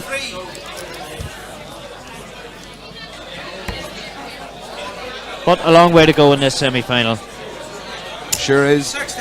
Ricky doesn't want to give Philip a lead, but he can always come back. There's still time. 40.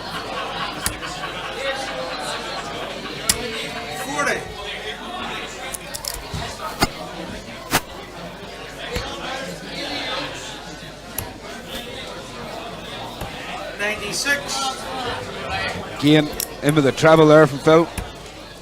That's it, keeping his average high. Aaron McHenry there, giving a shout out for Ricky. Ricky has a lot of support online here, Tristan, there's no doubt about it. But Philip Carson, a lot of support in the arena. And he's Yeah, Philip seems a popular player. Yeah. 26, does he require 170? But good to see Ricky's fan base Well, that's keeping an unlucky eye on there him. from Ricky with a bounce out. Again, that might just edge a door open for somebody with a scoring prowess of Philip Carson. To find a treble 20 here. So Ricky will have 6 starts from 147. 147. Yeah, you need to make one of these count. So he does. Just did. Yeah, that's good darts. Good steady darts there from Ricky Dunlop. So Ricky will give himself the opportunity to get a score on the board here. Get off the mark. Yeah, that's a good last start. Settle any 97. nerves. No, 50. So he went the scenic route. 42. No. Okay. Well, I wouldn't have imagined that to happen, but Well, fair enough. 22 left. Oh, 24 left. 102. Excuse our count. No, 102. Dick Turpin Double wore a 16, he mask. likes it. Philip Carson didn't. 3 from 3 from Philip. He did it All in the barefaced. double 16. Barefaced the chin out. He was happy to take that. That's what you got to do if you want to win this tournament, Tristan. It is alright, yes. 140. But And what a way to with start the leg. 140. combined with a consistent score, and it's going to be a tough ask here for Ricky. Ricky just lost his way slightly, just sucker punched there by Phil. Absolutely. It's almost like a kidney punch. It takes you a while to recover. It does, yeah. And yeah. when you've got somebody that has the scoring abilities of Philip Carson, I mean, it's hard to pull that back, isn't it? Well, that's it. You don't have time to think about it. You have to have to hit back straight away. Yeah, and that's not to say, like, we all know that Ricky Dunlop's got to the semi-final. He's a class act. Purely on merit, yes, he deserves to be here. Again, it's still not too late. It's not, but Philip Carson's making this harder and harder every throw. He's going to have to try and drag Philip down. But a nice start for Ricky. Let's follow that up. That's better darts from Ricky Dunlop. That's more like it, Ricky. So, gives Area 2 something to cheer about.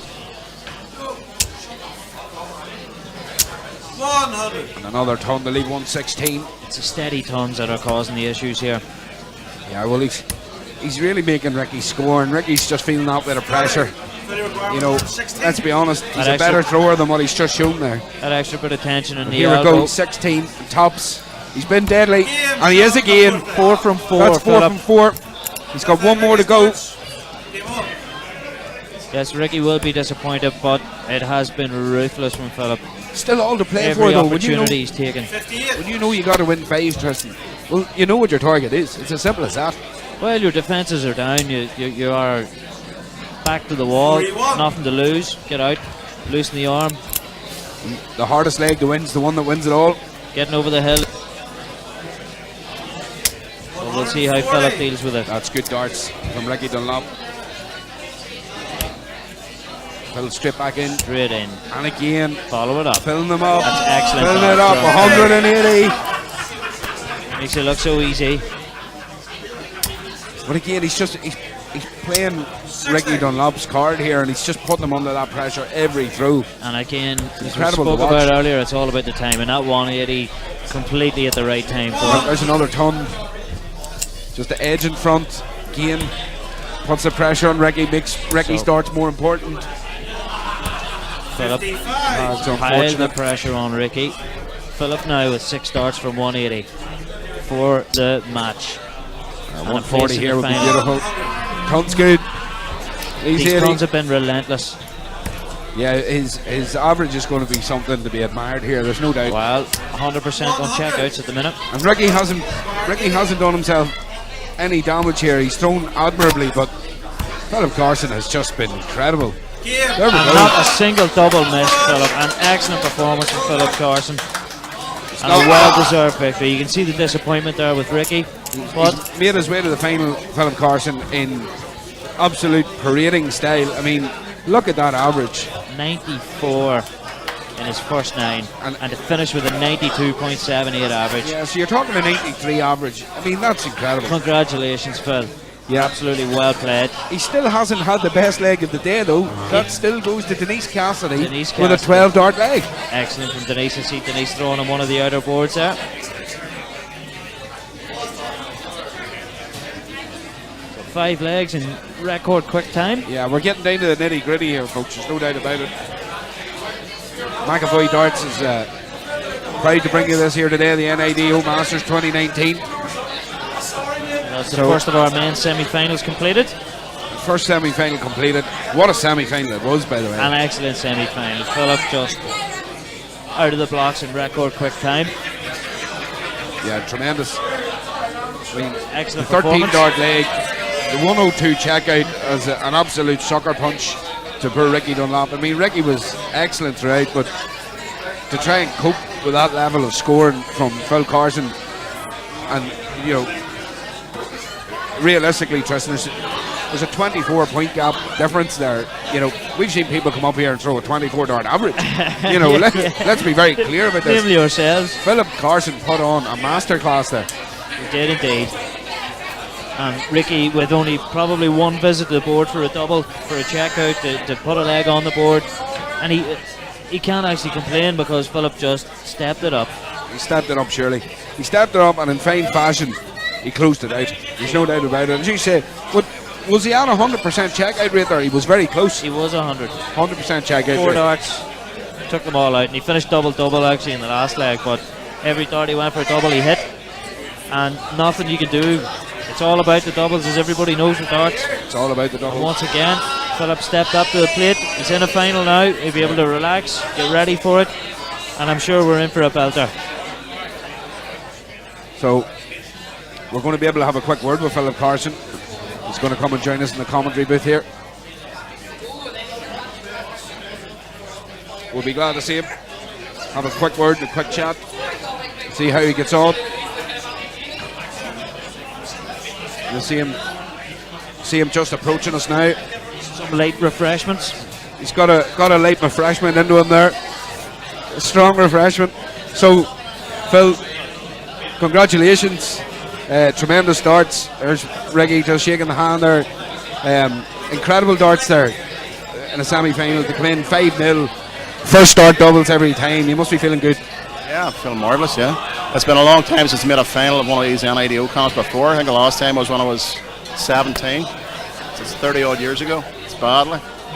But you must be on some run of form. You're into the top 8 at the minute in the rankings, and today's not going to do you any damage getting to a final. The way you're throwing, the scoring, the power scoring. I mentioned it, we've seen you twice on the stage today. The power scoring that you have, surely it makes you a contender to be an outright winner of this, because your scoring can compete with anybody. What happens up there in that one match doesn't matter about the rest of the day. It's tight. Up there is where it counts. So you're coy, we like that, you're coy on it. Don't count any chickens before the hatch. But we'll have to say, what an impressive. Tristan, Do you have anything to say on it? What an impressive display. Excellent performance, an excellent display of finishing there as well, Phil. Like, you know, four darts, 4 checkouts. Can't beat that. 5 of them, sorry. Indeed. If he had had 4, we'd still be playing. But you must be feeling confident at least going into the final. Yeah, I'm confident enough, but he has 3 darts, I have 3 darts, that's the way it goes. But there's no Muppets up there, it's quality. You miss your doubles or your trebles up there, you're done. Yeah, you couldn't have put it better. I mean, Ricky Dunlop, let's just be very clear about it, is a top quality thrower, and timing was a big issue there for him. That's a World Cup player, that's a Europe Cup player who's done it over many decades. That's quality. He didn't do it some justice up there today, but he's actually my doubles partner for next year's N.I.D.O. We sorted that out today before we even started. There you go. You were until that. No, I think they'll stay together. Myself and Tristan were just saying there, we've seen the quality Ricky has. A lot of these games, when it comes down to it, especially with the quality and the averages you guys are putting in and the finishing percentages you're putting in, it comes down to timing. The 102 checkout was almost like a kidney punch, and he struggled to recover the next leg from it. He did, but Ricky's quite capable of doing that himself. So if you get one crack at it, you must take it. You miss it, it's done. Well, you certainly did that, Philip. It was a great performance. It was great to watch. It was great to commentate on. You hit the power scores at the right times. It was, as we were saying throughout the day, it's all about the timing of when you hit your scores, and you certainly done that there today. So wishing you all the best in the final. You deserve one. Absolutely, yeah. Thanks for joining us. Cheers. All right, Philip, good luck in the final. So there we go, folks. Philip Carson, you heard it here first. He said it's harder than it looks, and it sure is. What a performance. So it's harder than it looks, and he's making it look easy. A very humble man. Been on the scene a long time, as he said. His last final was almost 17 years ago. Tristan, I mean, hard to believe. Hard to believe, isn't it? I've seen Philip play quite a few times, and I know what he's capable of. Yeah, he showed it there. Maybe Ricky didn't step up as much as he would have liked, but Philip said as well, it's all about the 3 darts you have in your hand. Well, that's it, yeah. As he said, here's 3 darts, there's 3 darts, let's see who can play on top. Tremendous darts. In my personal opinion, one of the best games we've seen all day. It was quick, it was fluent. Like Ricky didn't play bad. It's not that Ricky played bad there. The score maybe doesn't reflect the game, but 100% checkout, it says it all. And it's a testament there to the man himself. Philip Carson is, in my opinion, he's one of the better scorers I've ever seen on the local scene. He's been to big events, been to the N.I.D.O. Right now, speaking of events, suppose we may as well give a plug to a few of the lads locally. So, folks, don't forget, Saturday the 13th of April at the Clady Community Club. We've got darts competition for Multiple Sclerosis Centre in Newry. £10 entry and £1,000 guaranteed prize money. Sure to be a good day, folks. Sure to be a good day. Registration $145 for that one. We've got the Danny O'Rourke tournament, a personal favourite of mine, up in Drummond T. The guys run a free bus from Newry on that one. That's why I like it. I don't have to pay for a taxi out to Drummond T. A great competition. Damien Kilgallen and all the guys up there at Drummond T. Peter McGennity. A great bunch of lads. Great hosts. Great host. A good venue. Yeah. Great place for a dart tournament. Absolutely. Super lads. Great darts tournament again. £10 entry, £1,000 prize fund. Good money. Good local lads. Go and support it. Got the Bellinis Newry Easter Monday tournament, which I will be here giving a hand with. I was beaten semi-finalist in that last year. You were just put that out there. Beaten semi-finalist, and what a day of darts you had. You were on fire, as some would say, and you were just pipped at the post in the semi-final, if I remember. I was just pipped at the post. I think it was maybe 6-0 by Rocket Ron. Indeed. Ron Seddon obviously was on fire that day himself. Another great day. £10 entry across 8 boards, best of 7. So check that one out on Facebook. Contact Chris McClure, turn up on the day. Registrations at 12 p.m. on Easter Monday. It's a good one. And then the big one, Tristan, of course, the Northern Ireland Open, which changes format this year. It's across the 4th to 6th of October. But it changes format. On the Friday, the pairs are on rather than the Sunday. On the Saturday, there's a men's singles Category B event. Category B, great ranking points to the BDO. There's a women's singles Category C event on the Saturday also. And on the Sunday, there's a second men's singles Category B event. So there's 2 men's events, Saturday and Sunday, and 2 women's events. And the second women's event is a Category D event on the Sunday. So a huge amount of darts. You see, Paul Brown was on earlier on YouTube. He partnered Jim Williams. Jim Williams won it outright last year, played tremendous darts, currently number 1 in the BDO, I believe, and he'll be back this year to defend that title, and I'm going to pit my wits against those guys too. Will you be here yourself? Of course I'll be here. I'll take the darts out and see what happens before we... Yeah, well, you might, in fairness to you, Tristan, you might get a good run. Yeah, you never know. You might get through to the second round this year. Yeah, well, think of the ranking points we'll get. We'll not be calling everybody else's position. We'll be saying we're currently sitting 248.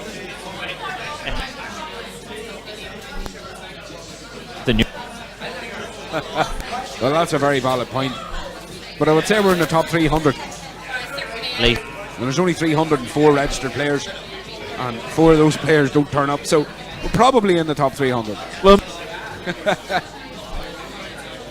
so we're just waiting now to see if our second semi-final is going to come on.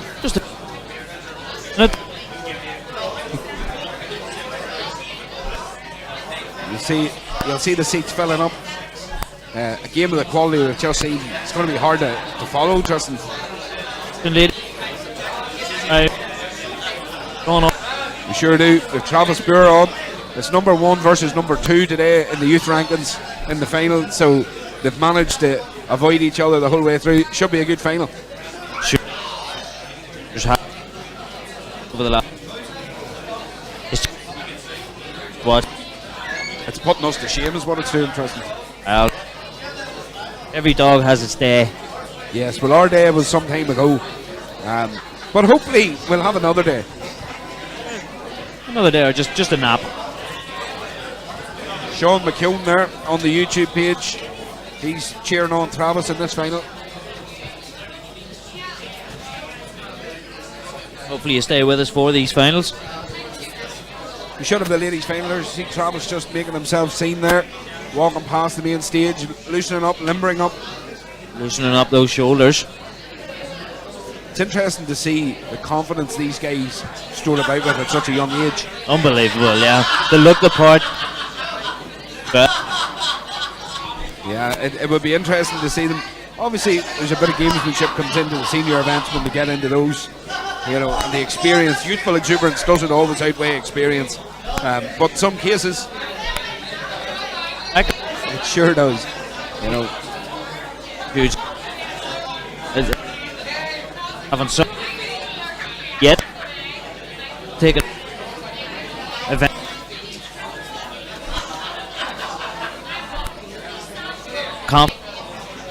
Nothing wrong with that whatsoever. As you can see here, the youth final will be on first.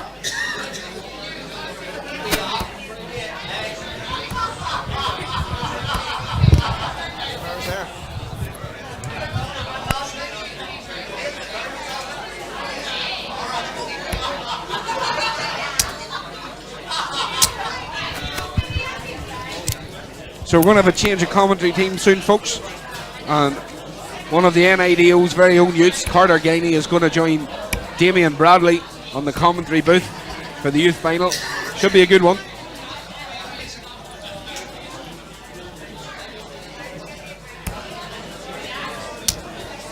Damien's just joined us now, and I'm going to introduce the one and only board marking extraordinaire. This guy can count, ladies and gentlemen. Carter Gainey. Unlike ourselves, as Tristan shouts from a sedentary position. Carter, welcome to the McAvoy Dart Streaming commentary booth. Please do not swear. We are live. Enjoy your darts. So, welcome back, folks. Here, Damien Bradley here, taking you to this youth final. Sean Kearns and Travis Boer. Of course, Travis Boer, no stranger to Bellinis here, a very, very competent dart player. Of course, the son of the big Browner, Paul Brown himself. Because Sean Kearns, I think he won the Gold Cup here in January, and he's had a good game. And let me introduce young man here, making a very, very big impression in darts. Only 15 years of age, and yet he does blogs, he does interviews, does dart playing, and that as well as doing his GCSEs. Carter Gainey, how are you? Thanks for having me on. forward to the final. So you're going to know these two lads really well. Tell me, just explain a bit about each player. Yeah, well, both of them are ranked top 2 in this year's N.I.D.O youth rankings. Sean Kearns is sitting top and Travis is sitting second. So he is on. Travis has won one of them and Sean's won 2 of them. So what if you were to pick a player? Now, just give me one good aspect of each player. Like, what is Sean Kearns' strength? What is Travis' strength? And what do you think would give them the advantage of each other? Well, Travis, I've known him good lot of years now. His scoring's really good, so it is, and it's just his doubles can let him down, but his scoring's really good, like, so it is. And Sean Kearns is just the same. His scoring's good, it's just his doubles too, but they're really 2 good players. Probably one of the best 2 youth best dart players in Northern Ireland. Yeah, well, we've seen Sean Kearns in the Gold Cup here in January, and as you said, the scoring was very, very impressive. Yeah. He was actually quite steady on the doubles. Maybe not, he could be a lot better, but he was too far ahead to really let that be a factor in the match. But I'm expecting well, Travis Burr, if he's anything like his dad, he's going to be some player. Yeah, he's some player, yeah. Yeah, so I'm expecting a good one. What way do you see this going anyway? I expect it to be close, and I think Travis should edge it, but they're both 2 quality players, and I'm expecting Travis to win, but I wouldn't be surprised if Sean win. These 2 good players, so they are. So how do you go today yourself, Carter? I won my first game 4-2, and then Travis beat me 4-2.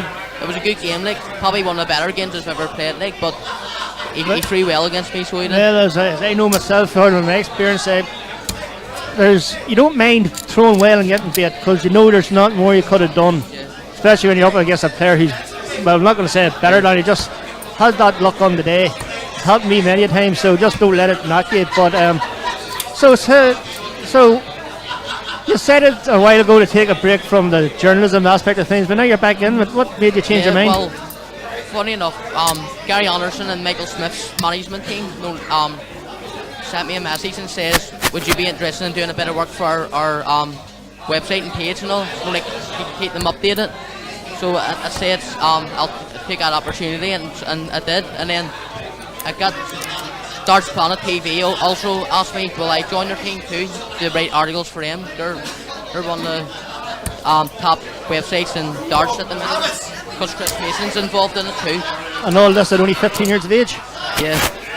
Unbelievable. And no one ever is 15 years is interested in football, and not even girls, it's just football. But fair play to you, you've got your insights, you've got your niche now, and fair play to you, hope it all works out for you, Carter. Thank you. We will just go now to see some of the comments. Just go see the comments now. Just there I mentioned Paul Brown. Go on, son, best of luck and good luck. And good luck to Sean. Fair play to Paul there, giving credit to Sean, but there's absolutely no doubt who Paul wants to win. Declan Mulhern, come on Travis, let's do this. The cannons are all lit for you. Good lads. Carter's a good lad and knows everything you need to know about darts, going to go places. Corey, I could not agree more, and I'm sure everybody listening and everyone who follows him on Facebook, and you should follow him because this lad, there's nothing he doesn't know about darts. It's hard to believe he's only 15, and he is 15, he looks about 12 but fair play, he's got his opportunity, and I hope he's on the good things. Thank you. Just going back, having a laugh. Go on, Philip, mate, from me, Robbie. Well, he's in the final, and you'll see him soon, so should be a good match. So just as far as I know, the other semi-final is going on as we speak. Marty Merlin against Big Sweepy Campbell. As far as I'm aware, I think Marty was 4-1 up, so that'll be a good. Just see Marty Merlin just walking past here, just saying, get him. Just to try and get an update on that second semi-final. So the youth final here between Sean Kearns and Travis Burr will start hopefully brave and soon. In the ladies final here as well, coming up after this, we will have Grace Crane against Kaylee O'Neill. No, like after the performances, especially the first game of the day, whenever Denise Cassie was more or less just being Denise Cassie, they just thrown excellent. Kaylee O'Neill beat her 4-3 in the semi-final, which apparently was another classic. Shane didn't have that on the stage. She was playing the Mrs. Northern Ireland Darts herself in Grace Crane. Of course, Grace been there, done it, won it. So that'll be coming up after this game. We'll never see young Sean Kearns just loosening up. Travis Burr there. And we have a comment here from the one and only Darryl Fitton. Good luck, Travis. Good to see that we have got BDO legends like Darryl Fitton here watching us over here in Northern Ireland in Bellinis Newry. Of course, brought you live by McAvoy Darts Streaming. We also have the Northern Ireland Masters coming up again here in 3 weeks on the 27th, so please all join us for that. It's great to see people like Darryl Fitton. You just having a look to see what work we're doing over here. So Carter just looked at the two boys here, loosening up.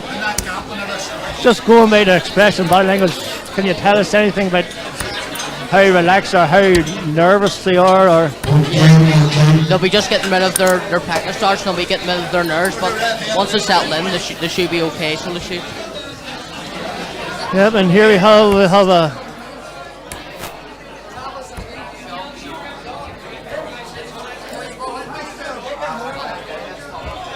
So we'll have Alan Wallace, he's going to do the marking duties, and Jackie O'Neill will be calling out the score, so she will be the vice here. I honestly, just going by here, I have a sneaky feeling that Travis could just win this. He looks more relaxed and more at ease up there, where Sean looks to have that steely focus. Paul Brown here coming again, just mentioning about BDO legends. Paul Brown says Darryl Fitton's the biggest legend. I'm sure he would be considered one of the biggest, probably one of the best players never to win the BDO World Championships. So it looks like with young Travis here is first for the ball.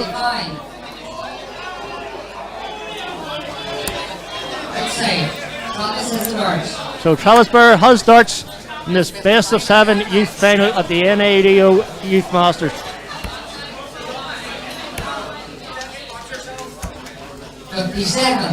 Good solid 57 there from Travis. That'll ease the nerves a bit. Here comes Sean, just black dart there from Sean.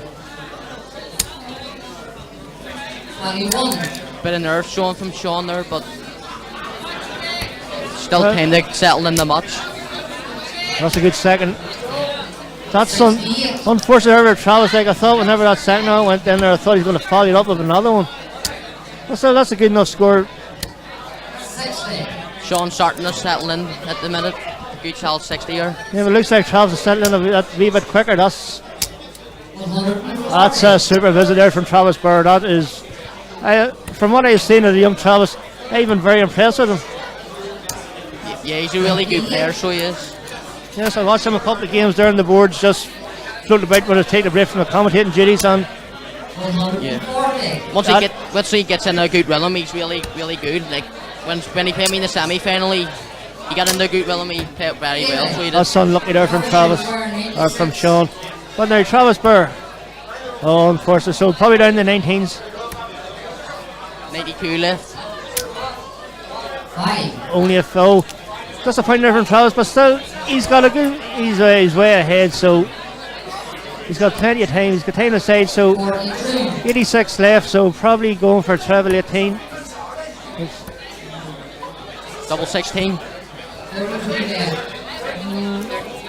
I'm not sure about that, but well, he knows what he's on now, so 32's left now. 100. Good, that's should probably settle down Sean for the next leg, but I would suggest that this leg has been and gone for Sean. Bit of frustration in there now, just so edging over the hockey bit just to get a clear angle in this.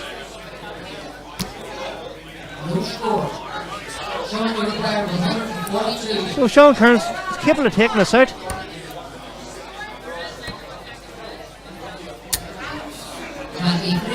Disappointing visit there for John. He wanted to put a lot more pressure on that. So Travis comes in there, 3 more darts at 32 to take a 1-0 lead in his best of 7 final. Yep. And a shot, good dart there from Travis. He takes a 1-0 lead. Nice steady leg from Travis there.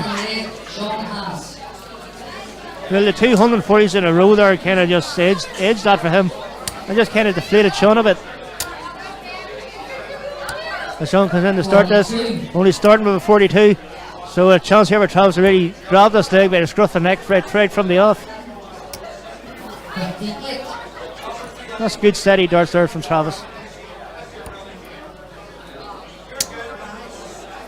As Sean comes in now. Sean hasn't got settled in the match yet, so he hasn't. Yeah. I said at the World Meet, he looks nervous.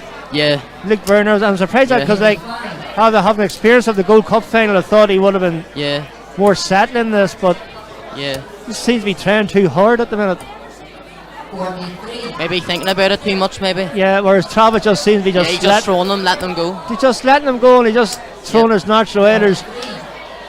A good pace this game, but that's a good first start there from Sean. Disappointed last start of, but that's okay. Just edges ahead of Travis. Torch Watcher says, big fan of yours, Paul Brown. Paul Brown says Nice a wink. Nice 140 here from Travis there, getting down to 175. Travis really is impressed me in this game. That's a good last start from Sean. But Travis now can looking to set it up here from 175. Oh, he's taking siege initiative here. I would suggest go downstairs, Sean, or Travis. And he does. He does a good dart. There's a super dart, leaves 97. So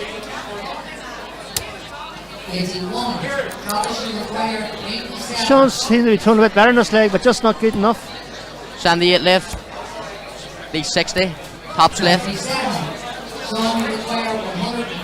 So 143, and he has to take this out. He's not going to take it out now, but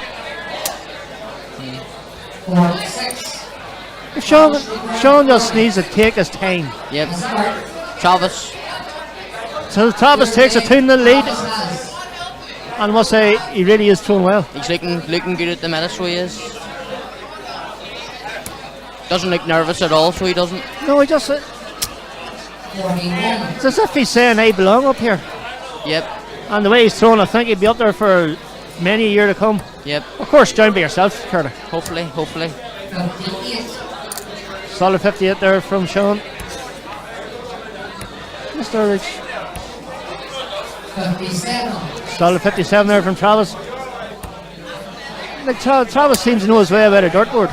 Yep, he knows what to go for. Good dart there from Sean. He switches a lot, so he does. He loves his switching, so he does. Good last one there from Travis. But Carter would probably have the initiative. He just gets a travel here. Unlucky there from Sean. Unlucky there, Sean. But so Travis, let's see what he can do now. He's staying down below in the 19s. Should go up the 20s. Nice thinking there, because if we'd have hit 136, it would have left 170. So he's using the 19s well there, so he is. Because if he had a single 20 first start, he wouldn't have left the finish. But if you go to down 19s, you leave a finish so you can. Yeah. Oh yeah, he's not only impressed me by his dart ability, but he's using his head. Yeah, he's using it. He's thinking about it. Yeah. Good last one there from Travis. 131. 131. So Sean trying to set this up. Good first start. Unforced the second dart there. Unlucky there. No luck. He's not having the best of luck here, is Sean.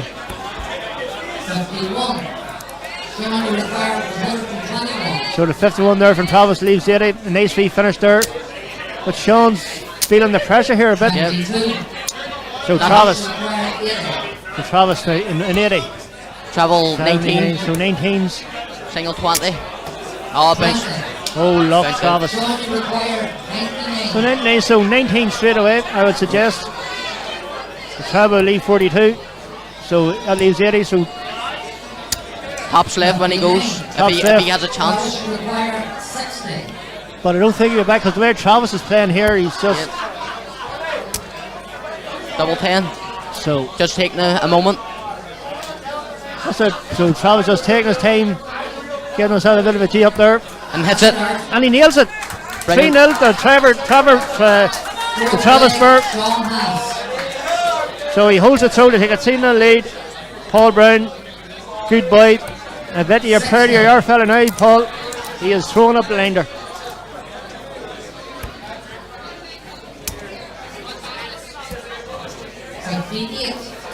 That's a good solid 58 there from Travis. Just like it's basically just a free hit for him this leg. Yes. He'll have the darts the next leg, but yes. doesn't need to win this leg, but if he can, it's a bonus. If he can't take the leg. Good first dart there. Plenty of room there to follow that one in. Unlucky deflection there off the bar.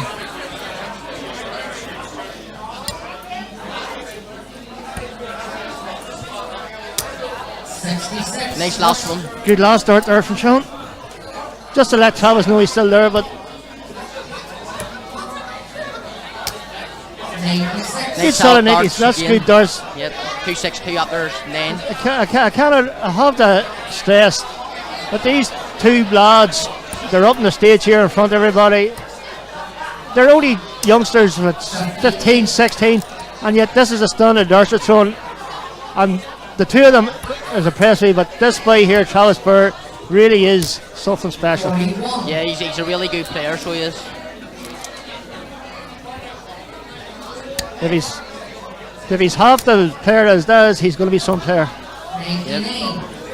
Well, that's a good dart there from Sean. It's on a finish, 158. Travis could maybe find another travel. So just back. Oh, even better. That's super dart there from Travis Burr, leading in 81. Puts the pressure straight back on Sean. So that leaves with Hun left. If he gets back, Travis Burr has a 2-dart combination here, 91. Easy goes 25, so he does. So 16. So that leaves the bull for the title. 66. That's unfortunate, Travis. Going for a bull there. Let's drop this up, but Sean now has a per second dart there. 76. So 76 there leaves 24, but Travis Burr now 25 to wrap this game up 4-0. Mate, what, either 1 or 9, should go 9, double 8, and gets it. Travis Burr is your 2019 N.I.D.O Masters Youth Final, and that was a very impressive performance there by Travis. Very impressive indeed. Just see the stats here. First 9 darts average of 73 compared to 55 for Sean. That's where the real difference in this game was. Right. Just see base leg there of 19, head side of 60, average of 69.91 compared to Sean's 61. But where the game was won or lost, I suggest Carter would be the first 9 darts average. Yeah, absolutely. You're talking about an 18 points difference there. Yeah. But very impressive performance.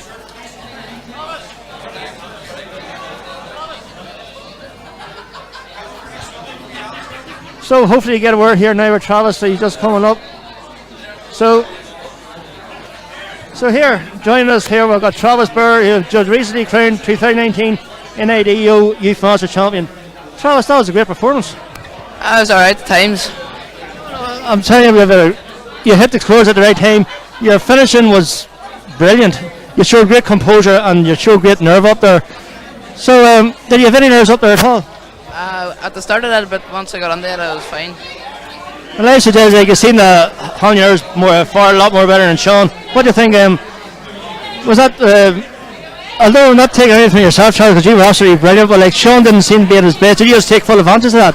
Yeah, he didn't get really started there up. I didn't start well.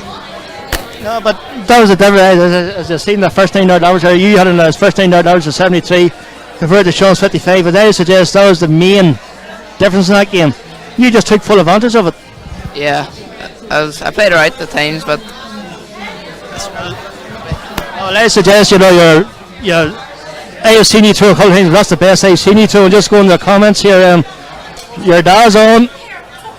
Noel Cannon says, "Well done, lad." Darrell Fitton, great finish from Travis. I've been saying that you've been excellent and you've been throwing well all day, and you even beat this lad here beside you. Very well, so he did indeed. He threw well against me. Yep. He didn't miss much. So, Travis, thanks very much. Congratulations again, lad. No doubt we'll see you again. So there we have it, lads. There's a recently crowned 2019 champion. And so that's the youth final over and done with. So on now, ladies. And can I just say, the young Carter here, thanks very much for joining us. It's been a pleasure. Thank you for having Well me. done. Appreciate it. Carter, not a problem, lad, any time, and we'll see you again. So there, Carter Gainey, great future in darts, as well as young Travis Burr, and even Sean Kearns, although Sean didn't throw his best there. Sean Kearns is a good wee player too, and just unlucky. They just probably, I think, Nerds got the best in the day, but fair play, he got the final.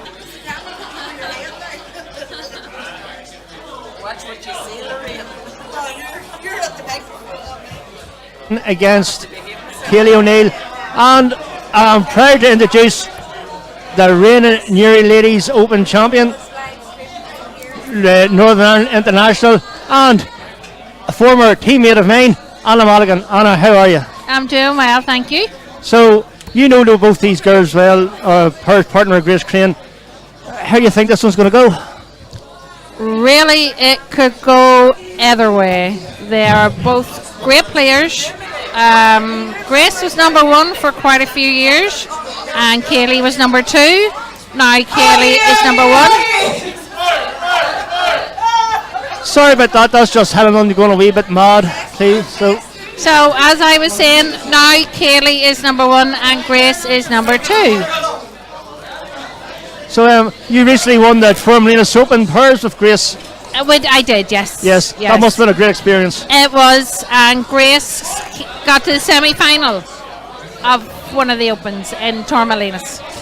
Yeah, but she won something with you, so it must have been a great moment in your darting career. It was. I forget about it because you've had so many. Yeah. Right. Well, Northern Ireland International also took part in the recent Celtic Cup along with Grace, and also another Newry player, Yvonne Campbell. That must have been good crack as well. Well, it was. It's great to get away with the team, and the team's great supporting you. And what else is there to do in life but play darts? You're a woman off my own heart, Mrs. Madigan.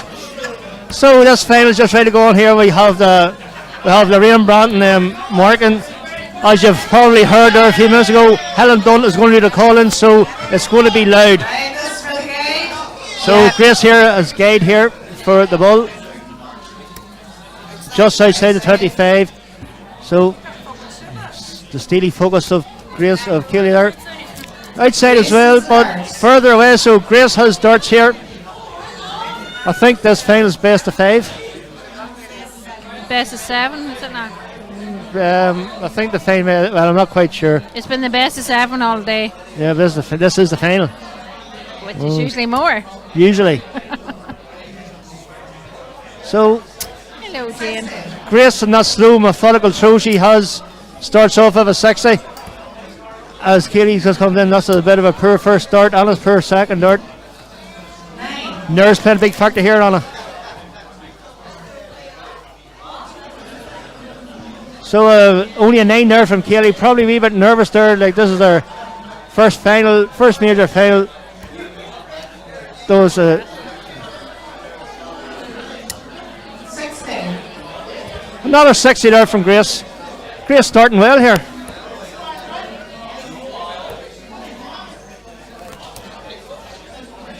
$43. And only a 43 here from Kaylee.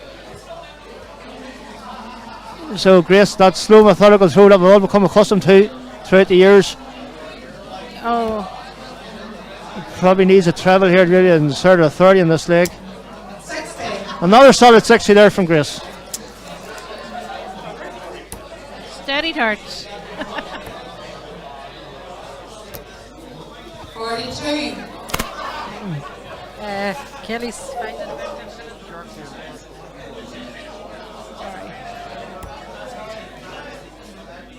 So as the start of this game so far, it looks like Grace has started more steadier.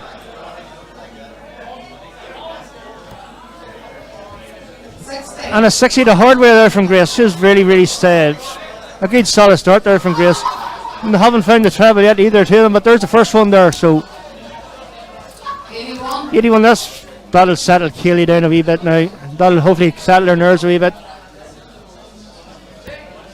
Yeah, it's not like Kaylee. We'll say Grace is really throwing very steady here in the start of this game. 100. A good solid ton there from Grace. She leaves herself in a nice finish of 1-6-1. As Keely comes in, just trying to put the pressure on this a bit. Well, Kaylee beat Denise to get there, so. That's what I was just saying. That, like Keely has beat some great players in the way. It sounds like she's beat Helen. She beat Helen Dunn as well on the stage. She's beat Grace, or no, sorry, she beat Denise. Yeah. Maybe she's just tired out now. Oh, well, she's thrown the same amount of games as Grace up there. But she looks really that 17. bit of frustration there from Kaylee. Yeah. I think Kaylee's nerves are hopefully not getting the better of her. I think Mummy's giving out to her there. She's giving out back. No, just leave her alone. She's trying her best, Jackie.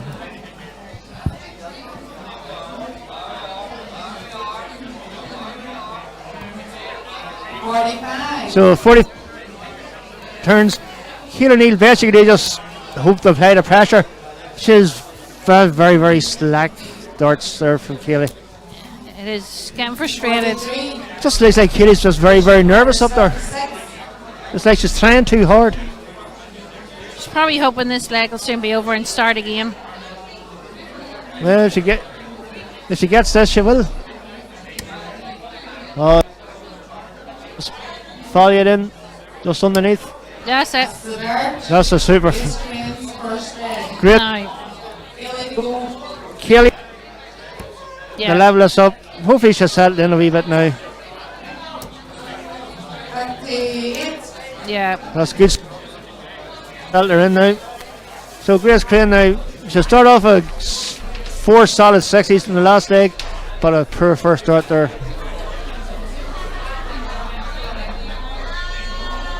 She's back down the 19s, only gets in 14. But 71 there is a good last start there to pull that visit back.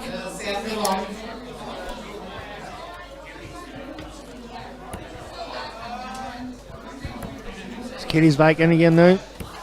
No, still not at herself. No, she's very nervous up here. Yeah.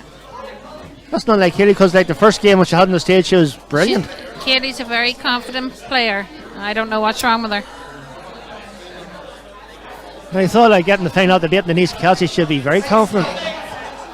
Some people had her the slight favourite in this match. Just on the basis that she beat Denise Kelsey. Yeah. 43.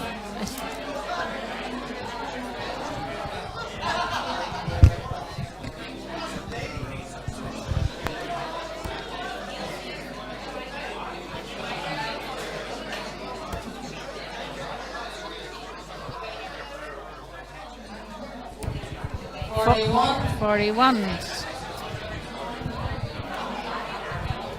Come on, Kaylee. That's it. That's it. She's getting back to herself now.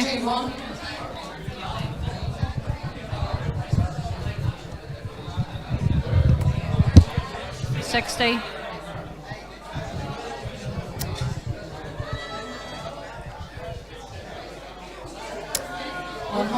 So Grace is finding her reins again here now, so she's back in this leg. Kaylee O'Neill just tries to exert more pressure on it, but she's just not throwing herself. But that's a superb last start there. Leaves her in a good finish of 1-4-2. I think if she wins this leg, then that'll be her back into her swing. Yes, well, as you did say, she's a confidence player, and after throwing so poorly the first leg, to win this leg really would be the shot in the arm that you really need, just to try and make a bit of a game of this. So 1-4-2, so that leaves 1-0-2, so it's will be good here. Unfortunate last start there. So she'll be back here to have a shot at 1-4-1. Only thing Grace can do is just try and put a bit of pressure on this. So she's back down the 19s, but that's a good first start. So these are 118. She goes back up again. Grace is a very good counter and finisher. She knows exactly what she's going for. Yeah, well, that's a superb visit there from Grace Crane. Leaves 56 the outshot she hit the last time. So a treble 20 here with a left double 18, but you won't get it now. So only a 45, which leaves Kaylee on 56 as well, but Grace has first shot at it. 16. So 2 darts at tops to take a 2-0 lead and the break of throw.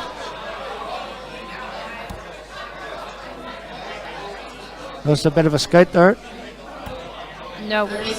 Just not enough power in that dart. So Kaylee has the same shot, 56. There's a 16, so 2 darts at tops. To level this game. That's it. That's it. Good dart there from Kaylee O'Neill.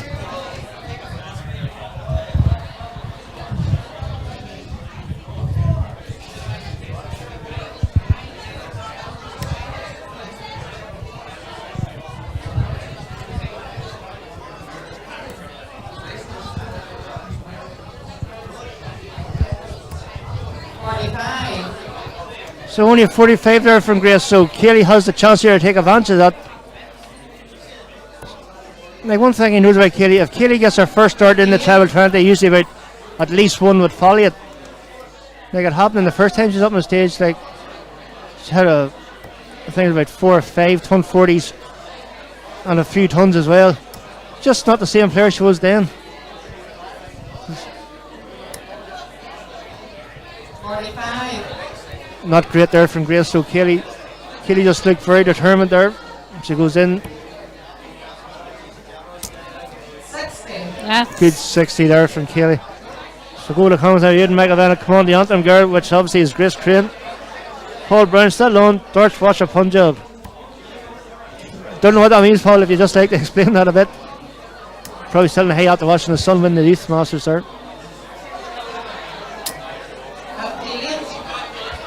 Grace is throwing very steady, if not spectacular, I would say. No, she's not throwing her A game.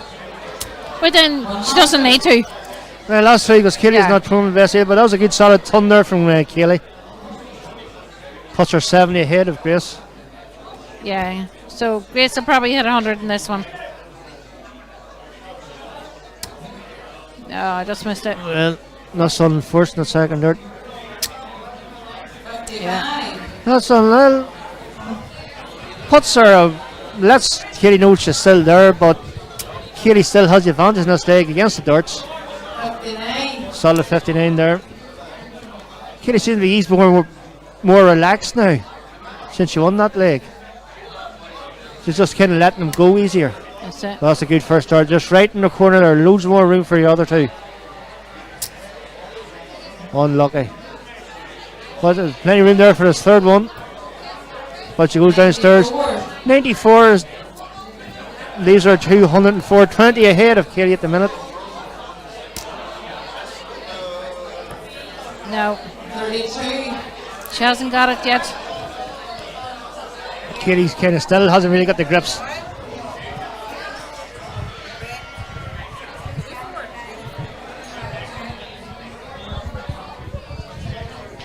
Check that last score, Grace was 84. Grace in the trebles again. Leaves 144. Another one would do the world of good here. She's got it, so 84. So 120. 94. 121.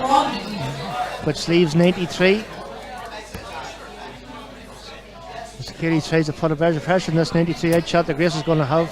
96. That's good. better. That's a good visit there. Grace requires 93. So Kaylee's 93 against Kaylee. Grace is 93 against Kaylee's 96. So 93, that leaves 74. So treble 18 or treble 14.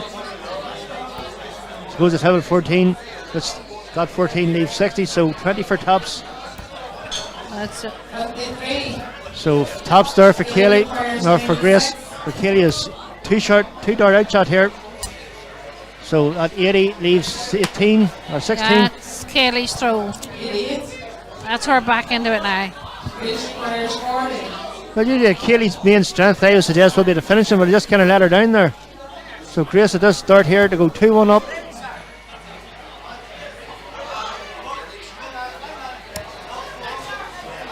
So 2 10s to take a 2-1 lead.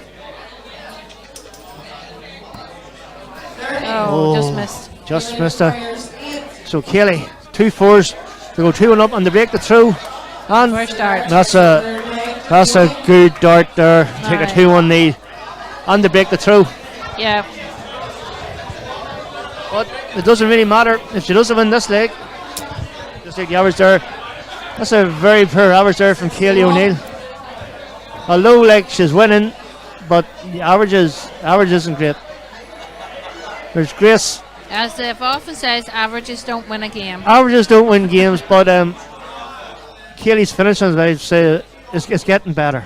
And so's her scoring power as well. 100. But that's a good last start there from Grace Crane. But there's Kaylee straight back in there again. Yeah. And she could usually follow it up here on that one. No. Not this time, but that's still a good visit there from Kaylee. It'll be a good game from here on in.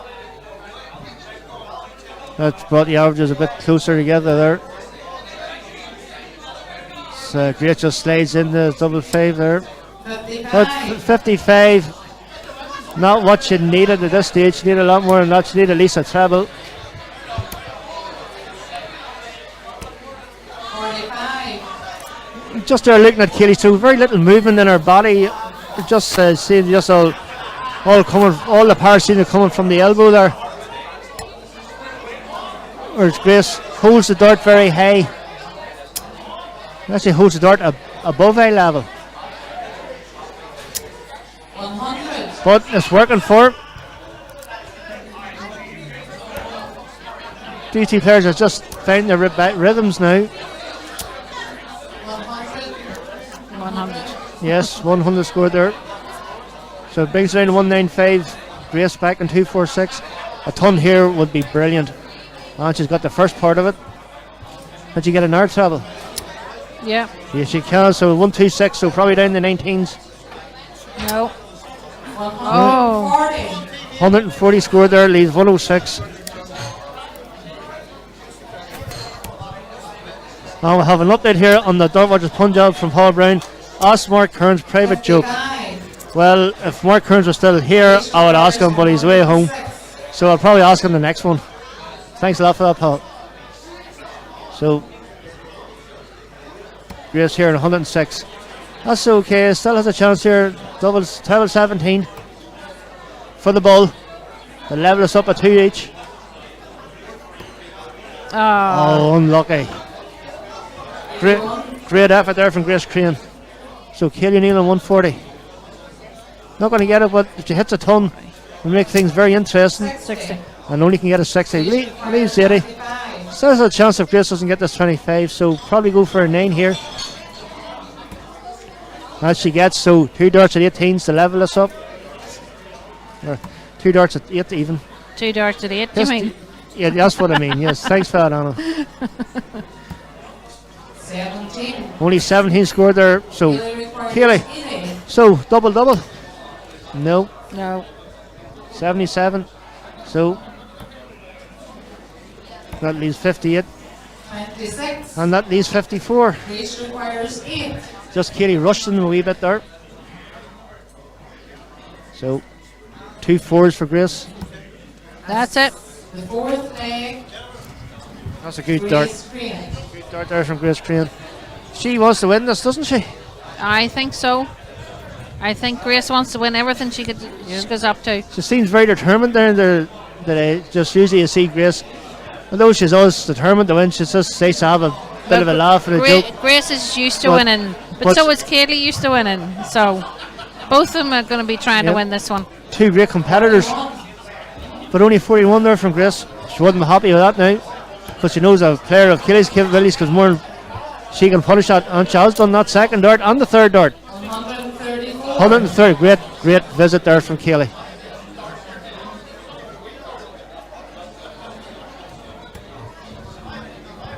So Grace back in it again. Grace seems to have a very, very kind of slow, deliberate throw, doesn't she? She does. She's actually, I think, thrown a wee bit quicker than she normally does throw. You think? Yeah, she's usually a wee bit more slower than that. Well, and she seems to go high above the number she wants and then bring her arm down to the number. Well, then the last final of the Newry City Darts Open there last August, which is in the final against Katie Shelton. I actually suggested after the final, after Katie beat her, that just thrown too slow. I just thought like just thrown too slow because that was kind of putting herself off. No, Grace is a very slow thrower. Whereas Katie just very, very methodical, a lot quicker than Grace, but still gets the job done. Did only a 43 there from Kaylee. 43 ahead of Grace. She's in again. That's a good first start. Can she follow it up now? Oh, slack second one. Good darts. But a good third, so 121 leaves 2 and 219. Pressure and Kaylee a bit, but that's a good answer. 137. This leaves a good finish of 161. Good answer there. Back into her swing. Katie seemed to find the groove. She had against Gail Mullen one stage. She was very impressive against Gail. Also very impressive against Helen Dunn on stage too. So Katie's third time on stage. 83.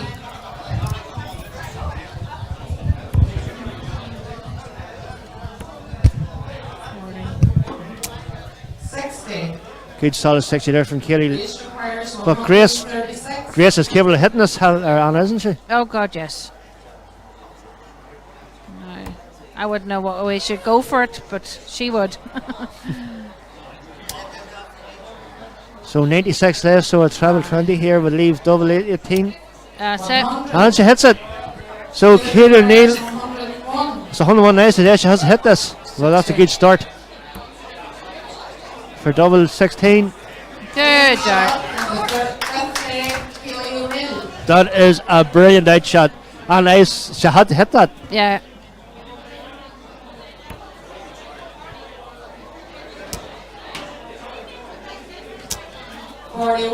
So as Katie starts this fourth leg, 41.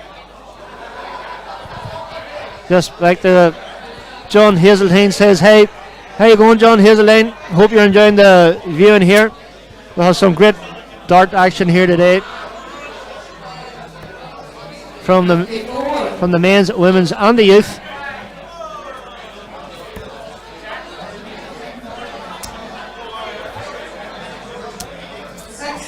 Kaylee seemed to slow down a wee bit as well. Yes, she's usually a wee bit faster than that. She's like she's taking her hands a bit more deliberate, whereas She looks a wee bit tired. Maybe she's just threw her A game against Denise to get there. Well, you'd have to throw your A game against Denise Cassidy. Yeah. You should know. Oh, I do it too well. As Grace Crane scores the first 180 of the final, and I suggest at the right time. 121. But that's a great answer there from Kaylee O'Neill. Well, that's just going to show the level of Grace Crane control. Like she hits the big scores at the right times. And she's back in again. 100, he'll leave a finish of 167. 100. Which she does. Well done, Grace. So Kaylee in now. She needs a treble here. 45. Unfortunately, doesn't get it. So Grace Crane, Which requires 167. she doesn't have to go for this, but She will. She'll try. so she'll just leave it easy now for herself.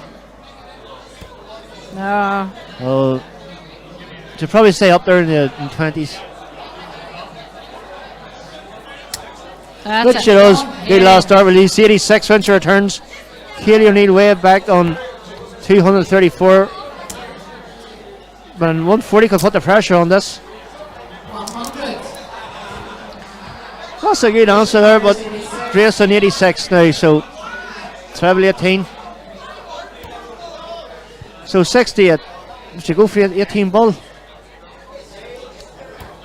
She does, yes, so Killian 134 to the finish. Grace has the ball to level us up. Oh, that is unlucky, Grace Crane. That was a superb effort. So is Killian 134 not going to get it now? No, she's not. 43. Only a 43 scored. Leaves 91.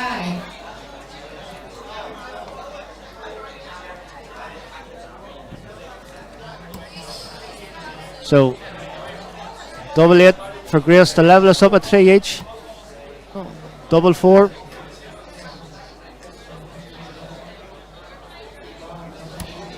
Good Shot dart. Oh, we're level here at 3 each. Back to comments here. Paul Brown, great shot, Katie, for the 101. Yeah, best of 7. So John Hazeltine, hey Paul Brown, you man. So they two obviously know each other. It's nice to see he's getting plus 3 McAvoy's door streaming here live at Bellinis. So back at the average here, Grace Crane has a 6-point advantage in the averages. But as Anna said, averages don't win games. Is right. It's a good solid 60 there from Grace. This is the last leg, so the two of them will be trying here.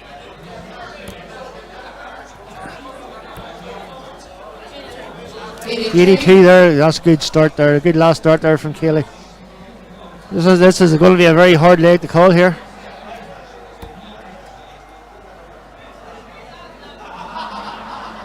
Just so it all depends, whichever player can hold their nerve and just keep their battle, and good, and that's great. That's good, great dart there from Grace Crane. But Kaylee straight back in again. She's not going to let go too easily.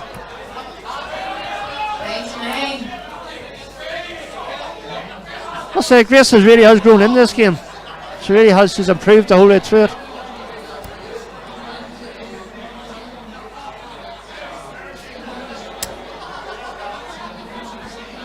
So Grace Crane. The concentration in that face.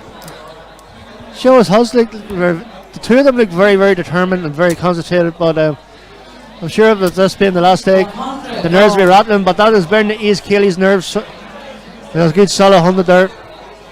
But Grace Crane is more level of the matching that, or even scored a 140.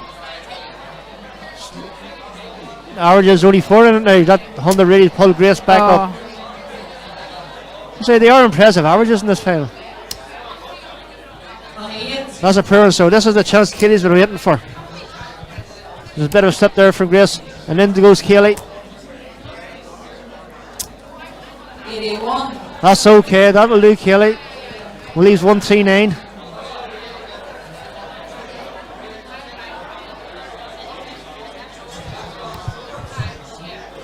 Only thing Grace can do is punish it, and if she gets a travel here, she. Oh, no. Unfortunate. Just not enough power in that shot. 41. So, Kaylee O'Neill, you can basically say, has got 6 darts to win this.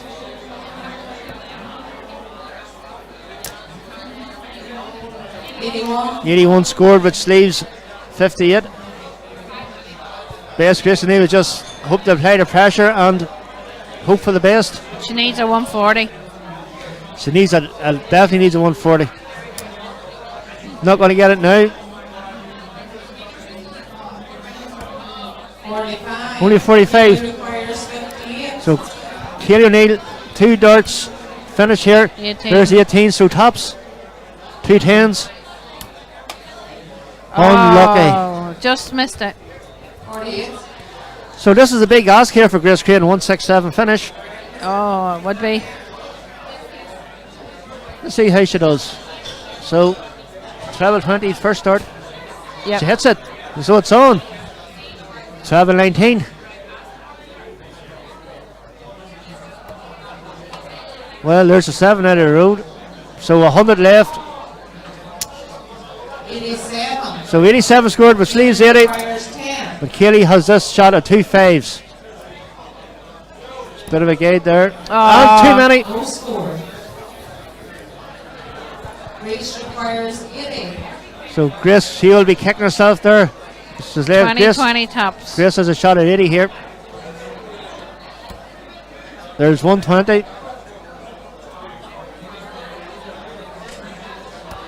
There's a second, so tops. 1 dart. And this is probably all what she needs. Oh. 40. Unlucky. Kaylee requires 10. So, down here, the business end of things, Kaylee needs this dart.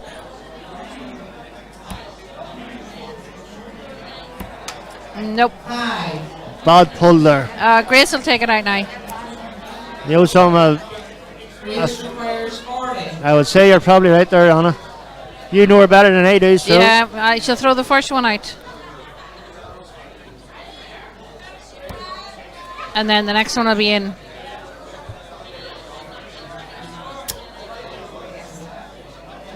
Maybe the next one. Nope. Oh, you can just see. You can see the tension in the elbow there. Could that be our chance? As Katie O'Neill comes in. Oh, Katie is just rushing there. But you just take a step back, just take your time, take a breath.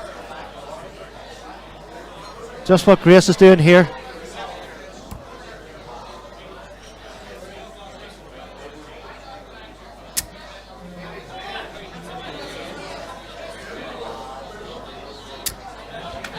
And again she misses. There's 6 starts at tops. Grace Crane had to hit it. And she just couldn't do it.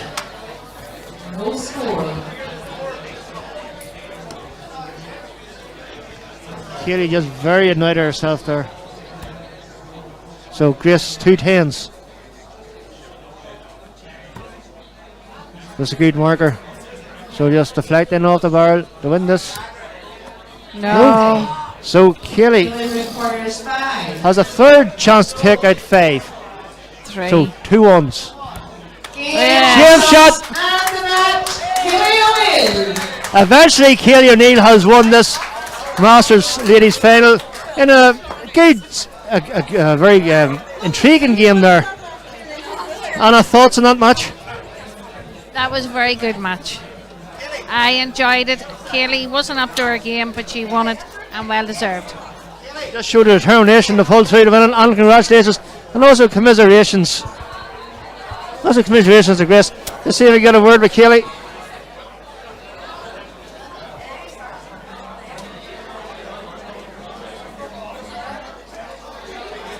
Thanks very much, Anna, for co-commentating there in that ladies' final.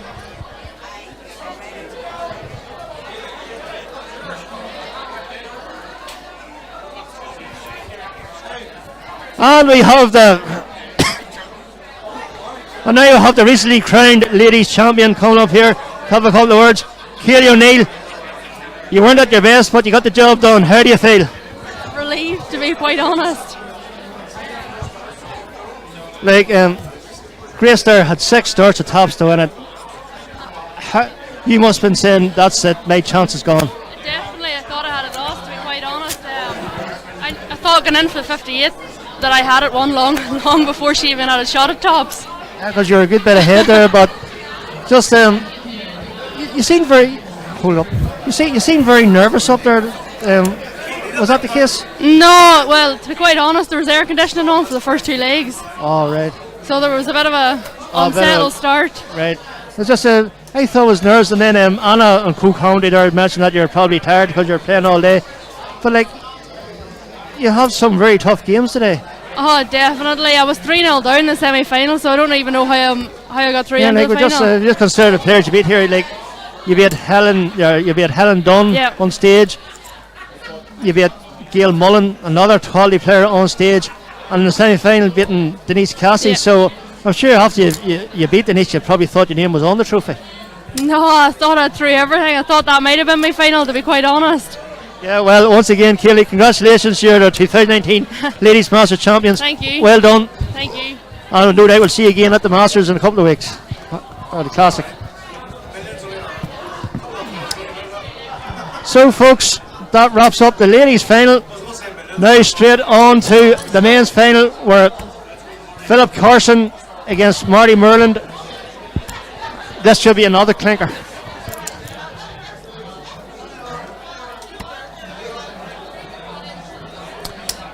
So, back in the commentary booth, you have myself, Micheál McAvoy, alongside my day-long compadre, Damien. Damien, what a final there from Kaylee and Grace. A bit of an edgy final. There was a bit of nerves, maybe a bit of an edge to it. Very nervous, very tense. Like, you know yourself, Micheál, both girls come through a lot better than what showed there in that final, but I would say it was more compelling than exciting. Yeah, it was absolutely compelling watch. I'm sure everybody on YouTube there really enjoyed it. Yeah, well, Paul Brown on here, well done, Kelly. Unlucky Grace Snares up there really played their part. Good game, ladies. Yes, Paul, I would agree with you there. John Hazeline, yeah, I'm boys, man. Go on, wee Marty, go on, son. So Paul Brown's on for Marty. But that was any one of these two boys. This is going to be a close game to call here, because I see Philip Carson on stage earlier on. Also see Marty Merle playing an absolute blind there against Colin McGarry. Yeah, this could be a really interesting fixture here. Marty Merle in his game against Colin McGarry absolutely grinded out a victory with some really important scores and really important times. Philip Carson, on the other hand, has been absolutely consistent throughout. 5 darts at double, win over Ricky Dunlop in his semi-final. Ladies and gentlemen, we're going to play the final of the Masters. And the two players are Martin Merlin and Phil Carson. As introduced there by Chris Gilliland, we've got Marty Moorland and Philip Carson here. Final is best of 9. Or so best of 11. Best of 11. So best of 11 there, so I'll be first to 6. So this one's going to have its merits, Damien. Also, yeah, although nerves will obviously play a factor in this being the final, fatigue might play a part too, because these two lads were playing all day against some very tough matches against some very tough players. They've had absolutely amazing games all day, and I'm really looking forward to this. Best of luck to both men in the final.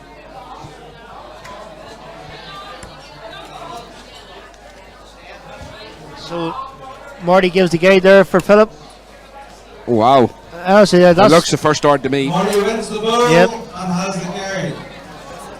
So how big advantage will play in the scheme of things? But Marty Merlin has darts here in this final of the N.I.D.O 2019 Masters Men's Final.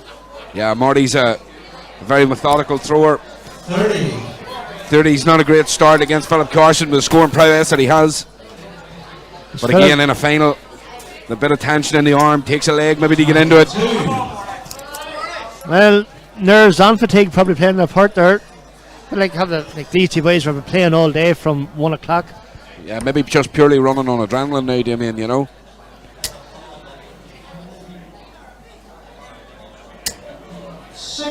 So only a 60 there for Marty. There's John Hazel. John, all the best. Enjoy your trip to Target. Yeah, Percy McCord, good luck to both players. Sean Kearns, thanks Paul and Darrell. Well done, Travis. Well, very, very fair play to Sean there for getting on the comment there. Very gracious in the feet there. Very unlucky, just on another day he could have had that, but nerves played a part, Sean. But don't worry, Sean, you'll be back again in the final, no doubt. So, back to the final here. 58. Still really has the catch light here, this final, I suggest, Michael. Yeah, absolutely. There's a bit of time to go yet before it catches fire, and let me tell you, Damien, with the quality of these two throwers, it will. It only takes one man to pop in a big score for the other man to wake up. Indeed, Lynn. We know that. It takes somebody to light the touch paper, and all of a sudden with fireworks. Yes. Like, hopefully this match will probably be like the Gold Cup final in January. That started off a bit of a slow burner, but then Colin McGarry just lit the touch paper and away he went. Yeah, Marty, of course,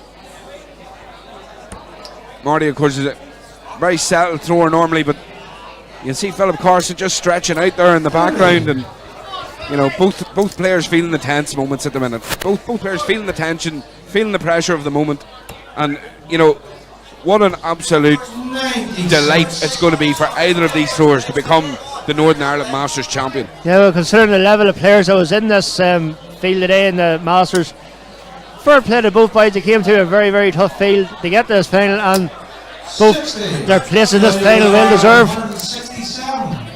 So 167 here for Philip. Not going to do it now, but he can set it up well. That's a good second dart there. Leaves 87. Oh, that's unlucky. 89 so only 89 scored there. So he's 78. Yeah, Marty's slightly behind, but a good visit here could really help him. And that's better. That's more like Marty than we've seen. Another one of them puts a cat amongst the pigeons. And we have our first 180 of the final, but that's the Philip Carson has shot here. And so tops it is. Tops. That was a very composed finish there from Philip. Well, that's what Philip Carson's been doing all day, Damien. That was very composed. Philip Carson has been absolutely peppering his double every time he's got a shot. He's taken it today. It's been a pleasure to watch. Oh, as soon as he's got a sniff, he is in there. Now, you don't get many chances with Philip Carson's about, and he's on a double. Philip Carson, of course, more than capable, Damien, of running away with this final. But Marty's not going to try and let him. Marty's not going to give up. He's going to stick right in Philip's coattails here. He's not going to give up easy. He's a dogged thrower, isn't he? He grinds out wins and he hits scores at the right times. He proved that in the game against Colin McGarry. Colin McGarry, everyone thought was going to run away, but he just could not shake Marty Merlin off. No, and of course, as you say, with the caliber thrower that's been here today, for these two men to be where they are, it's a testament to how they've thrown. But that's a great visit there from Philip Carson. Philip's starting to lay it on here. It's starting to come together for Philip Carson. Marty needs to keep up. Now, John Hazeltine is a Marty fan. Come on, Marty. Yes, he's still a wee bit of work to do yet in this game here for you, John, but Philip Carson just showing his class here. Sets that nicely set up for 118. Consistent darts there, Damien, again from Philip Carson. Oh, he's throwing well this leg now. As you see there, close up at the top, it's take a batter in the day. Right, let's just see where he goes from here. He's just going to set it up. 94. Super 24. It's a great lead from Philip Carson. That was a great setup there from Philip Carson. His area 9 colleagues are out in force. Marty's not going to make this easy for him. So 93, so travel 19. 127. 24. That was a good effort there from Marty. Well, that was very close there. Well, I'd give either of the first two, Damien. I'd give either of the first two. What? I'd give either of the first two there. So would I. Oh, great first start there. So, double 16. Just on the wire, but he can use the dart as a guide. Oh, just the wrong side of the barrel. Just the wrong side. So, 2 6s there. We take a 2-0 lead. 6. So, 32. Marty Merlin comes in here. 2 16s to level us up at 1 each.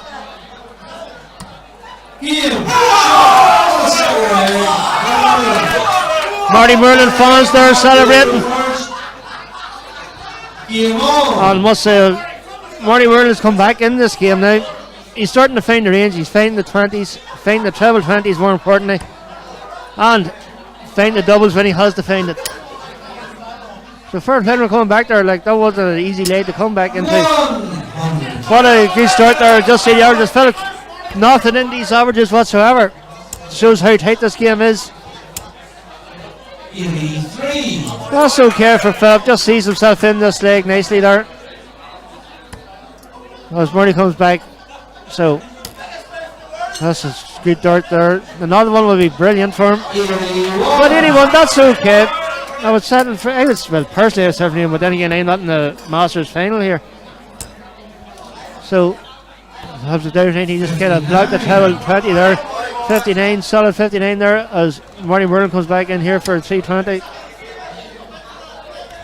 John Hazeline, obviously a Marty Merlin fan. Your boy's throwing well. Good last start there from Marty Merlin.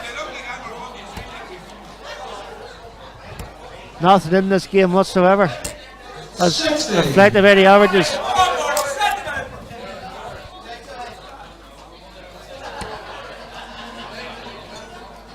Marty Merlin back in the treble 20. Just like that treble 20 has been taking a batter in the day. Yeah, that's better scoring there from Marty Merlin again. I say he's coming in this game. He's coming in the zone here. He's got well ahead now of Philip Carson here. The 180 did help him, but 85. Philip's starting to feel a wee bit of the pressure, a wee bit of the pressure he's feeling. So 1-4-4. Let's see how he's going to go about this. Well, not going to finish it now, but 1-2-4. Good setup here. Probably a treble 20 would be good for him. That's just what he needed. Good treble 20 at the right time. Yeah, and we've spoken about timing. This is all about timing, and that was And what a time for a 180. Oh, it's unbelievable. That's pressure, Damien. That's pressure, but 44 here, so 18. Yeah, well, He's why 20, not? It was 26. 213, this is okay. Good marker. That's a good marker, okay. Oh, he's just gone inside. Unlucky. 34. We talk about timing. What a time that was. Can use that dart. Oh, he's just gone inside. Lucky. So, Marty Vernon. So, 13 left.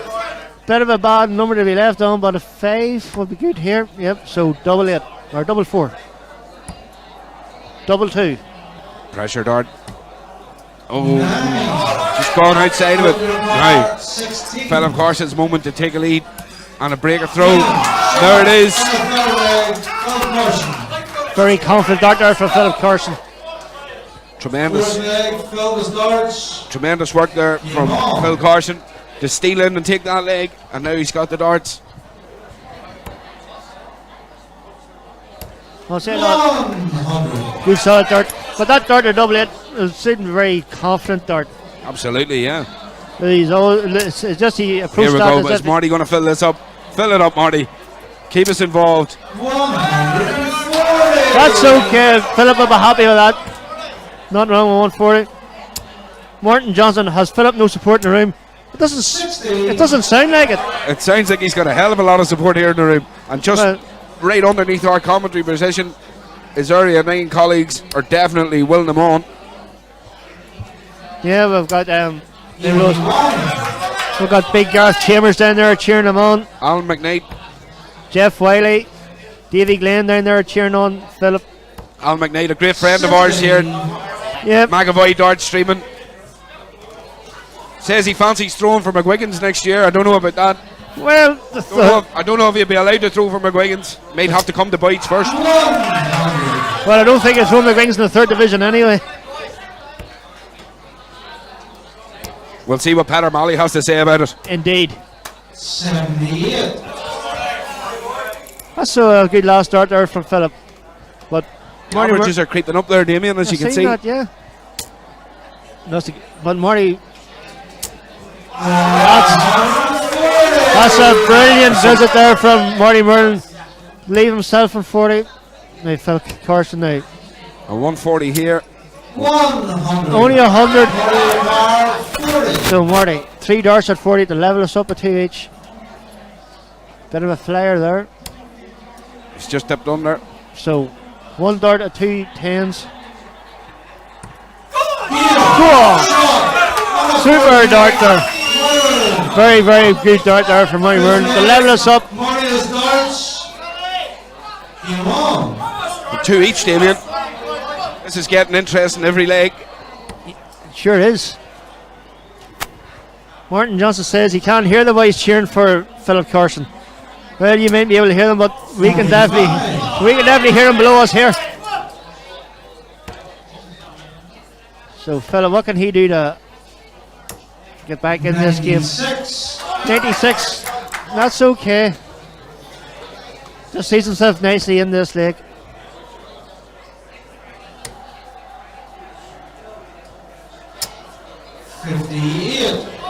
Only a 58 there from Martin Merlin.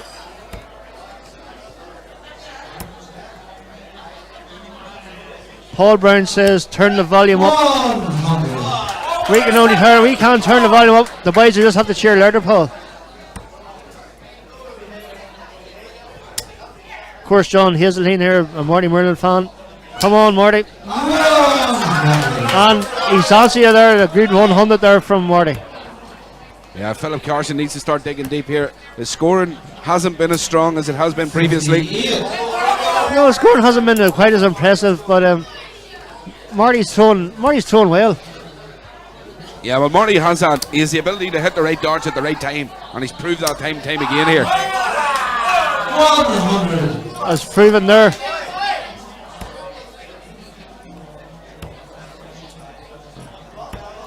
He won there. Doesn't leave a finish spot. And 166. There's not a finish. So That's a good solid 100 there for Marty Merlin. So, and he will be back, because as I said before, 166 isn't the finish. The best that Philip can do here, just set this up. 134. Which he has done. That was a brilliant dart start to leave 32. So all the pressure back here on Marty Merlin. Yeah. So that one leaves required. 987. Not going to do it now. Just so outside it. 24. Philip Carson. 32. 32 is go-to double. Good marker. Inside 2-8s. Oh, he's inside again. 74. So 74, treble 14 or treble 18, Michal? Well, he went for the 14s. Tommy Millen back online.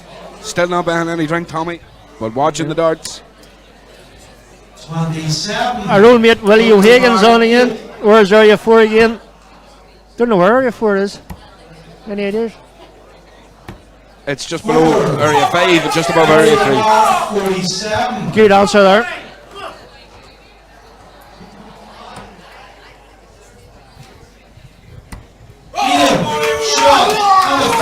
Marty Merlin takes a 3-2 lead here. Tremendous work. Well done, Marty Merlin. There, take that. That was a good leg there to win. As Philip Carson stayed in again. 85. That's a good start there from, well, low K start from Philip.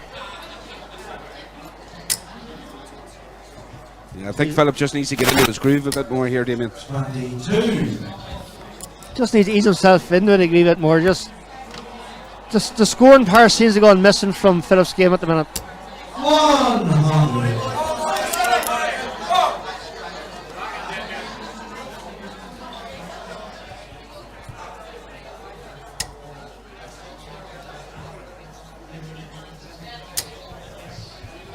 Good second dart there from Marty.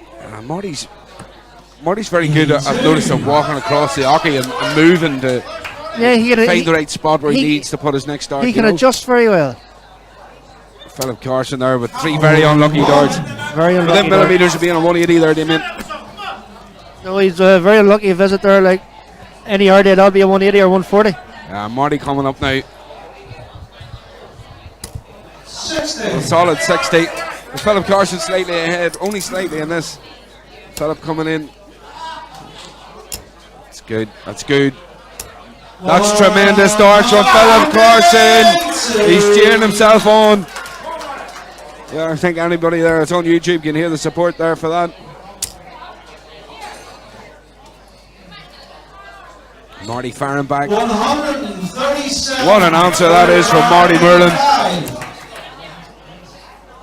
Philip Carson, he's holding his best darts for this now. He's got 95. 55. Yeah, that's good. Leaves tops. Marty Merlin, 200. Needs a 140 at least.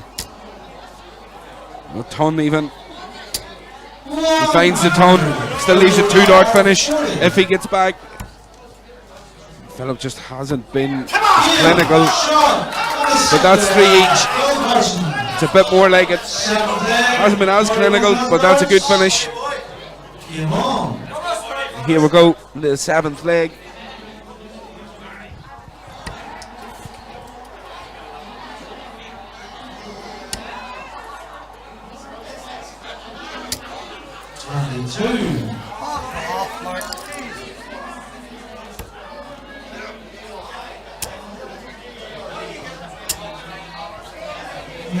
$95 there from Philip Carson. Marty will be looking to put a bit of pressure on that. That's good darts. Good darts from Marty Merlin here. Filling up Marty. 140 will have to do. 140 is a great visit all the same. 95. Philip with an 85 there.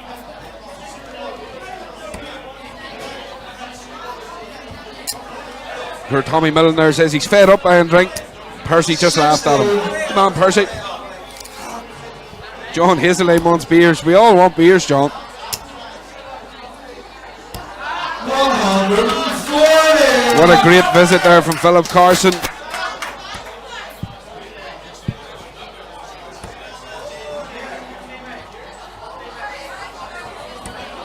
45. Well, Marty's hitting the right scores at the right times. 97. Now Phillips F 74. Marty back on 2, 3, 4. That's a good start there, and he can fill this up. Good Marty hitting the right scores at the right times again. 104. Leave it 94. Looking like it. He's putting the pressure on. So 9. So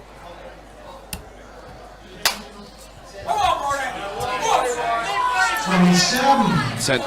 so Bizarre visit there from Philip Carson. Just when he needed a bit of composure, it left him. There's a 4. So treble 18 again. Treble 18, double it. What do you think, Damien? Or maybe bull tops. Tops bull. Nice save, probably going for a treble 18. He got it. Yep. Let's see if he can hit it. Philip Carson looks dejected there when he hit that. Did you see that? He's just a bit of composure needed here from Marty. Oh, it's just gone under. Now Philip needs to open the door here. 32 is go-to double. Double 8. It's eluded him. 39. His doubles have really gone missing here. 18. So Marty Merlin to hold it through and to take a 4-2 advantage in this game. 9, so 1, double 4. There's the one. He made sure the first composure here is needed. 10. Oh, he's gone outside. Can't find it. So Philip also needs 8.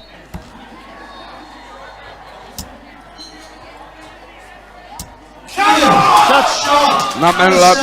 That meant a lot there to Philip Carson. You can see the emotion that's coming out of him there. You just see all the tension just getting released there. It's a break of throw, Damien, and now if Phil can go on his own throw, it's a good start.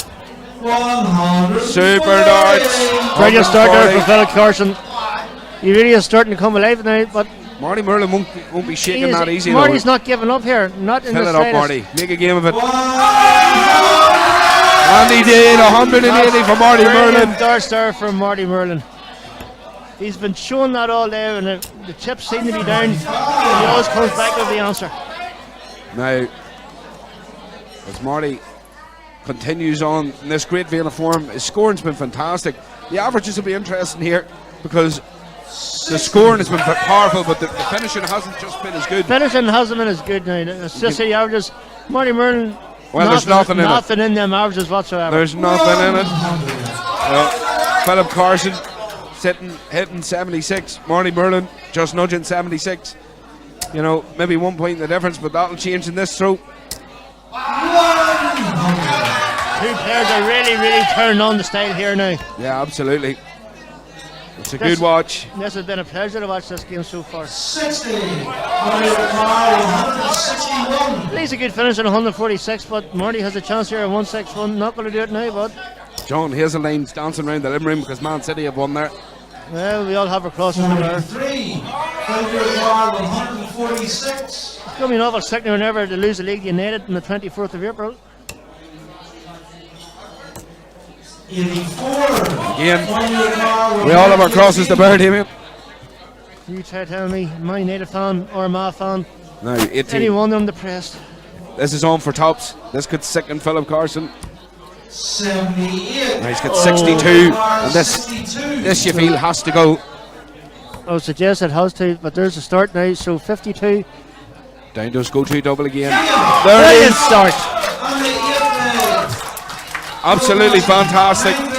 Phil Carson showing there, Damien, how when he has a combination to hit, he seems to just check it out. If he has 3 clean darts, he maybe thinks about it too much, but when a combination hits and he has 1 dart in hand, it's double all the way. He's been in that all day.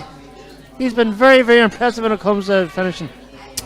100. What a good start there from Marty Merlin. Just matching that 100, or good start there. Tremendous starts. 59. Philip Carson's opened up a slight lead here. He's looking at it, Damien, he's thinking he's 1 leg away here from victory. 60. Couldn't be a case of white line fever there, could there be? Well, I don't think he'll let that. I don't think he'll let that annoy him. 100. Philip Carson's been on the big stage before, many moons ago. He was just saying to us earlier on, it's almost 17 years from he won a major. Not long. It shouldn't be, not for a man of his quality. Very, very surprised at that now. But he's got a chance here to win his first one in 17 years. He's got only 1 leg away, and that's a good visit there from him. So Marty suggests we probably need at least a ton here, more. So another one here will really put the pressure on Philip. Well, a ton's a good visit, but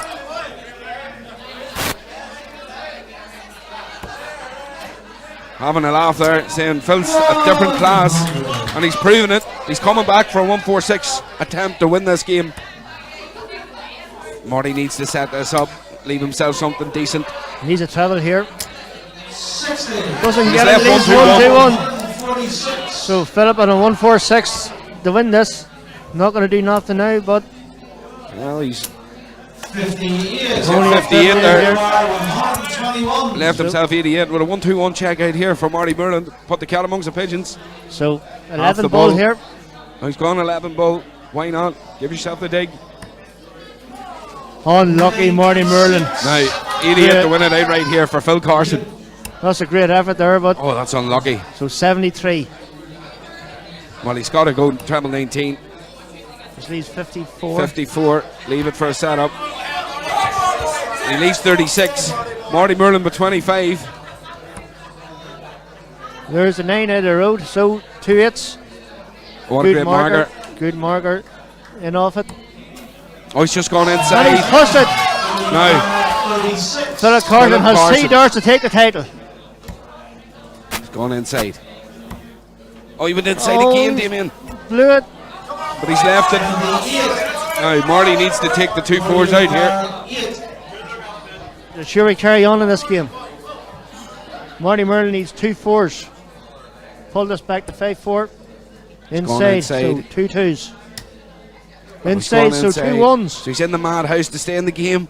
And he gets the ball. That was character. That's a pressure dart, Damien. That was character. That was brilliant dart there. Absolutely. Under that pressure to hit that double. So Phil just has to clear that from his mind and just carry on. Now Phil has the darts. As you say, Damien, just needs to try and keep his scoring consistent throughout. That's all he has to do, just keep it consistent, just keep going, and Marty Merlin, though. That's solid. I said before, he is not going away.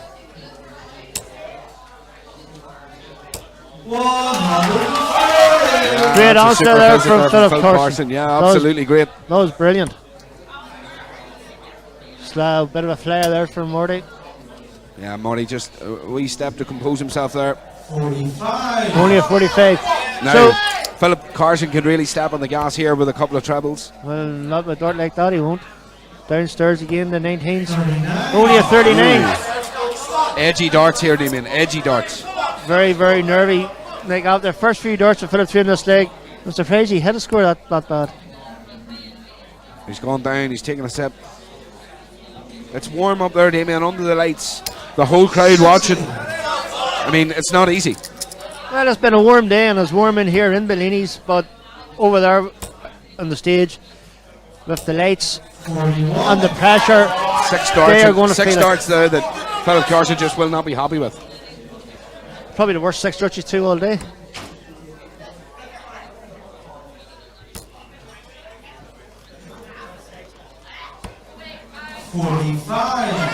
Only a 4. Marty Merlin just can't take advantage of the bit of the rough patch that Philip Carson's going through now at the minute. Philip Carson can't really take advantage of his own rough patch. So the Marty Merlin fans are urging him here to score a big treble here, but doing the world of good. Well, he hit a treble, not the right one. That's more like it, Marty. 68. So 68 leaves only a 3, still behind this leg. Philip's just not performing this leg at all.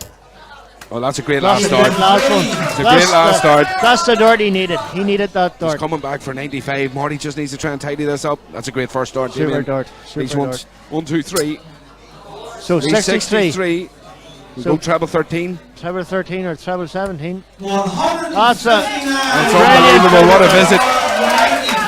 Puts incredible pressure here on Could Phil that be Carson. the dart to actually save this game and bring us to the final leg? Puts incredible pressure on that for Phil Carson. And all he can do is set it up.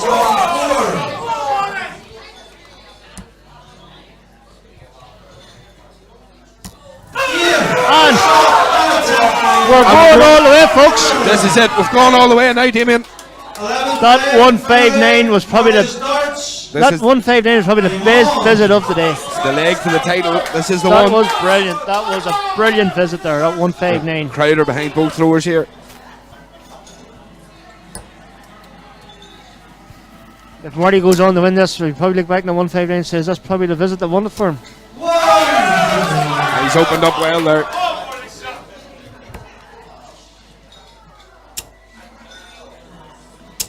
Oh, super darts. Great answer there from Philip Carson. No, he let himself down that last leg when he probably could have won it. But yeah, but he's went from 5-3 to 5 each here, Damien. I wonder if it's playing on his mind. Man of Philip Carson's experience. I don't think I will just play the leg, play the board. Tremendous switch in there. Brilliant switch there from Philip Carson. Let's see what Marty has. It's a loose start from Marty. All the momentum with Marty, but no, especially that 159. That 159, the last leg is probably the best 3 darts we've seen all day, but under that pressure. Under that pressure, but he's just letting it slip a wee bit now. As in comes Philip again. Solid 59, leaves one. Well, not a finish. Yeah, I thought. Bit of a miscount there. I thought Philip would have left the finish there. I thought he might have stayed up, but he didn't, and we are where we are. And Marty to try and. He's struggling to find the treble in this final leg. Not taking advantage of the bit of a slip there from Philip, but he stayed in again. 88 left. So 88. 96. Which leaves 72. That's okay. Marty Murray now needs to put some pressure on here. Paul Brown's got to shoot on. Paul, it was great to have your company today. Thanks for joining us. Good to hear, Paul, and no doubt you're proud of your son. Threw very, very well today. 100. 72. So 72 for the title. So 12 leaves 60 for tops. And as I said, the combinations all day. Oh, just that's the 153 going. A big gas for this 153. I've seen them hit. More than capable. Not this time, but all he can do is set it up and hope for the best. Oh, unlucky second dart dart on 139. Treble 20. Yes, that's a great dart. visit. Leave 70. But for the title here, tops. Ladies and gentlemen, Philip Carson is your new 2019 N.I.D.O Masters champion. Absolutely tremendous final. It went all the way, Damien. Although that was a very, very good, although very entertaining, very compelling final. Both players tried their best. Both players had their good patches and bad patches. But at the end of the day, Philip Carson, from what we've seen on the stage, was the class act of the day. There can only be one winner, Damien. Philip Carson. We had him here for a quick interview after his semi-final. We knew that he had the darts to do this, and he's just right at the end. He's pulled a leg out of nowhere. Absolutely tremendous. Played well all day. Very deserved winner. Though credit to Marty Murray, he didn't make a. He played well all day. Like he beat Colin McGarry in the quarter-final. Anyway, he plays Colin McGarry. There's no dozer. We'll try and get a quick word with Philip Carson. Hopefully he'll pop round to us at some point. He may not be available right away, but we'll certainly try and get a word with him. I'm sure his emotions are high. Doing Area 9 really proud today. We can see his comrades there from Area 9, the Ballymore, all celebrating.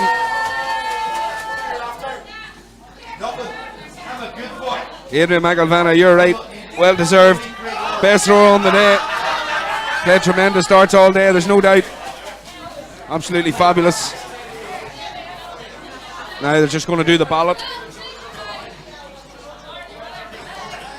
Number 471 to 475, White.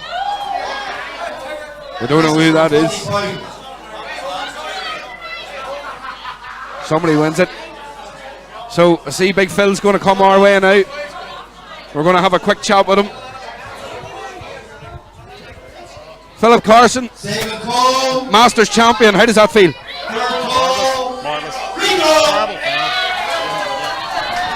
Well, I'm sure you were 5-3 up. I thought you were coasting, but fair play to me. Really showed great care to come back to 5 each there. How did you feel whenever you hit that final? You hit a 1-5-9, leave himself in 24, and on the camera you just see the look of sheer disappointment in your face when you hit it. Was that how you were feeling at the time? That's the way it is. You have to step back up and try and do your best after it. Marvelous performance for him hitting that double, hitting that 1-5-9, but you got to do something after it. The game's over. I mean, you got to just concentrate on what you're doing. Absolutely right. We spoke very briefly after your semi-final. We said that your doubles were completely amazing in the semi-final. Your doubles were eluding you in the final, and certainly from the commentary position, I was a bit afraid that maybe a bit of panic would set in, or a bit of concern, at least on your part, that the doubles just weren't going your way, especially the way you were hitting them in the semi. Very nervous. Just the way it is. I haven't been in a final or an N.I.D.O comp for 30 years, so that's the way it goes. Just too many nerves. Yeah, you had said that at the last sort of major competition, when probably 17 years ago, from maybe more even, 30 years ago. So obviously getting to the competition, especially with the field that was here today, all the big guns, you played your way into the top 8. You're now a major winner this year. Will you take this on? Obviously, a few months' time, Northern Ireland Open's coming up. At the end of this month, we've got the Northern Ireland Classic. Surely you must be feeling good about your darts and hoping to continue that good vein of form. The Celtic Cup is something that helps our best 12 players perform against the Scots and the Welsh. That was only 2 weeks ago. That got me in the right frame of mind for this. It was a great experience, and it sets you up for this. Hey. Loved it. Well, you could tell that you were enjoying your day from early on. We've seen you a few times today on the stage. You get into the groove early.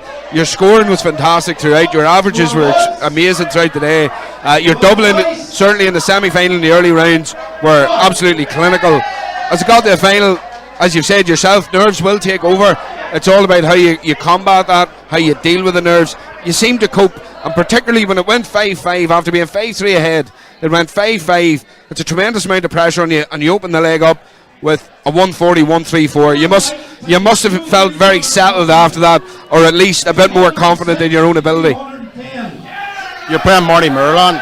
Marty Merlon has had a 9-darter in the Irish Open. It doesn't matter what you hit up there. That guy can hit it back. You can't settle, you can't be confident, because that guy's going to hit it back against you. But it was good. What impressed me most in that final was your 3-dart out shots. Just like you took your time at it. You seem to be more nervous when you're just facing, say, a single double, you 3 darts or double. But I'll come to say it's here, like 72 finishes, you seem more confident. Can you explain why that was? It just seemed to let you think about the better you performed in them doubles. Too much time to think with single double. If you're going for like a 72 or a 134 or 120, it's bang, bang, bang. That's it. It's just a process. If you're going for a double 610, you're actually thinking about it. You miss your first one, pressure builds. You miss your second one, the pressure builds even more. So you're just trying too hard then when you don't hit the first one. Precisely. So you've had a lot of support online. You won't have noticed it, but we've had over 100 viewers live watching, multiple viewers throughout today. We've got Robbie Calvin has been edging his support all day. Robbie Calvin, Tommy Millen, a lot of guys on the Northern Ireland darts scene watching from afar and from the air. They've all sent their congratulations. So from us here at McAvoy Dart Stream and Philip Carson, congratulations. A tremendous performance. Well done. Any last words? Thank you very much. But McAvoy Darts, that's what it's all about. You guys are showcasing what we do. Thank you very much. Thank you, Phil. Thanks again for your time. Enjoy your win. Enjoy the celebrations tonight. Been a pleasure watching you all day, Phil. Well done, Philip Carson. So there we are, folks. Philip Carson, the N.I.D.O 2019 Masters champion. Damien, what a day, darts.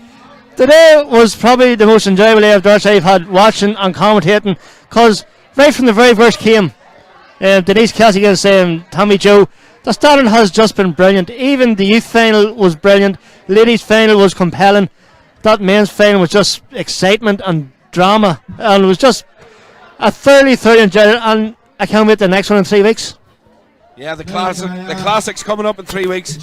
So, ladies and gentlemen, from us here in the commentary area, we're signing off for today. Mark will keep you going through the speeches here as we wrap it up. We'll be back in 3 weeks' time for the classic, the N.I.D.O classic, which promises to be, with the way Colin McGarry has performed, with the way we've just seen Philip Carson perform, and of course Kyle McKinstry. And that's the last 3 major champions. We're in for a real treat in 3 weeks' time, Damien. And I am looking forward to it so much that I just can't wait.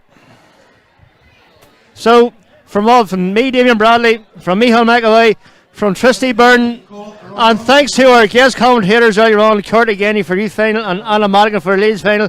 Thank you very much for listening. I hope you enjoyed the day. Hope you enjoyed the darts. And thanks very much. I will see you again in 3 weeks. Folks, thanks very much for joining us on the live stream on YouTube.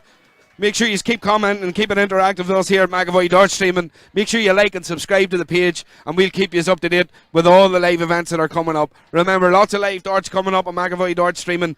Hit subscribe, hit notifications. You'll get a notification every time Mark and the crew go live for every N.I.D.O competition. Ladies and gentlemen, good night from us. Enjoy yourselves.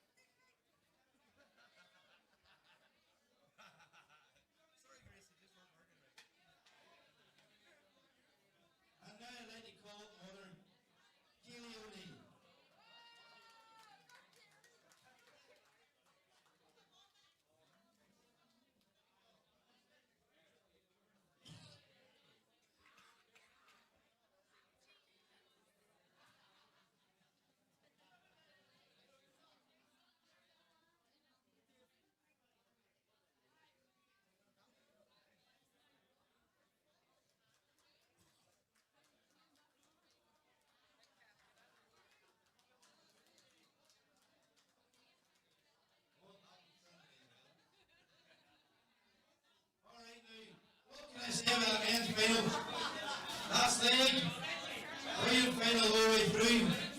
I'd like to congratulate, I know it's not nice to say congratulate, but I would like to congratulate Barney Moreland. Can you please come up?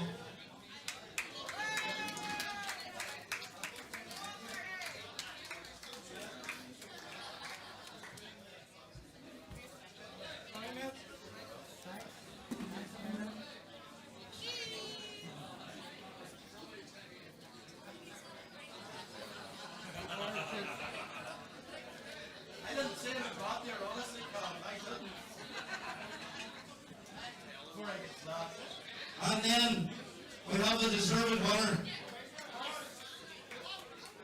He's just beat the Wales with an All-Ireland team. And can I call up Mr. Philip Carson, N.I.D.O.